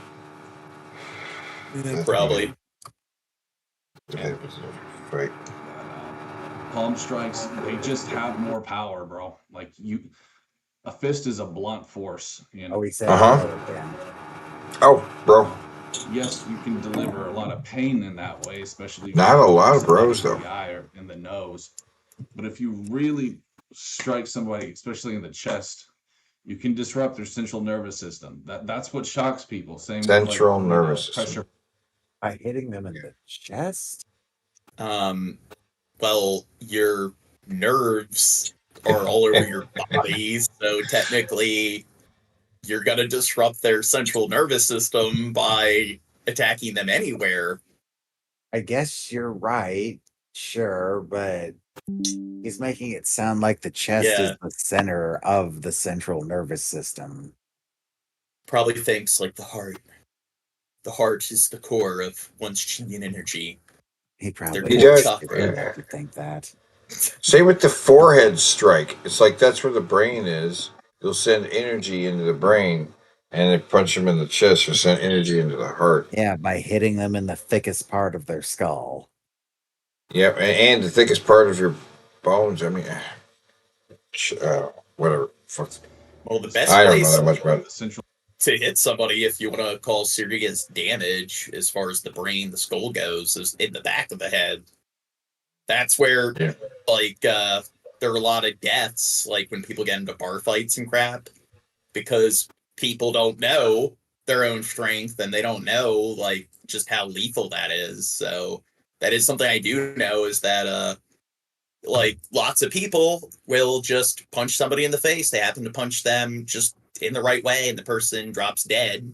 You don't have to be that strong, and you don't even have to know what you're doing. And then now they're facing a murder charge.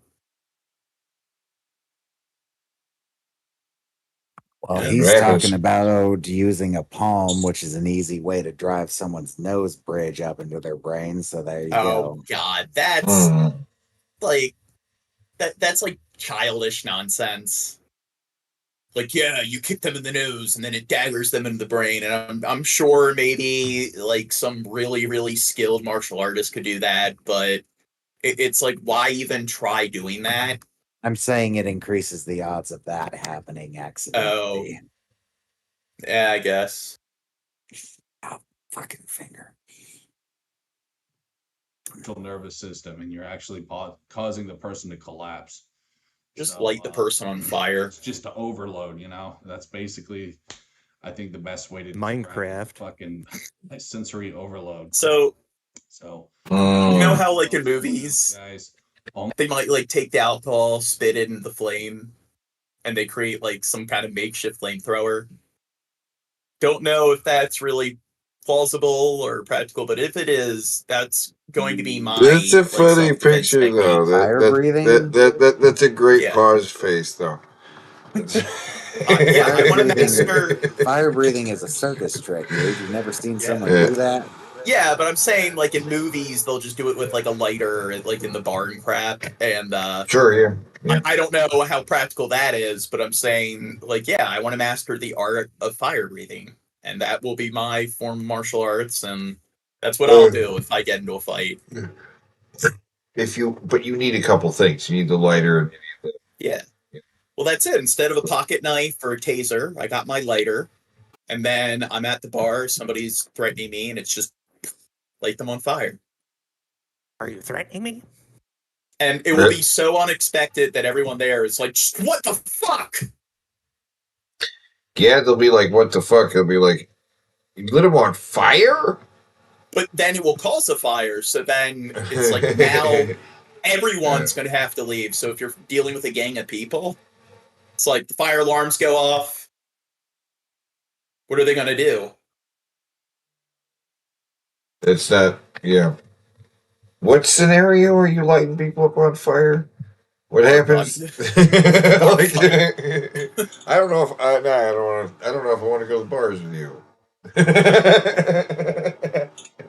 Well, I don't know how to do it yet. I got to watch some YouTube videos Right, to right, declare right, myself yeah. a master of the craft. You're like, hey, you want to come down to the tavern? Are you gonna Watch light anybody me on fire? give people third-degree burns and mutilate them. Light everybody up on fire, and the building too. Like, oh shit! now, It was an accident. Be an idiot. then everybody gonna You die. have to prove yourself to someone because in reality, guys, you don't have to prove yourself. Oh, actually gets tired from talking is on here. Mark that. That happened. Did he? He said he's actually getting tired. No, He but I is getting saw tired. him get tired. Yeah, he is getting tired. It's Your greatest enemy is self. Mastering self is the greatest thing you can do. And if I could just be cheesy for a second, being a black belt is the mastery of yourself. When you can master your own ego, Yeah. that's really what makes you a powerful fighter. Unfortunately, there are black belts He's mastered ego. who have big egos. These are not Yeah. great fighters. Okay, self-discipline, knowing how to control yourself, especially in a fight, that's what makes you a great fighter. So I hope these words of wisdom can reach out to somebody. I never got my black belt. I never finished karate school, but who knows, dude? Maybe one day I'll go back. I don't know, bro. I honestly don't care at this point. Bro. But I do still like talking about this stuff. It's fun to me. And I just wanted to say to guys, listen, I never claimed to be an expert on this shit. People who act like I think I'm some Yeah, you have, Jared. Yeah. know it all. These are just people who are fucking narcissists, who are trying Narcissist. Oh, Who isn't a There's narcissist? another one. That's another word that's just overly used. He could do a bunch right here at the end. Clout chase talks about clout. Talks about bing, oh my god! bro. Right here at the end, I knew it. He did He's gonna talk. He can't help it. He can't just make a video talking about some fighting or what. He's got it. Bing, bing, bing, bing, bing. He's got this stuff. He just has to do. He can't help it. He can't fucking help it. just to use me as their little fucking scapegoat. Scapegoat. I'm not a fucking expert. Oh my god. Okay, I mean I do have Yeah. years of practice, but I do Oh, not consider okay. myself an expert. I'm just an Yeah, you do. enthusiast. Or as I can't talk today, god damn it. As Sensei Seth likes to say, I'm just a hobbyist. I remember he said that one time that kind of stuck with me. So Hobbyist. thanks for watching. That's guys. what he calls it. Stuck See you on the next one. Peace. Right. Only one Nice. Bing bro off that. Just one. Bing bro right at the end. Ah! Oh my Yeah, the god. Jared jump scare. One bing bro at the end. So One little perfect. bing bro at the end. Oh my goodness. Oh, you know what this is? Saying hello to you. Hello to who? To Teddy. Interview with Brett Smith and Juliana Morgan. I don't know who either of those people are. Oh, you will. You will. There's a girl. The girl here. It's not the guy, it's the girl. She's apparently in some little independent movie here. Juliana Morgan. Hey, what's up? I'm Jesse from Nifty, and we're here with Brett Smith and Juliana Morgan from. There she is. Turnaround. It's turnaround. So, Game of the Factory was the jury award winner at Nifty 2020. So this is part of the acting career that we discovered about her. Yes, and she's in some small film, and she's doing like an online interview to help promote it. Some dork. Well, good for her. There she is. Would love to get an interview with her about that fucking turnarounds thing, though. Like, okay, for real, was that your shirt or did they give you that shirt? Because we watched the foreign versions of them and there was a theme going on.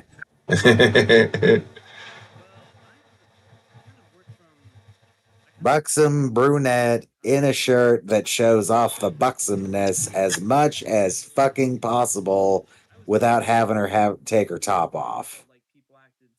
Yep.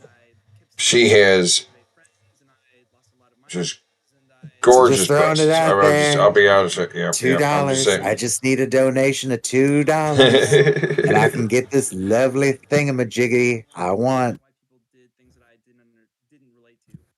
Yep, Cash App. Anybody donate? Cash App right there. Please, oh pretty please. Or the tip train.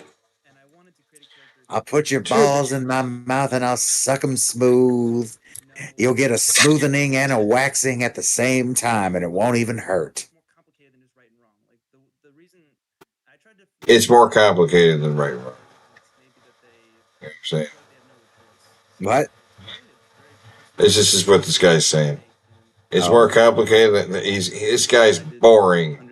He's boring, I tells you. Well, that's why I turned it down. Is they're doing an interview about like I want to hear we her. have no idea about.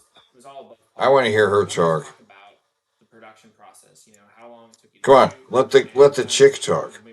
I want to hear what she has to say. How are you able to put together such a great film? I will say this. She has nice lips. It was at Florida State, and they paid for all the production costs. So camera, if I'd shot on film, they would have paid for. Nice eyebrows too. But we shot on. Yeah, she is. She is cute. I've seen better for sure.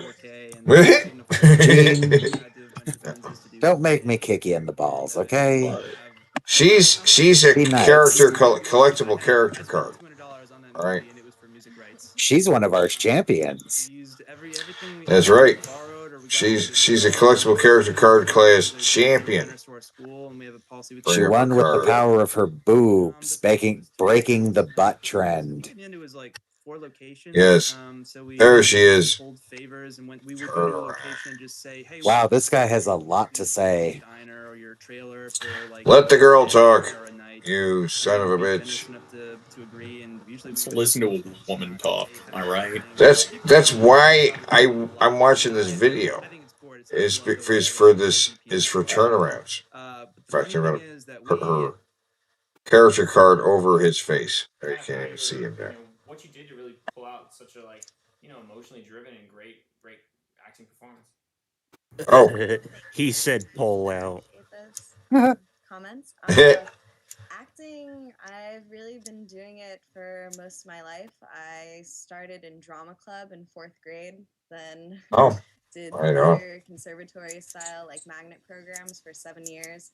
Then I started doing films at FSU, and Brett's movie was actually my first like leading role with a lot of depth and heart in it.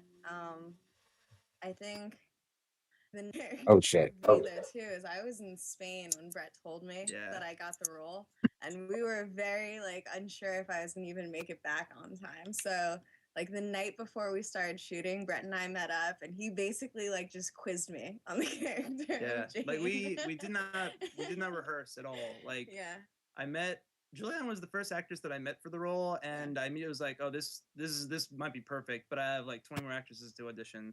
And then I went through all of them, and then I think I picked someone, and Julianne was the backup, and then Julianne was like in So Spain, this and I was is like, oh my God, well, this is turnarounds. This is before turnarounds.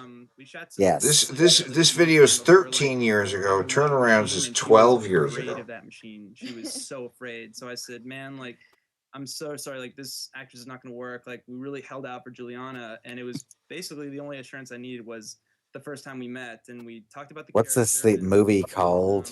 That was all I needed. We did. Wow, thanks for providing so much info, NFFTY. I knew it. Knew when I saw it. Dickheads. Oh my god. Yeah. But the real question is, what is a turnaround? Turnaround, turnaround, turnaround. What is a turnaround? When you turn around. What is a turnaround? Yeah, all the comments are about turnarounds. Turnaround, turnaround, turnaround. Turnaround. What is a turnaround? Get rid of this batch of people?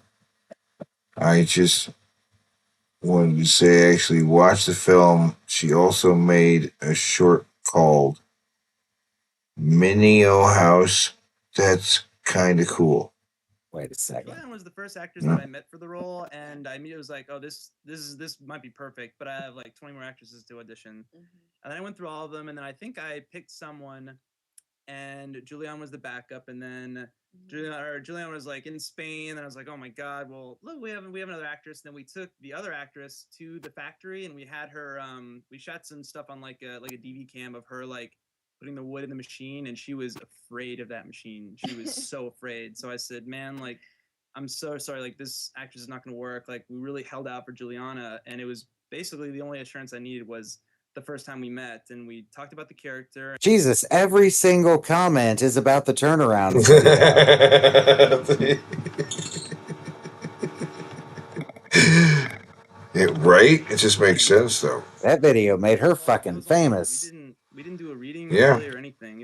I was just meeting Juliana. I knew when I saw it. Yeah, I mean, really, I think for me, there was just like a few scenes that were really emotionally difficult. You know, like when Jane gets fired, when she finds out that her mom, stole from her, and then obviously the last scene. And for those scenes, it was mainly just spending time by myself and just like trying to get into the head of somebody that's in those situations. So basically just staying in it as much as I can and not just being Jane the entire time we were on set, I think is what helped me. Yeah. That's great. That's really cool insight. That's great. So, it's great. Wonderful. A little bit more about kind of like your relationship directing on set. Like how was it? Did you follow everything to the script, or was there improv? How did that work? I think, well, how did we do it? I mean, for the most part, we Play the turnaround video, $2, and I'll play the turnaround video right now. And then after that, it was a lot of like $2. Come on, guys. Yeah, $2. I mean, I don't want to say playtime. You can do it. Because we were very professional, but at the same time, it was I believe in you guys.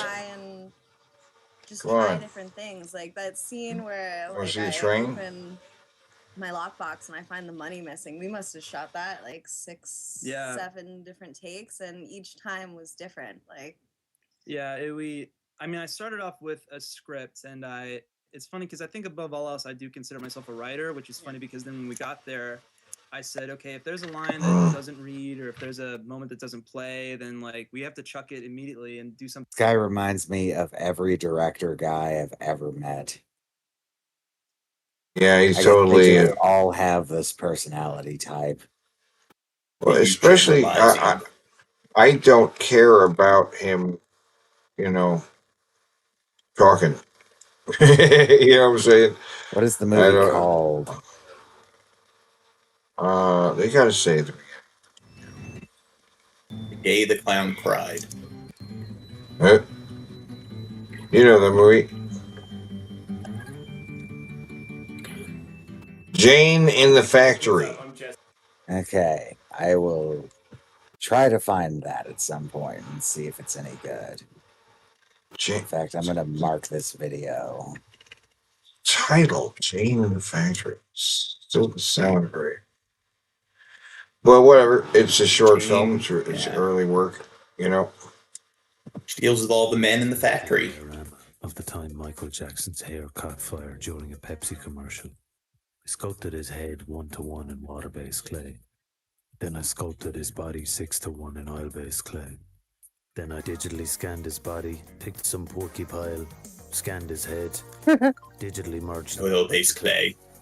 I collected some horse's poo. Oh shit, I got sent $5. Collects a horse's poo. Which he does. He does collect some horse's poo. Turnarounds. Oh.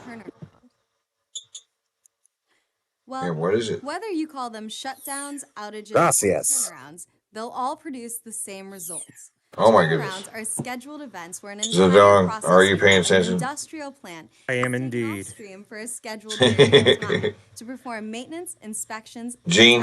I won't disclose what I'm paying attention to, but I think you can all guess. That can be used Gene, for are you paying attention? debottlenecking, Yeah. capital project Debottlenecking. revamps, and catalyst regeneration Does projects. this make you thirsty? Turnarounds allow for necessary maintenance in the up. I don't really think much of it. Turnarounds are needed to maintain safe and efficient. Gene's actually Kinda learning boring. right now. If you think of an oil refinery, the Or he's way bored. you think of your car, you'll realize there are many types. It of makes me routine very maintenance you thirsty. need to perform on your car to I'm keep parched. it running efficiently. You should get your oil changed every 3,000 miles. You should get new tires every 50,000 miles or so, depending on the brand. Then there's your power steering fluid, your transmission, air filters, gaskets, and that's just routine maintenance. What if something malfunctioned? Let's say you drive your car for work every day, and that's how you make your living. When the time comes to make these repairs and maintenance services, not only will you be spending money, but you will be losing money since you're not able to use your car for work. Wouldn't this make you want to carefully plan what repairs you would make so that you could spend only what you needed to spend and lose as little money as possible during that downtime? Now imagine that your car is making you millions of dollars every day. Well, maybe that's a bit of a stretch for one car, but it isn't a stretch when it comes to a refinery. When a refinery shuts down for repairs, maintenance, and compliance with regulations, there is no production, and that means the refinery is losing money at that time. What happens to the materials that are regularly delivered to the refinery? What happens to the other facilities that depend on the oil products that usually come from the refinery? How many workers are needed to perform the maintenance and repairs? Are there enough qualified workers available to carry out all the needed repairs? Turnarounds are very expensive, both in terms of production that is lost while the process unit is offline, and also in terms of direct cost for the labor, tools, heavy equipment, and materials used to execute the turnaround. Turnarounds are the most significant portion of a plant's yearly maintenance budget and can affect the company's bottom line if they are mismanaged. So Turnarounds have unique project significant. management characteristics, which make them volatile and challenging. At EPCM PSI, we specialize in project management for turnarounds, as well as capital and routine maintenance. We are experts in Primavera, the industry standard software for scheduling. We schedule the work to be done through the use of our trademarked dynamic scheduling methodology called float-based prioritization. Our methodology has been proven as an effective way to manage turnarounds and any type of outage, on time and within budget. What's the last 5 words she just said? Turn around their budget. On Yeah, I have no- time and on budget. Gene's On paying a time. bit of attention to those boobies. I We also plan, am. estimate, and provide cost control. No, I just think. Hold PSI's on. motto is to Sorry, I think it's did you funny. say something, Ark? I just think it's funny that nobody's just making any kind of comments. I actually was going to pay attention to the video and just say that I was staring at her tits as a bit, but then I actually got distracted staring at her tits. So. Well, I have, noticeable, aren't they? I have a creation kit open and I'm working on my Fallout mod. Okay. He's lying. He's jerking. While listening.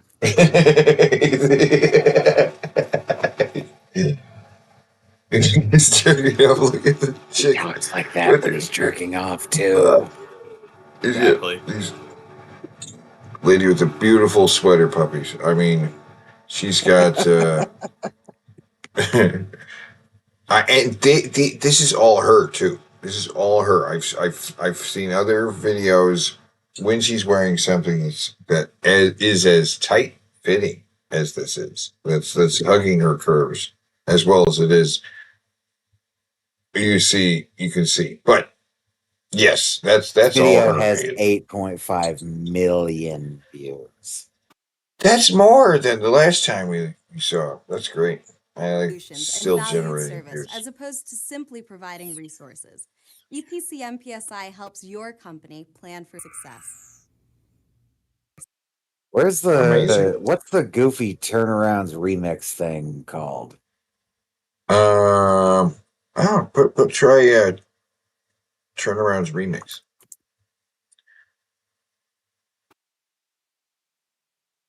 Oh, how about that? This is it. Yeah, this is it. What is a turnaround? Turnarounds are scheduled events where an entire process of an industrial plant is taken off stream for a scheduled period of time. Once the plant is off stream, the downtime presents an opportunity. Is this it? Debottlenecking, capital project improvements, revamps, and catalyst regeneration. I dig it. I'm digging it. Turnarounds allow for necessary maintenance, and turnarounds are needed to maintain safe and efficient. Turnarounds are very expensive.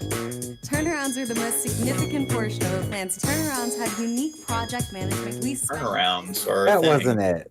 That was not it. Because the one I'm thinking of, it uses that part a lot.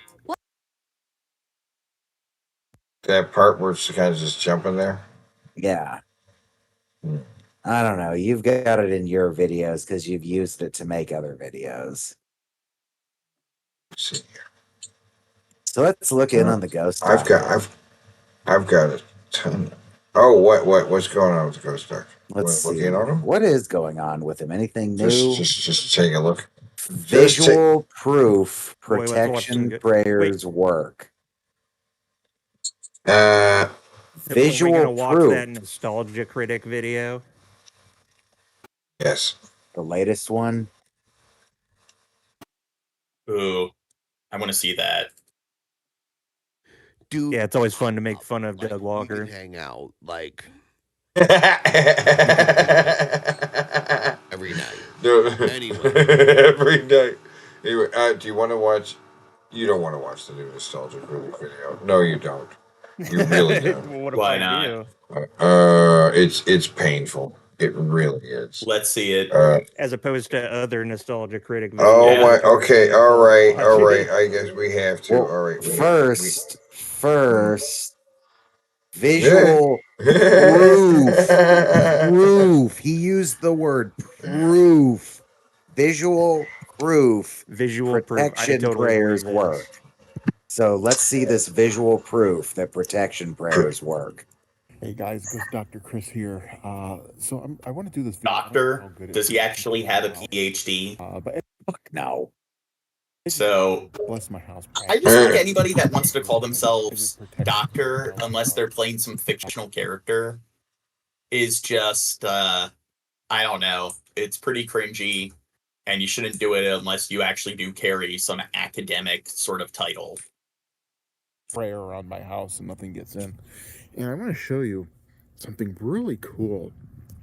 So we had frost the previous night, and now this evening, since I do a head protection prayer so much, if you can see, I don't know if the camera can pick this up, but you can see like this thin strip right here. This is the path that I walk every single night and do my hedge of protection prayer. And as you can see, there is a thin strip of frost only in this area. It's not over here. It's not over there. It's only in this thin strip, and it goes completely, around the house. I'm just...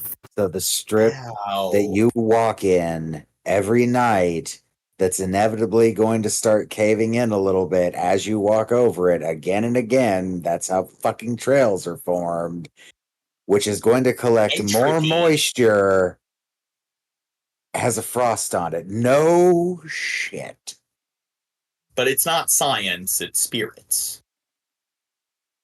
Floored by this. So I don't know if you can see that, but this is some of the stuff that I talk about. Like you can see it, like right here. Look at that.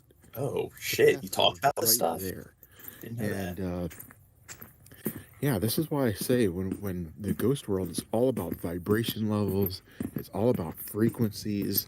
Because when I'm doing this hedge of protection prayer, yeah, look at this. It goes right around. They're so fucking retarded. What? So, do you know what entropy is? What's happening? It's just right here. What? Explain how entropy. Oh, well, that was. No. I mean, I get it, but I don't Chris, understand what he's saying. His prayers of protection means that, like, the sidewalk's not getting slippery. Well, entropy is just a law of thermodynamics where it's gradual wear and tear. Everything breaks down, everything decays. I get So what that. I I don't. saying more Yeah. complicated. Yeah. I just looked up Chris Bores, just Googled his name. He's got an IMDb, and the top question is Puppet Steve the irate gamer? Yes, Puppet Steve is the irate gamer. We are very sorry. Well, here's his newest video from 11 hours ago. His top 10 worst movies. Do we watch that or do we watch the most recent Resident Evil? Is that what he's playing through Resident Evil? So much that's bad. Stargate. Spy Kids, Stargate. Yes, that's the video. That was really That's big the video. when I was a little kid. I was like the primary age demographic when that was released. Hello, I'm the nostalgia guy. Remember it? So you don't have to. We've discussed the films of Roland Emmerich before. He's tackled a wide range of scenarios like Geek Survives Destruction, Geek Survives Destruction, Geek Survives Destruction, Geek Survives Destruction, and somehow The Patriot. Well, it goes without saying, we're used to and even sick of this formula. You gotta give credit, these films knew how to market. Sick of your formula, Doug. White House getting blown up, Godzilla showing everything but Godzilla, and Stargate simply teasing their Lightning Sparrow says, what in the world did I wake up to? She's from Norway. Oh my God. So I can't even listen to him talk for very long. Because no, not Norway. Like this, Sweden. She's from Sweden. The way he talks. She'll bite you. She'll take a chunk out too. I immediately hear what you were talking about, though, Teddy, where his voice goes to a high pitch, then a low pitch, then a high pitch, then a low pitch. And it seems random. It's random. It's almost like there's no medium pitch. He's been talking at either a low or a high since the video. It's like that's all we need. We don't need to watch more of that. There you go. We're done. I don't want to know what he thinks are the worst movies ever made. Let's see what he thinks the worst. Yeah. We can jump through it. We could just jump through it. Finally came out as a skinhead. I think it should be. He said his number one was Garbage Pail Kids, right? It should still be Garbage Pail Kids, right? I would think. Oh, spoiler alert! Here's the list. And the number one movie I've ever seen in my life is Garbage Pail. Garbage Pail Kids. See, I called it. Ever asked me this question, which I've been asked a lot. I mean, fair. I'm not going to disagree with him. That if he wants to pick that as the absolute worst, that's fine. Oh, absolutely. Now, it is. That's one of the reviews of his that I've seen. And one of the things that he was taken aback by was they had a state home for the ugly. And I don't know exactly how it's executed in the film, but that seems pretty funny. Okay. Ugly. Is this his list? Yes. Number 10 is Bonus The Lion King Technology. remake. Okay, all right. Whatever. Then Mamma Mia, Twilight Breaking Dawn Part 1, Black Christmas, the Inspector Gadget movie, The Haunting remake, Food Fight, Nutcracker in 3D, the Mike Myers Cat in the Hat, and the Garbage Pail Kids movie. I kind of liked Mamma Mia. Yeah, Mamma Mia is a musical. I can't. Black Christmas. I don't know what Black Christmas is, but otherwise, some stupid horror movie where it's I think it's just Santa Claus, a dude in a Santa Claus outfit killing people.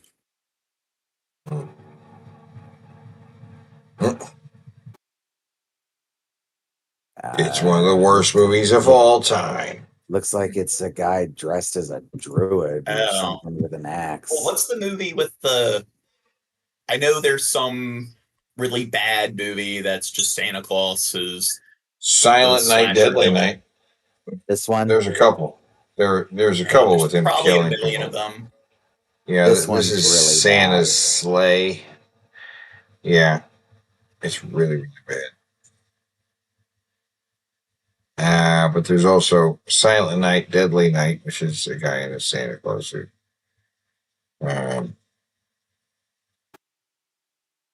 A couple other things, but it's a popular gimmick. Couple movies have used the Santa in it as a killer.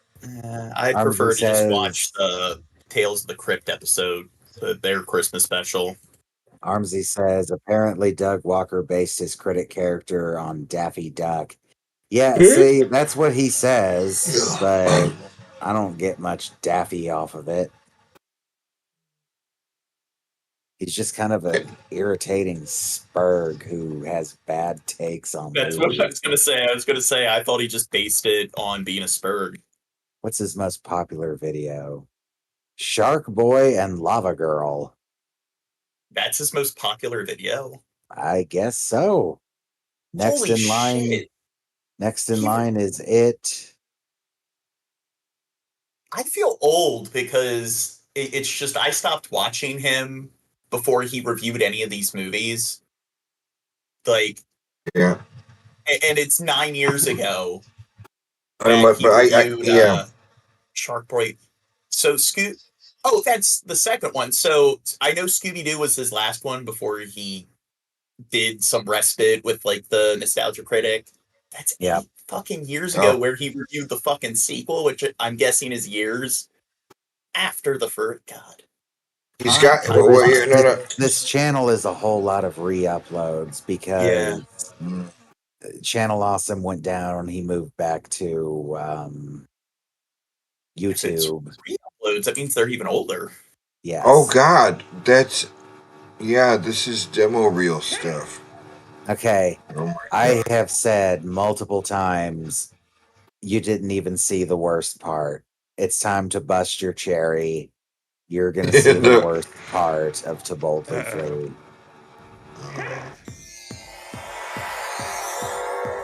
Snakes in the house, bitches!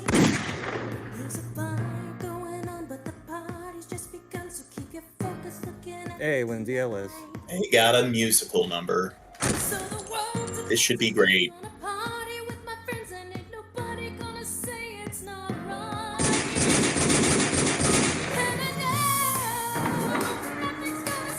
So they kind of parody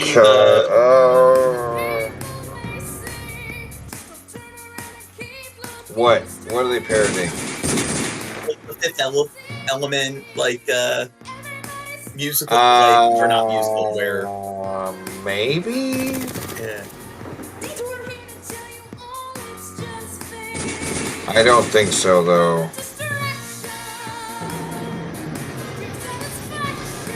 So I know Lindsay Ellis is a big feminist. So I could see why she really fucking hated working for Doug Walker. And then a lot of these fucking jokes, it's like, how do they not look at it and see just how fucking cringy it is?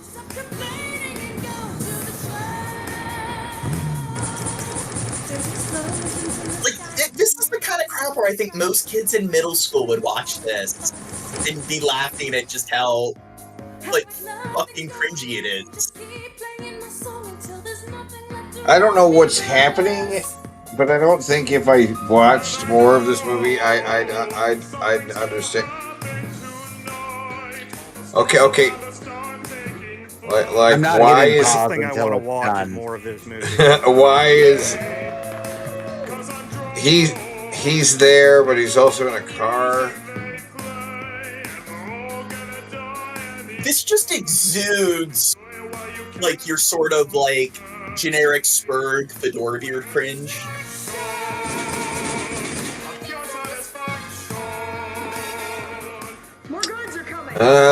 God.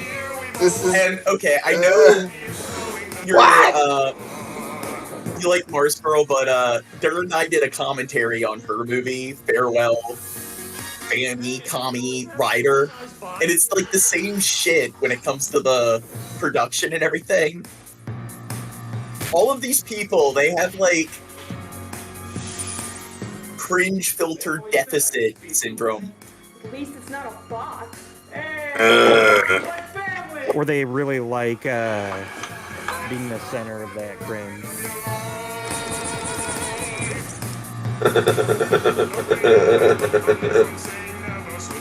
This is something where when you're a little kid, like early elementary school, and it's like, hey, this person, their dad has a camcorder, and you get one of those really crappy, like, you dress up and do one of those really crappy home videos. 723-485. You have to remember. And you watch them as an adult, and it's like you still cringe at it even though you were a 7 or 8 year old. And these are grown fucking adults in their late 20s, 30s, 40s that are fucking doing this. Should we break it? I don't know. Does he have homeowner's insurance?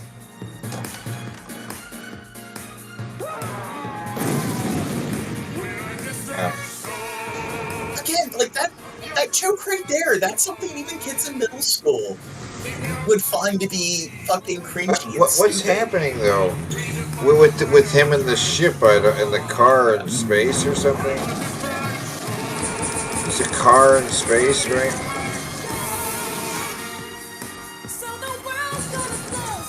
The reason why I think it's supposed to be a parody of that Fifth Element scene with the one opera singer is doing her musical number, and then at the meantime, it's cutting back and forth between all the action sequences.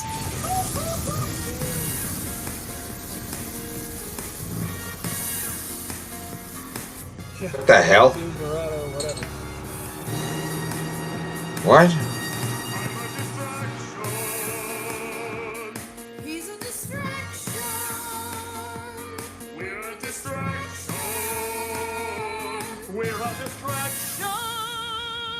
See, it's so funny. They're trying to distract them, and they're singing that they're a distraction.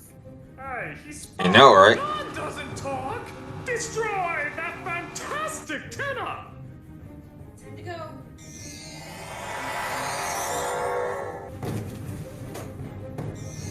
We're not retreating. You surrendered.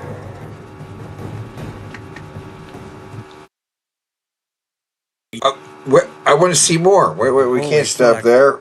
All right, I gotta keep going, man. This is why I couldn't get through the fucking movie.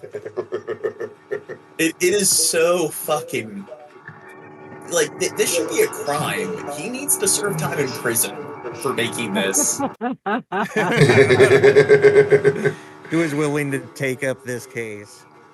God, he needs, we need like, Saul Goodman.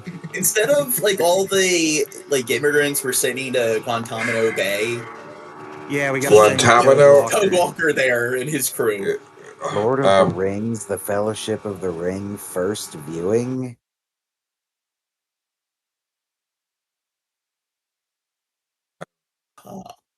So he's never seen any of the. Wow. No, click it. Let me hear this. Here. Alright, we're gonna do 9 goddamn hours. What not in one go?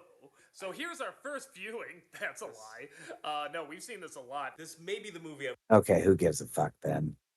So wait, he said he's seen it a lot, or so how's it a Yeah. first viewing? Said we've seen it a lot. Yeah. I don't know why it's called first viewing. If that, I don't know. Maybe they're claiming, yeah, it's clickbait. So maybe it's like, hey, these extended cuts. This is our first viewing of the extended cuts. It's like, oh, Bad Santa Disney December was Bad Apparently. Santa even remotely associated with Disney? everything's owned by Apparently. Disney now. Everything's owned by Disney, so now Everything Disney will be December just included. encompasses everything. Yeah. I guess maybe there's a joke to that somewhere.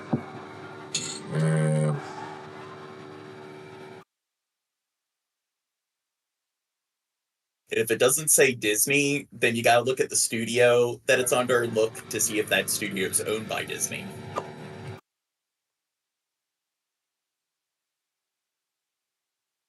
Miramax? I think it was. Yeah. Yeah, the Walt Disney Company. Okay. That's being awfully fucking loose with Disney. Disney's December. If you've run out Right. of Disney, if you've run out of Disney movies, just stop doing Disney December. Shit. But the thing is, like with Disney, they're not what they used to be, where they were a production studio. Now The Crow. they're The Crow. The Crow is this. The Crow is Disney. Alien? Oh my god, The Lego Crow. Star Wars, a complete saga. The Alien is Disney now, right? Scary movie. Scary movie. Why? Boy, Judge Dredd. Scream. Didn't he But it would already be like do doing a Judge Dredd? Fox. It would be like doing some like, hey, Fox like entertainment like Pulp Fiction. like Pulp February Fiction. something, and it's like Pulp Fiction. that's what Disney is now. They're not some Yeah, I know, like, but it's production just stupid. studio. It's what's the point of a theme then, Yeah. right? Oh, if you're going to do a theme, but then it's going to encompass like Was everything. I wrong about Oh Logan? God! What? You know you want to click it. You know you're gonna regret it. You're not Why go to the store to get stamps? Was he wrong about Logan? What, did he not like it? Did he not like Logan? Yeah, I liked that movie. I went and saw it in theaters. Did he not? I don't know.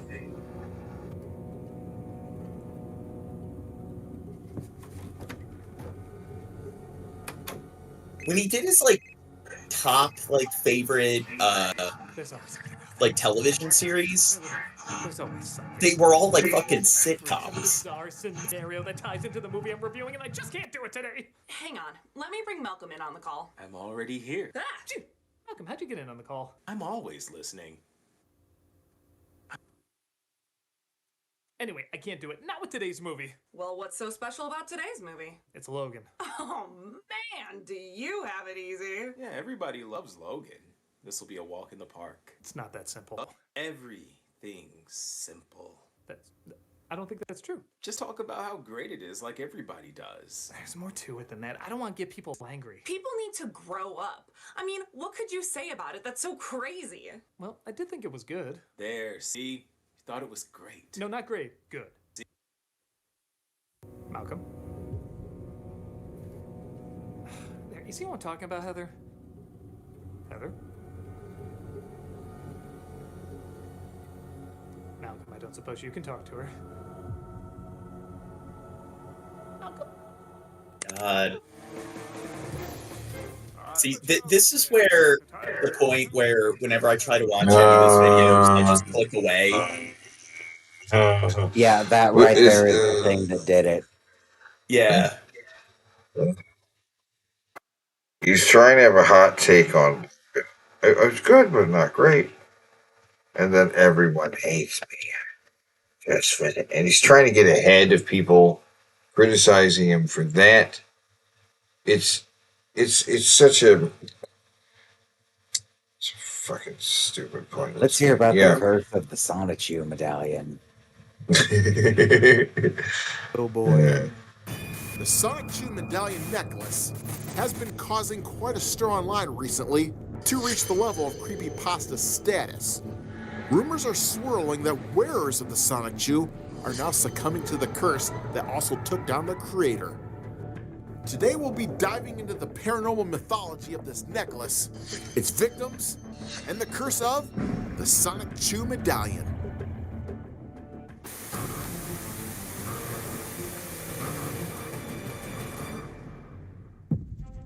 Now, before we get into what this Sonichu medallion is, let's first talk about its creator, Chris Chan, who has been an online video maker for many years. He has had a pretty rough life. Ow. with Wow. the Okay. severity of Wow. autism. The way this is presented, it's very What's that? dramatic. It's being presented very dramatically. Yes, it is. You know? and growing an online His backstory is pretty dramatic and traumatic. cause one to mentally and No, he means the presentation of the video itself is very dramatic. Yeah, but I'm Yeah. saying it's in. I guess it's in sync with Chris Chan, the topic. forces and energies. Well, Chris Chan isn't the topic. This fucking medallion is, and how there's totes a curse on it. Throughout the early 2000s, putting his disability on display for all to see attracted a huge amount of trolls. that teased A him, huge amount of trolls. and even tricked him and catfished him into doing embarrassing stunts on camera. These things would only cause more emotional spiraling, which can certainly open the door to even more dark forces entering into one's life. Not only did Okay, so instead of dark forces, or instead of it being like, you know, trauma or psychological harm, it's dark forces. It's dark forces, yeah. Like, this is where it gets in the realm of when you have like pseudo medicine. You have people like peddling these sort of hipster new age like herbal remedies, as opposed to people actually getting the medical like treatment they need or that's appropriate, that's backed by medical science. This is where I think he kind of enters scumfuck territory, where he's calling himself doctor, and then he's like recommending these stupid supernatural soul like sort of exorcisms, as opposed to Hold your thoughts on that. We'll get to that. Jesus Christ. This video isn't very long, but there's something way better as an example. Of everyone else attacking him that only sought pleasure from his downfall. Over the last decade, Chris Chan has succumbed to a downfall leading to weird acts, physical changes, gender changes, and then in 2021, his demons got the best of him when he admitted to sexually taking advantage of his mother, who had dementia. He was then arrested and sent to jail for his crime. So how does the Sonic Chew necklace now play into all Well, this? notice how he's saying he. Well, before Doesn't the Chris internet- or Christian, don't they identify Yes. as a woman now? So, Yeah, but he's not gonna. I don't know what the fuck's up with their gender. I really don't. so, but here's the thing. Do you think Chris Chan is, or not Chris Chan, Chris Bors, do you think they're like a trans denialist, or? Oh yeah, 100%. He's on Yeah. some weird fucking Southern Baptist bullshit on that. Yeah, I've heard So, how it's religious he because- is. of character mashing Pikachu. Okay. It's Well, 'cause their how he talks about souls spirits are out and of sync. stuff, and Yeah. prayer He and loved stuff like that. inspiration Yeah. so much that he made a necklace of Sonic Chew that he could wear around his neck during videos. In 2000, During videos, Chris Chan started creating a pretty sure he's limited wearing number it of all the Sonic time. necklaces that he could sell to the public. Since these Tell necklaces the were made by public. his hands, one can't Yeah, there are like photos of him out and about wearing it, or photos of them out and about wearing it. So, Yeah, they wore that necklace all the fucking time. Yeah, it is video. time and encased into each. but hey, all you need to do to Okay, justify. stop. Okay. What the fuck did I just hear? Can't help but wonder, since these necklaces were made by his hands, one can't help but wonder if each of these medallions were somehow imbued with all the dark demons surrounding him at the time and encased into each Sonic Chew necklace. Yeah, one just has to wonder all of that shit. We're going there. It begs all of that There's question. mysticism that they believe that any energy put into an item made by you will be stored into that item. So could these Sonic Chew medallions actually be cursed by the very demons that haunted Chris Chan? Well, let's look at the evidence here. Oh, wait, go back. Hold on, follow my logic here.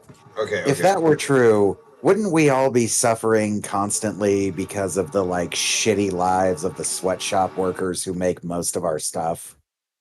Well, he's one of those Yeah. people where he lives in his secluded, pampered suburbanite world. So he doesn't pay attention to just how fucked up the world is overall. And that's one of the things.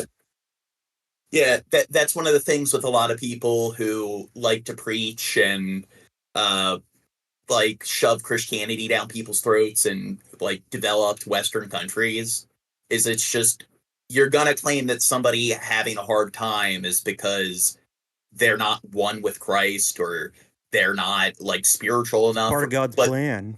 But then it's like, why don't you pan out and look at just how fucked up the world is overall? It's like, are all of these people on the planet being punished because like people in less developed parts of the world are just, I don't know, just worse people? So that's why God's punishing people in those parts of the planet? Yes, that's what they think. The logic that Pat People are Robertson usually would use. conservative. Yeah, they're disgusting human beings. Well, that's 2015. YouTuber iDubbbz was gifted with a Sonic Chew medallion, iDubbbz. which he unboxed and proceeded to put around his neck. Shortly thereafter, he suffered a series of weird circumstances and even caused him to almost lose 1 million subscribers at one point.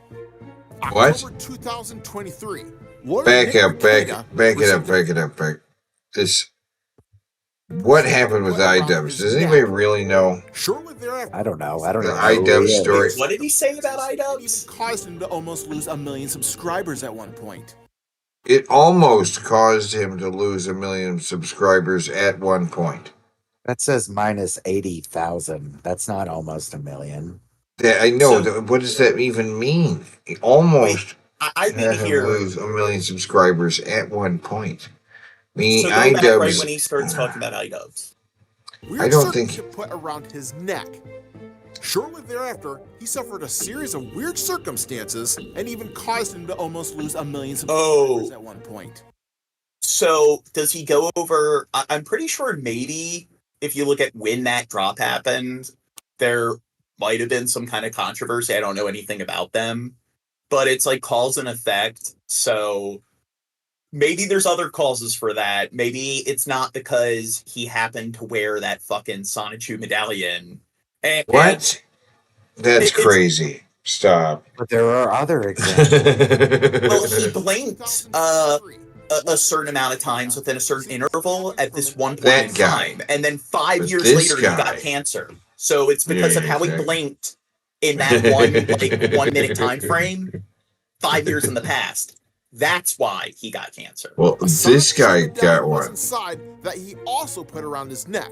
7 short months later, Nick began to show signs of odd health issues and behavior patterns.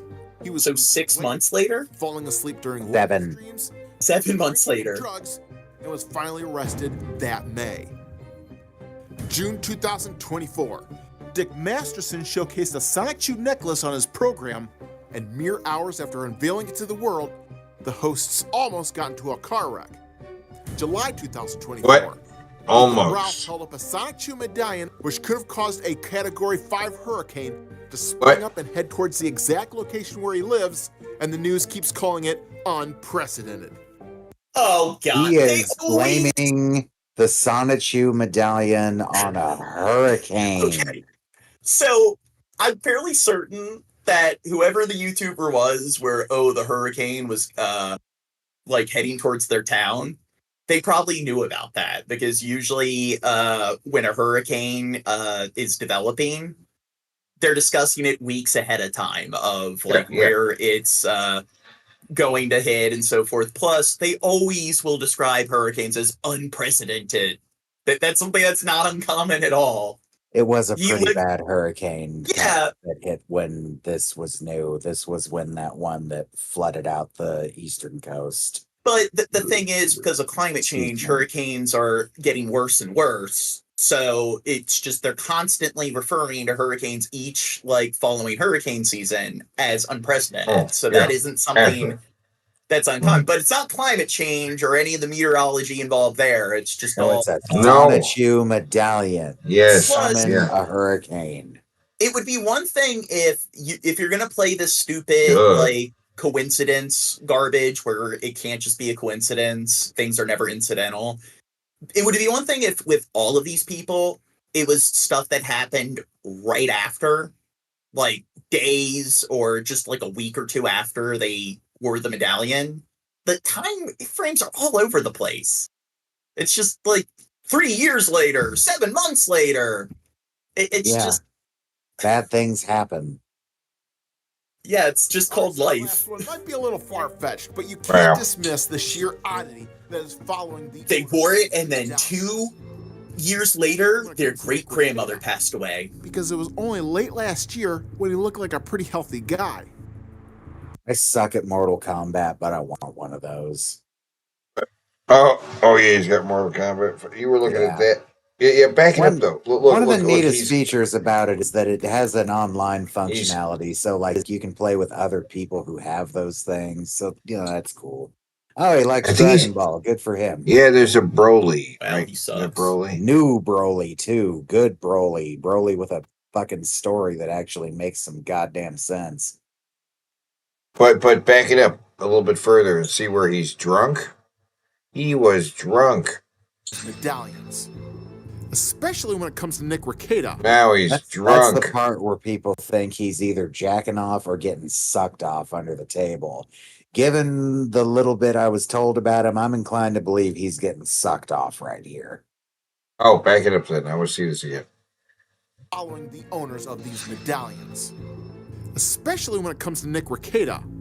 Because it was only late last year when he looked like a pretty healthy guy. This is like people who, and he's got a stupid Warhammer flag, but I was about to ask what that flag was. yeah, but this is like when people, it's just they don't, with conspiracy theories and all this crap, they don't get the concept that not everything needs to have an explanation behind it.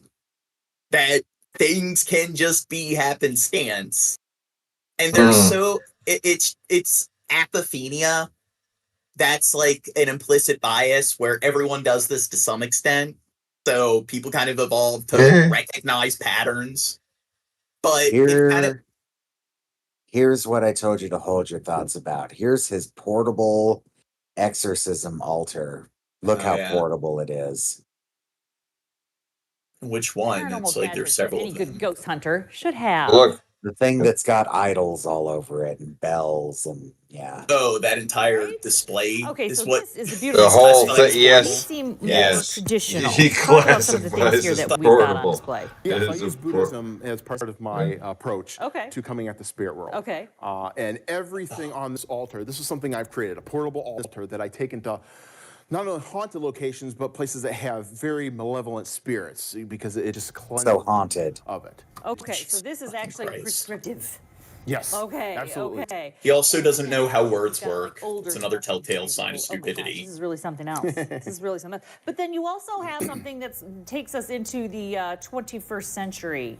What is this table? What is Yeah, this so other these are gadgets of the normal ghost hunter that go out there and when Okay. Ghost hunter. Normal ghost connection hunter. with the spirit. I like to get way of Of the ghost normal hunting. ghost hunter, interactions yeah. and visual spikes and things. Hey, look, I've gone to places that were supposed to be haunted looking for fucking something spooky. Never found it, but I'm interested enough. But this motherfucker goes into it believing for certain, yes, there is going to be something haunted here. Yes. You show me proof, I'll believe it. Never seen proof, but I'm open to the idea. But my thing is, if I'm gonna spend time and energy invested in something or trying to learn about something, it's gonna be something that has actual proof or substance behind it. I'm not gonna waste time learning about shit that's just garbage that doesn't benefit me or the world overall. In my defense, the places that are always supposed to be haunted are usually kind of interesting places to go anyway. Yes. Yeah. Old abandoned Yeah, buildings that's- and stuff that you just, you just kind of, it's just interesting to see these old abandoned buildings. Yeah, I know it can be fun to like explore the history and so forth, but I'm talking about like with Chris like Bohr here, where it's just why not invest in things like I don't know, looking into like treatments for cancer and so forth, and like trying to get fundraisers for that instead of trying to encourage people to buy into all this witch doctor bullshit. Oh, and to clarify, I never went to a haunted location with any shit like this. Sometimes we take a video camera but we'd never spent a dime on this stupid shit. One of the things, probably a few of those things right there, he talks about, well, this is an EM reader, and look, it blipped, and you understand that It's electromagnetic radiation. And the thing is, and you understand everything emits electromagnetic radiation. including people. Yeah, So when he's getting near his EM readers and they peak a little bit, it's probably being caused by him. It could be being caused by a fucking solar flare. static electricity. But the thing is, it's just It can be caused by itself. It's the way atoms work. You got ionic bonding. You got what Teddy said is also true. He tends to stack these things near each other. So multiple they have electrical charges. devices Yeah. near each other that are supposed to read EM fields. They're EM fields, they have blinking lights and emit sounds, which will set off another one. When one goes off, several go off. Oh. And then he's like, I ooh. kind of wonder if, like, say you're in a building and you've got a few of these things going. If you could have someone off screen with a taser, how far away do you think they'd have to be before these things wouldn't pick up the taser Depends on activating? how strong it is. Like, Not a taser, a stun gun. My bad. Well, Because not- I'm wondering I'm wondering in these ghost hunter videos, not just him, but people like this in general, if there's something they can do remotely to make those things trigger, something turn on that a you wouldn't radio. notice. That's Because, true. like, with electromagnetic radiation, the way it works is it's measured in wavelengths and frequencies, and it has to do with, like, ionic bonding. So when electrons move in and out of the shells and orbitals, they emit photons, and when it happens in bulk, it's just the photons are measured in wavelengths and frequencies. So radio waves on the electromagnetic spectrum have the largest wavelengths, but the smallest or the lowest frequency, and then gamma rays, which are at the peak of the electromagnetic magnetic spectrum, they have the largest frequencies but the smallest wavelengths, and then visible light is in the middle of the electromagnetic spectrum. And Well, it's, wouldn't a taser with that high output it's putting out Yeah. be easier for them to read even at a distance? I would say probably radio waves would be the thing that's like in microwaves. So microwaves Well, fall under hold- radio hold- waves. Well, so hold on. turn on a microwave. You just made me realize there are frequently with these ghost hunter people, there's always a group, they're frequently talking with walkie-talkies, which Yeah. are using radio waves. So that's something that triggers it, and a mnemonic is it's rabbits mate in unusually extravagant gardens. So it's radio waves, microwaves, infrared light, visible light, X-rays, and or ultraviolet light, X-rays, and gamma rays. So that's the order in terms of different types of electromagnetic radiation based on highest wavelengths to lowest wavelengths and lowest frequency to highest frequency. And just in case we are speaking at too high a level, to dumb this down as much as possible, these things could pick up everything. And he doesn't understand like rudimentary science. Or he does, and he's a scumfuck, so he's Well, like, I mean, snake oil. let him sell his snake oil to you. Data. So this is how you're tracking more of your data. Yeah, so like when a spirit's in an area, they will affect the electromagnetic field, and these pick that up. So I have these devices right here, which these can emit different tones. I like these because I have spirits that can actually play music for me. It's kind of cool to interact with that. Yeah, watch him pick up a radio signal.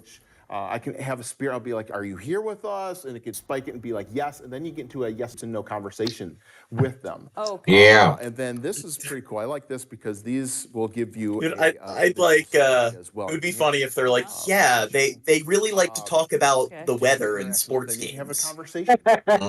So when you turn one of these on, Yes and no BBC questions. on Door Street, is there any? Have you ever had a reading in our building?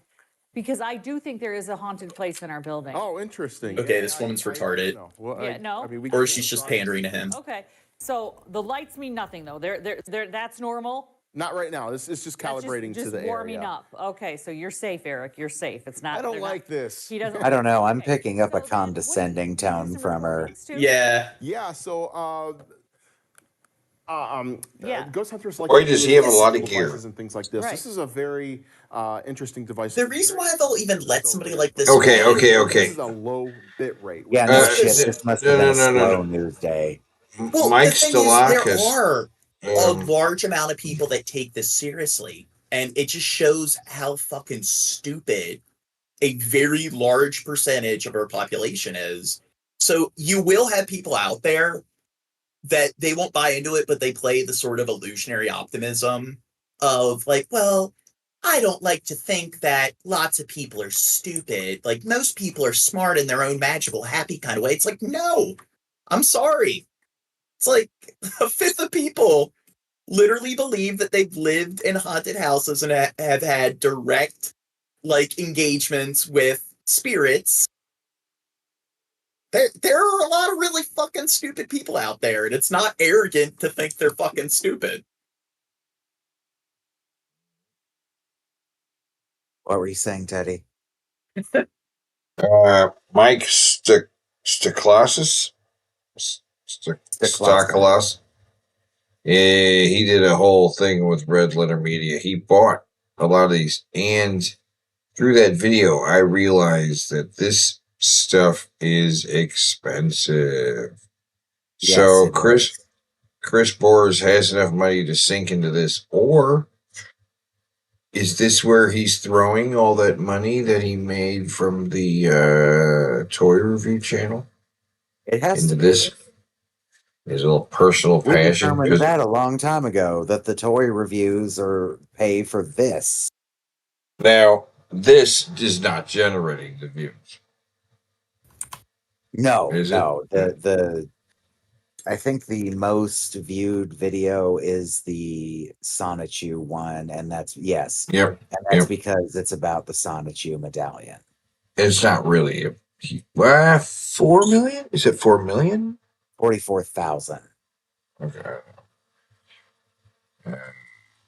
Shit, I was gonna look up something related to this, and now I can't remember. Oh, his website. Just chrisboers.com or Well, I don't want to enter a random. Hold on. Yeah, dumbfuck.com. Because I think he has a shop. yeah. Chris Boers? Found it. Buy from Chris Boers. Oh. Afterlife. What can I buy? Whoa. Afterlife Oh my Workshop. Deepen your knowledge and understanding of the afterlife. Join us for an informative workshop that promises to awaken the spiritualist within you. What you will learn: how to avoid being stuck in the afterlife, how to ascend energetically, how to protect your soul. Entry fee $20 a person.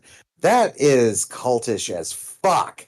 I don't want to live on this planet anymore. I will protect your afterlife experience, but give me $20. April 19th? Oh, this is a seminar. This was like the day before 2020 or 420. He's doing stuff. Yeah. Now available, paranormal book that changes everything. The Psyche of a Spirit. Groundbreaking ghost classification list. Realms that occupy the afterlife. A ghost manifestation caught on film in color. How demons level up. The truth about residual hauntings and The truth about residual hauntings and how to help. Ghost Doctor, Next Level Paranormal TV. Watch on YouTube. Okay, where's his shop? Shop. Merch. Okay, you can buy the book. Ghost Basic Stage 1 Haunting Cleansing. This is a basic only- house cleansing ritual to perform on your house, which will help you rid yourself of stage 1 normal everyday energies that build up over time in a home. This package is not intended for hauntings that have ramped up into the audible and physical manifestation Disclaimer. stages. You will receive video instructions and specific prayers to conduct a cleansing of your house efficiently. So give me $15 and you can do it. Right, Yeah. 16. Cleansing What's package.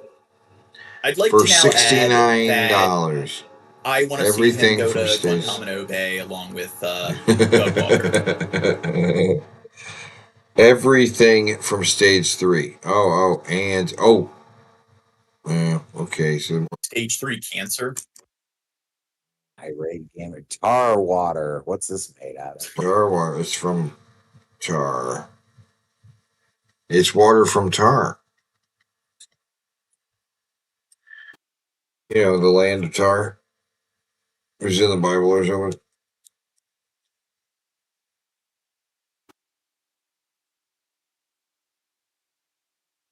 Hey, yeah,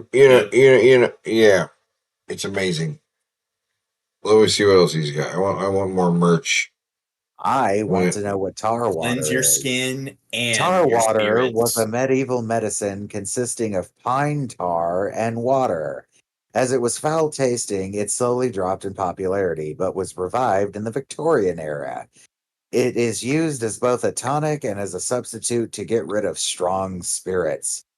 Both these uses were originally advocated by philosopher George Berkeley, who lauded it in his tract Sirius, a chain of philosophical reflections and inquiries concerning the virtues of tar water.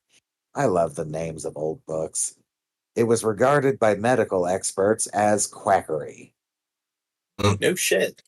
Now, the Middle Ages, I heard that, like, out of any time period where you want to emulate, like, their, like, approach to medicine, I hear, like, that's a good time period. They really knew what they were doing in the Middle Ages when it came to things like hygiene and germ theory. I'm trying to think if there is any use for this, because doesn't pine tar have like vitamin C in it at least? I don't know. The needles do. I don't know if the tar itself would. Mm. I don't know. I'll look into that. Tar. Why? More like Why is retarded. okay. Irate Ghost gamer. Doctor Wait. Toolkit. You will get holy water from the River Jordan, which the River Jordan is a filthy, filthy fucking river. It's so filthy that it was written about in the fucking Bible how filthy it is. Because there's a story in the Bible where a leper is told that to get rid of his leprosy, he has to bathe in the Jordan River 7 times. And he doesn't want to do it. The leper doesn't want to get in this fucking water. It's that polluted, okay? Yeah. But, you know, Lies. it's holy water because Holy Jesus water. got baptized in it and a leper got his leprosy washed away in it. Or maybe he had some kind of sickness. I'm pretty sure it was a leper. And lots of people use it as a latrine. Yes. A small stick of sage. Okay. I hate the sage burning thing for 3 reasons. 1, I think it's fucking pointless. 2, I really don't enjoy the smell of burning sage. And 3, it burns the fucking fuck out of my eyes. Something about sage smoke Now, fucks me up. when it comes to aromatherapy, like, there is some science to it, like with like lavender or rosemary, that it's like if your house, like, It's certain better- aromas can help with like mood. Yeah, but it's better to put that into water and do it like Yeah. the potpourri. Put it on a pot and Yeah, put a oil candle under it. burners.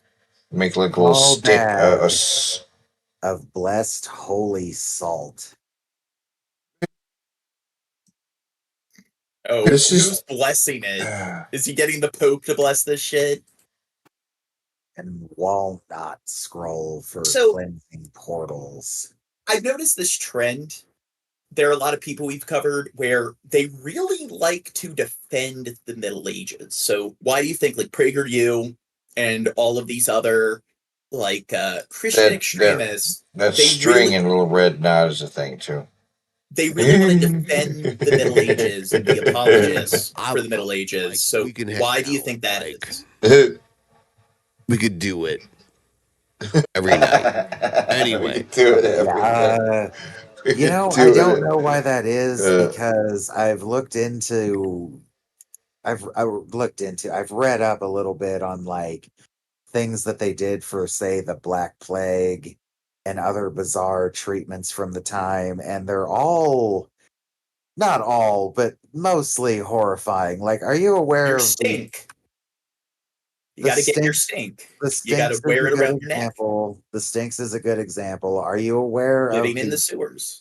Are you aware of the treatment where they would open up a bubo, like cut it open, and then put treacle and human shit into it, and then Yeah. sew it back shut?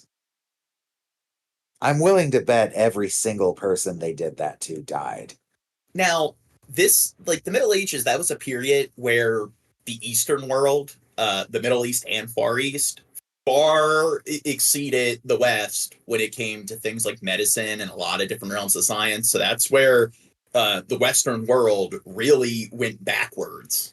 And the reason it was called the Dark Ages wasn't because, oh, it was so dark and terrible, which would still be fitting if that was the case, but it was because it was Petrarch, a philosopher, noticed that, hey, we've kind of like haven't really progressed much. There was this great era of progression when it came to the ancient Greece, ancient Rome, and things have really stagnated as far as education, research, infrastructure, like development. So the reason why all these modern conservative Christians are trying to defend the Middle Ages, and it actually was this great period because that was the period where the church had the most power.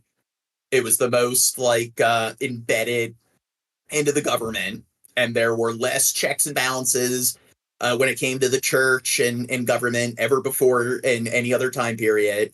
And the reason why they want to be apologetic for that time period is because, well, when the They church love ran feudal things, oligarchies. yeah, things were terrible. That when people just did whatever the church said and the church had absolute say, things weren't great.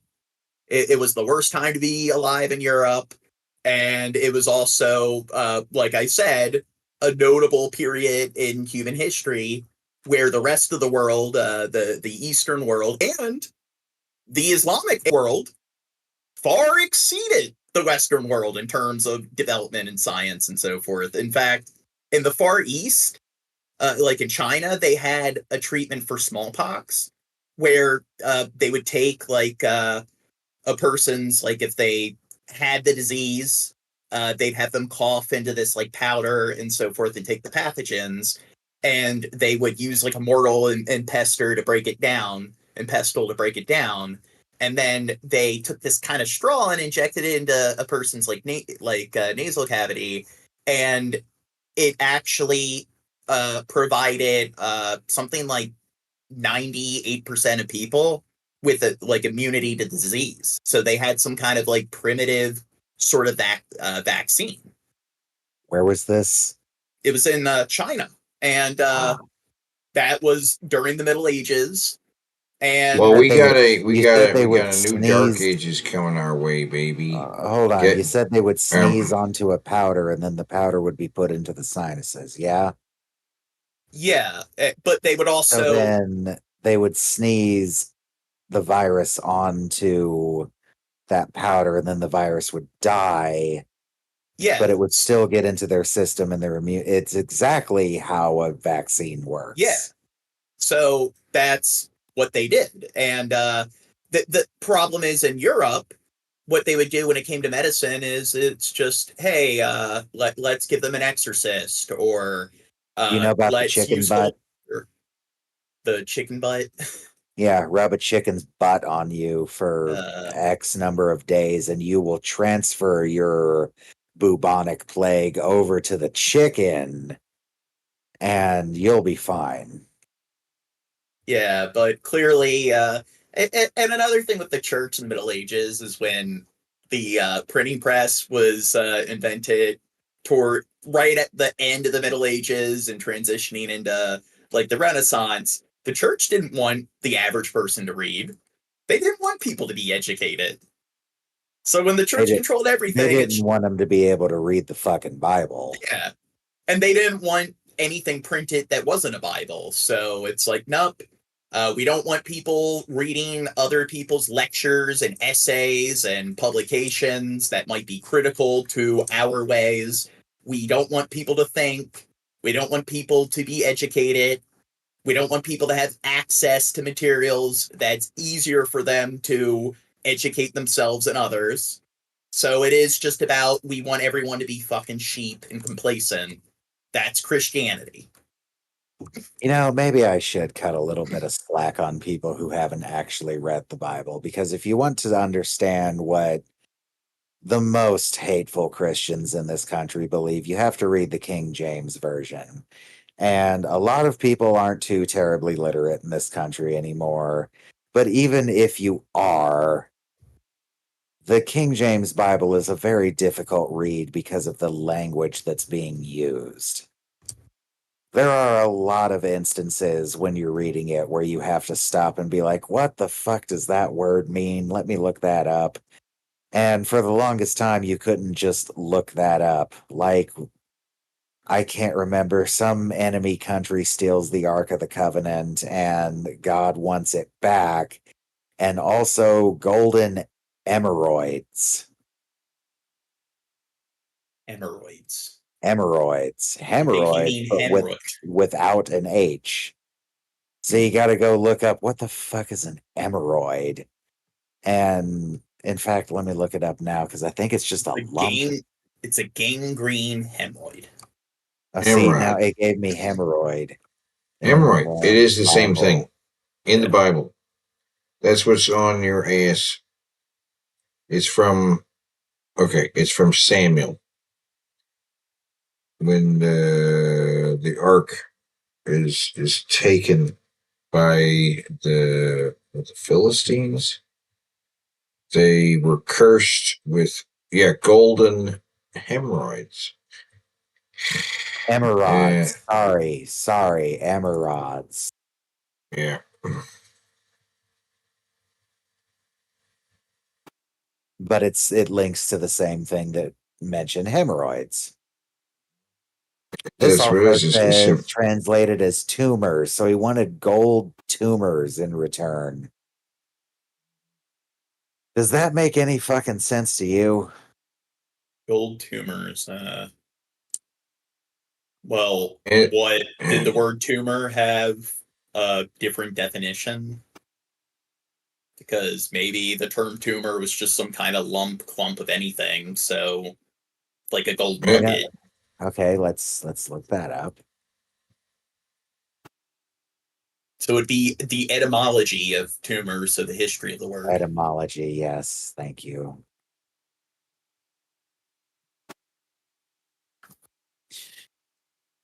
From Latin tumor, from tumere to swell.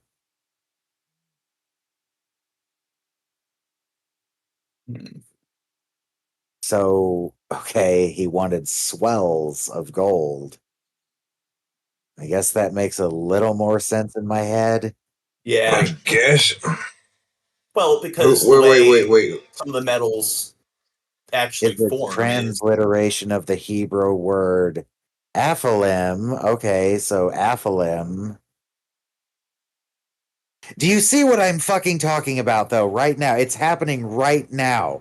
I hit one word, and now we're having to do a bunch of goddamn research of what the fuck this could possibly even mean.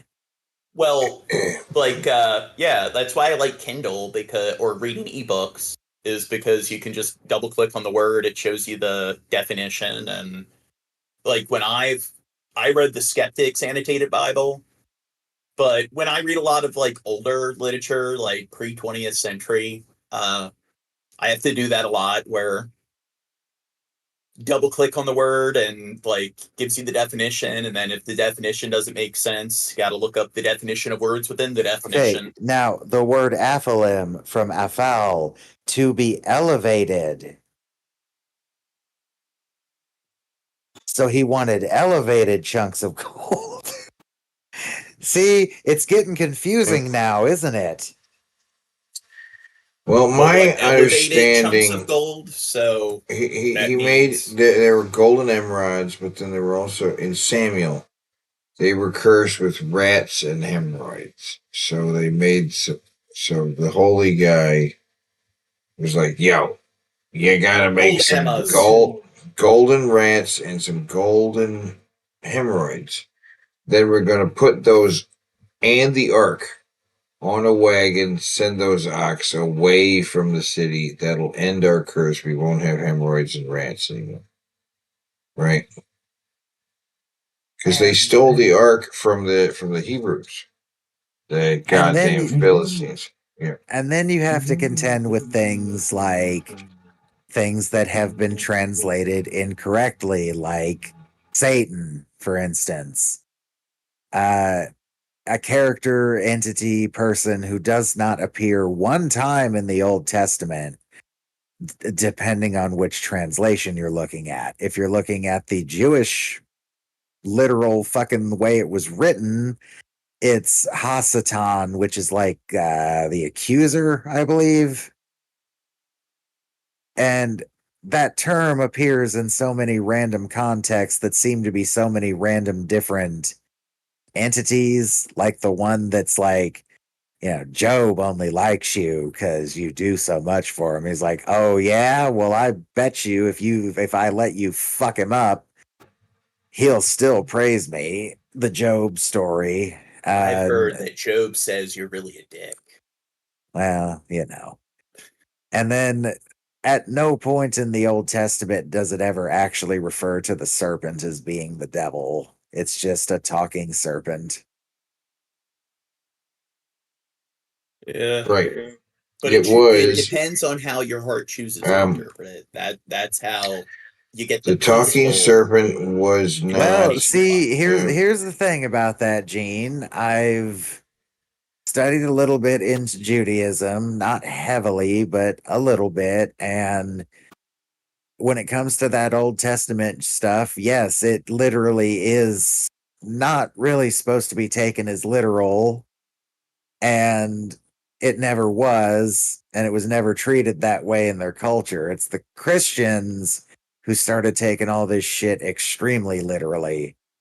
Because there are moments in the Old Testament that you read it, and if you really look at it with an objective eye, you're like, this isn't inspiring and this isn't offensive. This is just funny. This is actually funny what I'm reading. Like this random verse that I don't know how it's written out in the old English way that it appears in the Bible, but what it sums up as is, and then he went to his daughter's tent, but she was on her period, so he left. Yeah, give her privacy. Well, also, he doesn't want to deal with her. Yeah, no one needs to deal with women in their period. And then there's like Jacob's wives having the baby off with each other, like, I'm going to produce more children. Well, I'll give you these mandrake roots if you let me fuck them tonight. Okay, deal. Oh shit, I've gone barren. Here, fuck my maidservant. Jacob's like, well, if I gotta. And then the other one's like, oh fuck, I've gone barren. Here, fuck my maidservant. It's like, well, if you insist. It's meant to be a fucking comedic story. I don't know what the lesson to the story is supposed to be, but yeah, it's oral tradition, fucking goofy stories, Well, the problem is that it's just, even with the Old Testament or the Torah, it was a compilation of old tales that they ended up compiling together. Now the Yes, problem and is that causes conflicts. Like Aaron dies, and then like 2 pages later, he dies again under a completely different set of circumstances. But the problem is they weren't all Hebrew narratives. They didn't all derive from like the Israelites or those of like Jewish culture. So it's clear that they just took a bunch of stories from different cultures, different time periods, and sewed them all together. But the issue there is the people that did that initially, like let's take them all and put them in the Torah, they expected people to treat it as if, like, yeah, these are canonical with one another, and they all legitimately are like you can take it literally and so forth. And that's the thing people should really ask is the people responsible for these religions and the people responsible for, I guess, not the individual stories, but the compilation of all the stories. How did they expect people to interpret it? Well, And just to clarify, you are aware that the Torah is the first 5 books of what we call the Bible. yeah, After I'm aware, that, yeah. it gets even more confusing because they're completely different writings that these other scriptures are coming from. Like, I think Genesis, I Exodus, just said all this. Leviticus, Numbers, Deuteronomy, Joshua, right? Yeah, they're both like the Old and the New Testament are both compilations of different like texts. But the point is that when the Bible was originally conceived, do you think that the church, the particular figureheads that were the ones that tried to promote it and they tried to insist that it be I guess embedded within the government, do you think they intended people to interpret it in a modern tongue-in-cheek manner? So that's the No, thing. absolutely Yeah, not. That's it's the like point I was making when I said it's the yeah. Christians that started this extreme literalism, and these people were dishonest in the first place when they put it together because there what was the council called? Nicaea? Yeah. They put the fucker together. They decided which books go in and which books just get thrown aside. We don't count that one.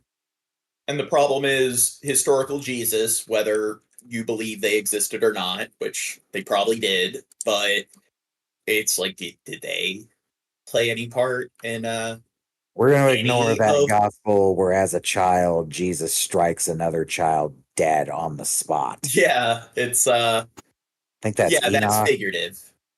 Yeah. You ever read the book of Lilith? I don't believe so. Okay, so Adam is created and he's horny. It was good. He's having sex with everything in the garden. The animals. Lilith, his ex-wife, yeah. He's fucking everything in the garden. He needs something to stick his dick in, and God's like, it's kind of bugging me seeing him stick his dick in that horse. I think I'm gonna make another one that has like a hole.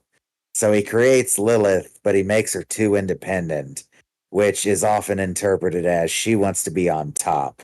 Which, what the fuck? Why would you not want the women woman to should be never on be top? independent. Why would you not want the woman to be on top? It's Oh such a no, getting my dick ridden. Oh no. right. Like, what's wrong with you, Adam? So scary. Well, it's because you need to let the woman know that you're always top dog. You're always the one in charge. I mean, well, the here's Bible the thing. really cares about women and knows how women should be treated. Well, here's the thing. Depending on which Bible you're reading, wow, my accent came out hard when I said Bible just then. I said Bible. Depending on which version of it you're reading, there are still remnants of Lilith in the story because it says something about like, and then he created them, he created man and woman, but that's not when Eve appears in the story. So I learned about Lilith initially when I read the Narnia books, and Aslam mentions that. Whoa. Lilith, the mother of all evil, is in Narnia?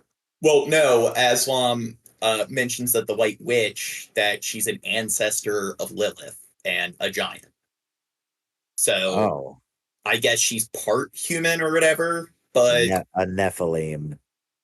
yeah, so that's and I'm like, who's Lilith or whatever when Aslan mentioned that. So then I Googled that and read into that. So that's how I originally learned about this. So see, Narnia teaches you about all the bad stuff in Christianity to some extent. Secondhand, yeah, but yeah. I need a drink. Oh, excuse me. So it says ancient Greek was the original language of the Bible. Later translated to Hebrew. I thought Aramaic. Yeah. I don't know. I thought Hebrew was older than any of the Greek languages. No. They were speaking Aramaic in the Passion of the Christ. Somebody says the Renaissance was born from the work of Eastern scientists, philosophers. Well, the Renaissance started at the end of the Crusades when the Ottoman Empire was formed, and it cut off trade between the East and the West. So it created this sort of growth in maritime sort of technology or travel. So there was a race to get discover maritime trade routes to the east as quickly as possible, which started to lead to more advancement. They needed people who knew how to actually work the ships and navigate and so forth. So it was necessary to have more people who were well educated and so forth. And of course, all of these notable, I guess, eras or time periods are very Western or Eurocentric, because a lot of it just has to do with notable events in Europe. It doesn't really include really notable periods of progression in other parts of the globe. Yeah.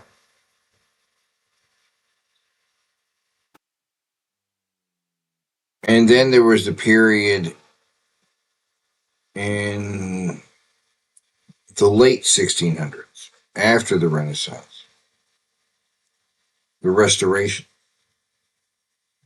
Well, I believe it's the Renaissance continues into the modern age. So it's you have prehistory, which is pretty much Paleolithic times, cavemen, hunter-gatherers. Then there's ancient history, which pretty much starts with the Indus Valley people, the Mesopotamians, and the Egyptians, and then that goes all the way up to the fall of Rome, which is in 400. Then the Edwardian. There's different periods. The Edwardian period from 1901 to 1914. Well, those fall within those major eras, so... Right. I'm saying there was the Dark Ages. Pretty dark. Yeah. Yeah. If you lived in Europe. If you lived in Europe, well, you're saying globally. Yeah, globally, it's it makes no sense to say that, yeah, it was the Dark Ages for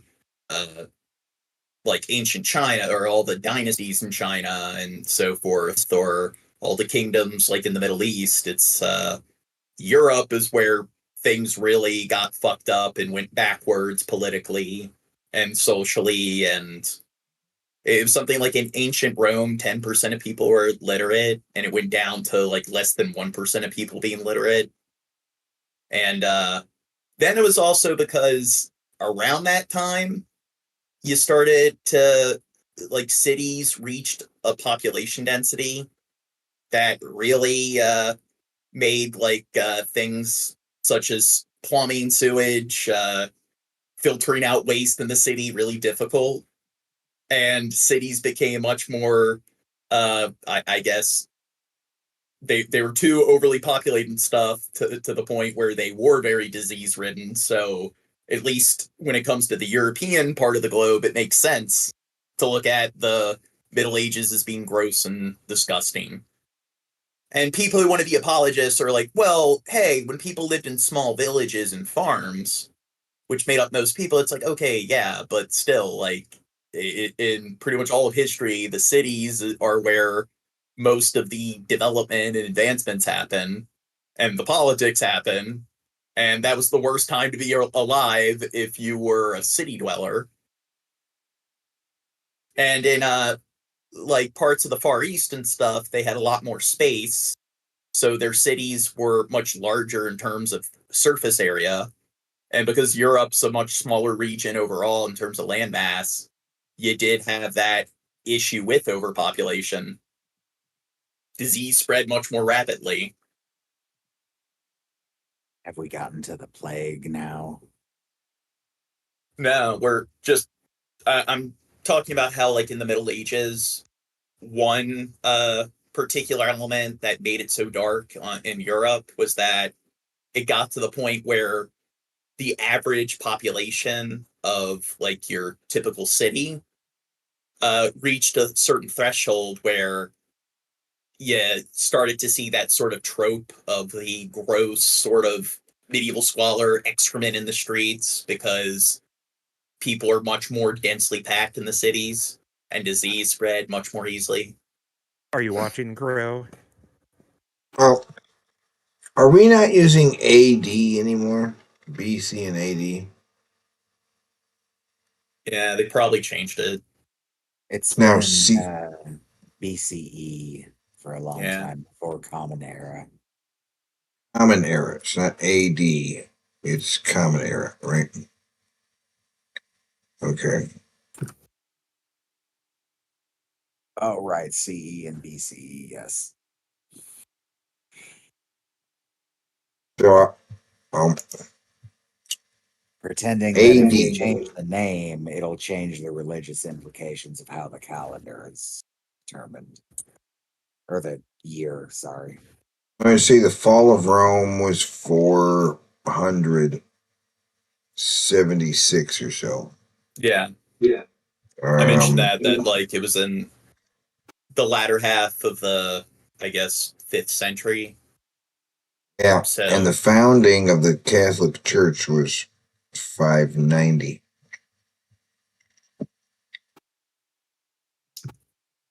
yeah, and that's where pretty much everything went downhill. And now we got a new pope, and he's American. Oh, that's a good combo. American Pope. There are people out there trying to convince everybody that the new pope is Jewish because, you know, they don't like Jews. Yep. Yeah, I get accused of hating Jews because I criticize Israel. Conclave was a big hit on Yeah, that was a good movie. streaming services recently. Hey, everybody's watching it because of the Pope shit. So yeah, there are a lot of good movies that are released every year. People just don't pay attention to good movies. They People have their don't. memory bias.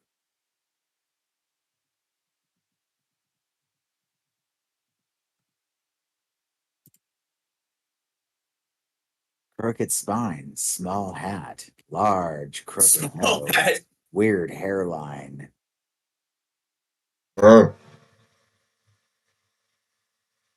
So what? I mean, you can be ethnically Jewish, but your religion can still be Christian.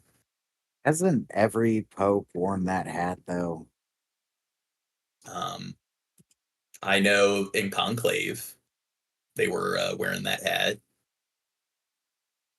I feel like I've seen every pope wear that little hat. Yeah, there's multiple like sorts of headwear that that you'll see them wearing. Okay, so I looked up new Pope controversy. Let's see what's going on. Newly elected Pope accused of not acting quickly enough Okay, that's terrible. Okay. MAGA says new pope may be American, but he's not America first. Because that's really important.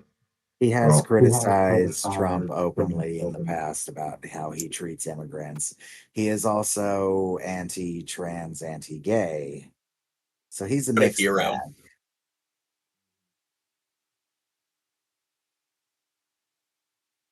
And plus, the sort of large nose sort of like trait, that's something that isn't unique to, like, I guess, Oh my the God. Jewish, Right. well, like Armenians. MTG. Look at her face. Look at her face. Yeah, speaking of big noses. She's a Well, disgusting bitch. the thing is, like, a lot of, like, in Southern Europe, Italy, and so forth, and then, like, spreading into the Middle East, like Armenia and so forth, like, it's not like those sort of genetics or whatever when it comes to having like a larger nose in general compared to other like ethnic groups. It's pretty common. So if you look at the genealogy, there are like a large number of different like ethnic groups you could have derived from. So, but hey, it could be this one ethnic group they hate, therefore that one. Well, Yes. I'm pretty sure it's probably pretty easy to figure out if he's Jewish.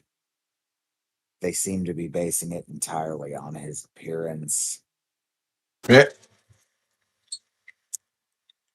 Otherwise, You they mean would there's just, other like, things? post an article or something that would be like, he was born to this person and this person who are of Jewish descent.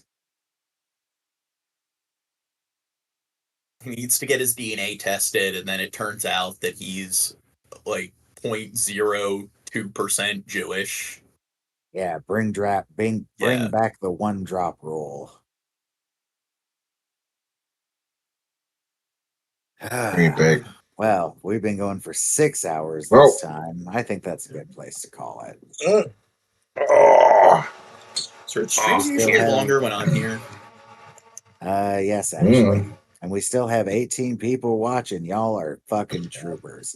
And thank you everybody who tipped tonight. I ordered those and I appreciate that so much. Sargon being anti-Semitic, unheard of. What? I stopped watching him a long time ago. Yeah. Right. I saw a video of his first time in a while, and it was because on my last stream when I covered what's her face, everyone's calling her Joan of Arc, who called the 5-year-old kid the N-word. He did a video on it because when I like looked it up, watching what other people have to say, and yeah, he's definitely pandering to this new trendy word is black fatigue that people on the right Yeah. want to use, and Black fatigue. Okay, wait. Maybe let's not stop just yet. 2 questions. Why Oh, are they boy. calling her Joan of Arc? Answer that first. don't know. What the fuck is black fatigue? It's exactly what So- it says on the tin, and it's exactly as stupid as it sounds. So they're It's- just tired of black people? They're They're tired literally of claiming to be tired of white guilt. yeah, tired of having white guilt shoved down their throat. It's victim complex bullshit. Yeah. And they're making the argument that the reason it was justified to donate all that money to her is because of Carmelo, the kid that stabbed the other kid in the heart, which a bunch of people made it about race and this is an example of 2 wrongs don't make a right. So that shouldn't be used to defend like people donating to her or her actions at all. But there's another Well, story. I was under the impression that was a more physical exchange than it was. Yeah, Kids snapped and kind of overreacted. Yeah, both kids had black and white friends, which you can still be racist even if you have friends of the race you're racist to. But it really, there's no way to come to the there's no way to come to the definitive conclusion that it was because of race. You can speculate that maybe if he was white or a different race, maybe the kid that told him you need to get out from under the tent wouldn't have done that. I gotta do something for Stella Lumina. Very good. I asked why do they call her Joan of Arc, and they said maybe she's great at barbecue. I looked up Joan of Arc Black Fatigue, and I responded with Joan of Arc, 15th century French peasant girl. No, sorry. Yelled the N-word at a child. Right. How young Joan of of a Arc. child? Are we And talking Sheeran- like a toddler or a teenager? 5 years old. Ooh. And it was a 5-year-old kid with autism. Now, this is an issue. I do think they're overdiagnosing autism. So now when you hear they have autism, now it's like, well, are they like a nonverbal kid with autism? Or are they somebody who is noticeably or notably on the spectrum? Or is it just somebody where it's like if you met them, you wouldn't know unless they told you? So it's, a relative of mine was the adopted mother of a nonverbal autistic kid, and there's a difference between that and just I have autism, therefore I'm gonna act out kind of shit. You can tell. Yeah. But it is just she in both scenarios people made it about race, or I guess no shit, the second one where she called the kid the N-word, of course that's about race. But in the first scenario, it was just one kid was being a dumb fuck, stabbed the other kid in the heart, and it was a physical confrontation, but then people want to make it about race, claiming that, oh, he had a right to stab him in the heart. I got a question. Self-defense. I got a details question about that. Did he stab him multiple times, or did he get a heart shot in one strike? I think it was one strike. None of the articles I read said multiple times, but essentially it started drizzling, and the different teams had tents and stuff. So he walked. I know the circumstances. Yeah. It's just that a heart shot. That's either very lucky or very, very deliberate. Yeah, and people are trying to make excuses for him. And it's like kids get into fights in school all the time. Kids aren't stabbing people in the chest all the time over really petty disputes. And apparently the only thing he did was he grabbed him by his sleeve. So things didn't even escalate yet to being that physical. So it's just it's definitely See, murder. when I first had the story presented to me, I was told the kid got jumped. I was like, oh well, then he probably should have stabbed him. Who knows, if you get killed getting jumped, someone might kick you in the fucking throat and you just die. But then I found out, well, he just grabbed him by the shirt. It's like, oh, so he really overreacted. Yeah, and it was the kid was probably the thing that probably was the trigger for that kid to be like, hey, you can't be under here, was that he was of the opposing sports team. It's their sports team's tent. I feel my question about the deliberateness of the location of the stabbing is the question of, was this murder or manslaughter? I'd say it's murder because it's just he had the knife ready, and when the kid grabbed his shirt, he immediately stabbed him in the heart. So I'd say that video of this happening. No, but let's watch it and jerk off together. They did do it With how much everybody records everything, there's no footage of this. That's unbelievable. Well, the thing is, it happened very abruptly. Like, that's the thing. Things didn't even really get physical until he took the knife out and stabbed him. And he died in his twin brother's arms. And the thing is, there was an entire, like, team of, sports team of kids that saw it happen.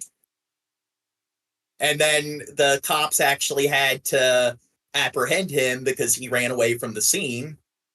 So it's just, and there's some rapper that donated a large amount of money to the families. So this is like, you don't fight racism with more racism. So this is a scenario where it's like beyond just very, very sort of tenuous speculation. There really isn't any way to tie this to race. And then a bunch of people decide to make it about race. And they're kind of cheering on somebody just killing a white kid. It's like you're celebrating that somebody of your race killed somebody of the other race. It's just okay. That's racist. With the way politics are going in this country right now, that could be a harbinger of some really. But by the way, when we covered this on PPP, both of those stories we covered in the same episode, and Back to back. people, yeah, back to back, mind you, and the people who threw a fit when we criticized the Karen bitch screaming at kids, you know, we were called self-hating white people. We were accused of being white knights for, you know, black people, this and that. We were just defending the kid because he's black. And then right after that, we cover who was that, Dr. Amur or Dr. Amir? Yeah, we watched covered a that dude. part. Yeah, and when we covered that, we had no problem criticizing him. And He was calling them racist with no basis for that Yeah. claim. yeah, but those people from the previous segment had nothing to say. And when it comes to, like, I guess, it can be annoying if people argue, like, hey, only white people can be racist, so minorities can't be Well, racist. And then, That goes into my next question because I said this could all be a harbinger of some really bad shit to come. How is Yeah. the other side handling this? The people who want to see this guy hang. what, How the how Carmelo sev- kid? yeah, how severely are the the super right wingers reacting to this? Exactly how you would probably expect. By donating a bunch of So- money to a woman who called a 5-year-old an N-word. I'm not talking about that. I'm talking about Well, I mean, how are that's they one of their responding to this. responses to this. Yeah, that- these Oh, things oh. happen very, very close to Yeah. each other in time, and they're using it as justification. So in the comments of, like, So then, yes, this could Yeah, the all same way that the be- people donating to the kid that stabbed the other kid, that like those people are also just doing racism justified by racism. It's like So this is indeed an event that's already chained to another event, which Yeah. means it could happen again. This could all be very bad. and Very people quickly. are the term black fatigue's being thrown out there. And like I said, I live in Baltimore, and when it comes to using the term black fatigue, it's just outside the internet. It's the same thing with people who complain about SJWs and stuff. It's just there are very, very, very particular areas or settings where you come across that kind of stuff. And it's just 99% of people in their day-to-day life, 99% of white people are not interacting with anyone that falls within this category. So it is just like, if it makes you so fatigued, then just don't pay attention to those kind of news stories, because it's something that really outside the internet, it doesn't really like come into your life that much. When I hear black fatigue, I hear I'm sick of black people. It probably, like, I'd say it most likely is that, like, it's just a closeted sort of variation of that, but Not very close. It's not very semi-closeted closeted. the racism. point is they're gonna argue they're claiming it Standing in the is. doorway of the closet Yeah, with the door a, open. It's a shockingly racist Yeah, thing to hear. What their argument for it not being racist is they're like trying to argue that the white guilt. It's like, oh yeah, being told you're a bad person because you're white, and it's like, well, when you're going about in public in your day-to-day life, how often do you come across people telling you that you're a bad person because you're white? Or how often do you come across people that, I guess, white guilt you? That this is stuff where you're gonna see it on the internet if you go to Twitter and you see people discussing this because it's the internet, so people can be as unfiltered as they want. And it's like, it's your fault for doom scrolling. It's very easy to, like, if you really are fatigued by it, it's very easy to just not pay attention to it. And I do think that the people who are the vocal minority, like on the internet, that will play the like, oh, only minor or only the majority race can be racist and stuff, I think that like those kind of people are fucking annoying. And I mean, I choose to cover drama and fucked up stuff on my channel, so I'm constantly covering very controversial social issues on my channel. But it would be like if I complained about it, but I'm choosing to cover this kind of stuff. So, like, lots of people talk about black fatigue. Like, so you have some redneck in some southern state and they get in front of their camera and it's like, God, I'm tired of all this white guilt stuff. It's just, well, I mean, you're coming on the internet to bitch about it. And it's like, are you actually interacting with anybody outside the internet that, I guess, guilt trips you for being white? Like, when does this ever come into play in your day-to-day life? So it's kind of like they seem to always have race in the back of their mind, in the back of their head, and they'll accuse, and to be fair, you have people of all races that do the same fucking thing where they're always thinking about race. But a lot of these people on the far right, it's like, why does everything have to be about race? But then look at the irony and the hypocrisy. It's just they seem to really care about this thing a lot in their like bumfuck town where everyone's white. It's just, I know. Teddy, are you What? still there? Yeah. Okay, I'm making sure you haven't fallen asleep because you didn't say anything for a while. Oh, but yeah. We should. He's crashing Yeah, out. yeah, totally. All right. Well, we can cut well- it here. This is probably the most highbrow conversation we ever had on this show. Maybe we'll have another highbrow one next week. Thank you all for joining us. We will have more for you next week, including the Cornament. The Brought to you Cornament. by Gene is here. Brought to you by Happy Endings Funeral Home and Massage Parlor. Whether you're coming or going, you're in good hands. Till then, guys. Nighty-night. It was.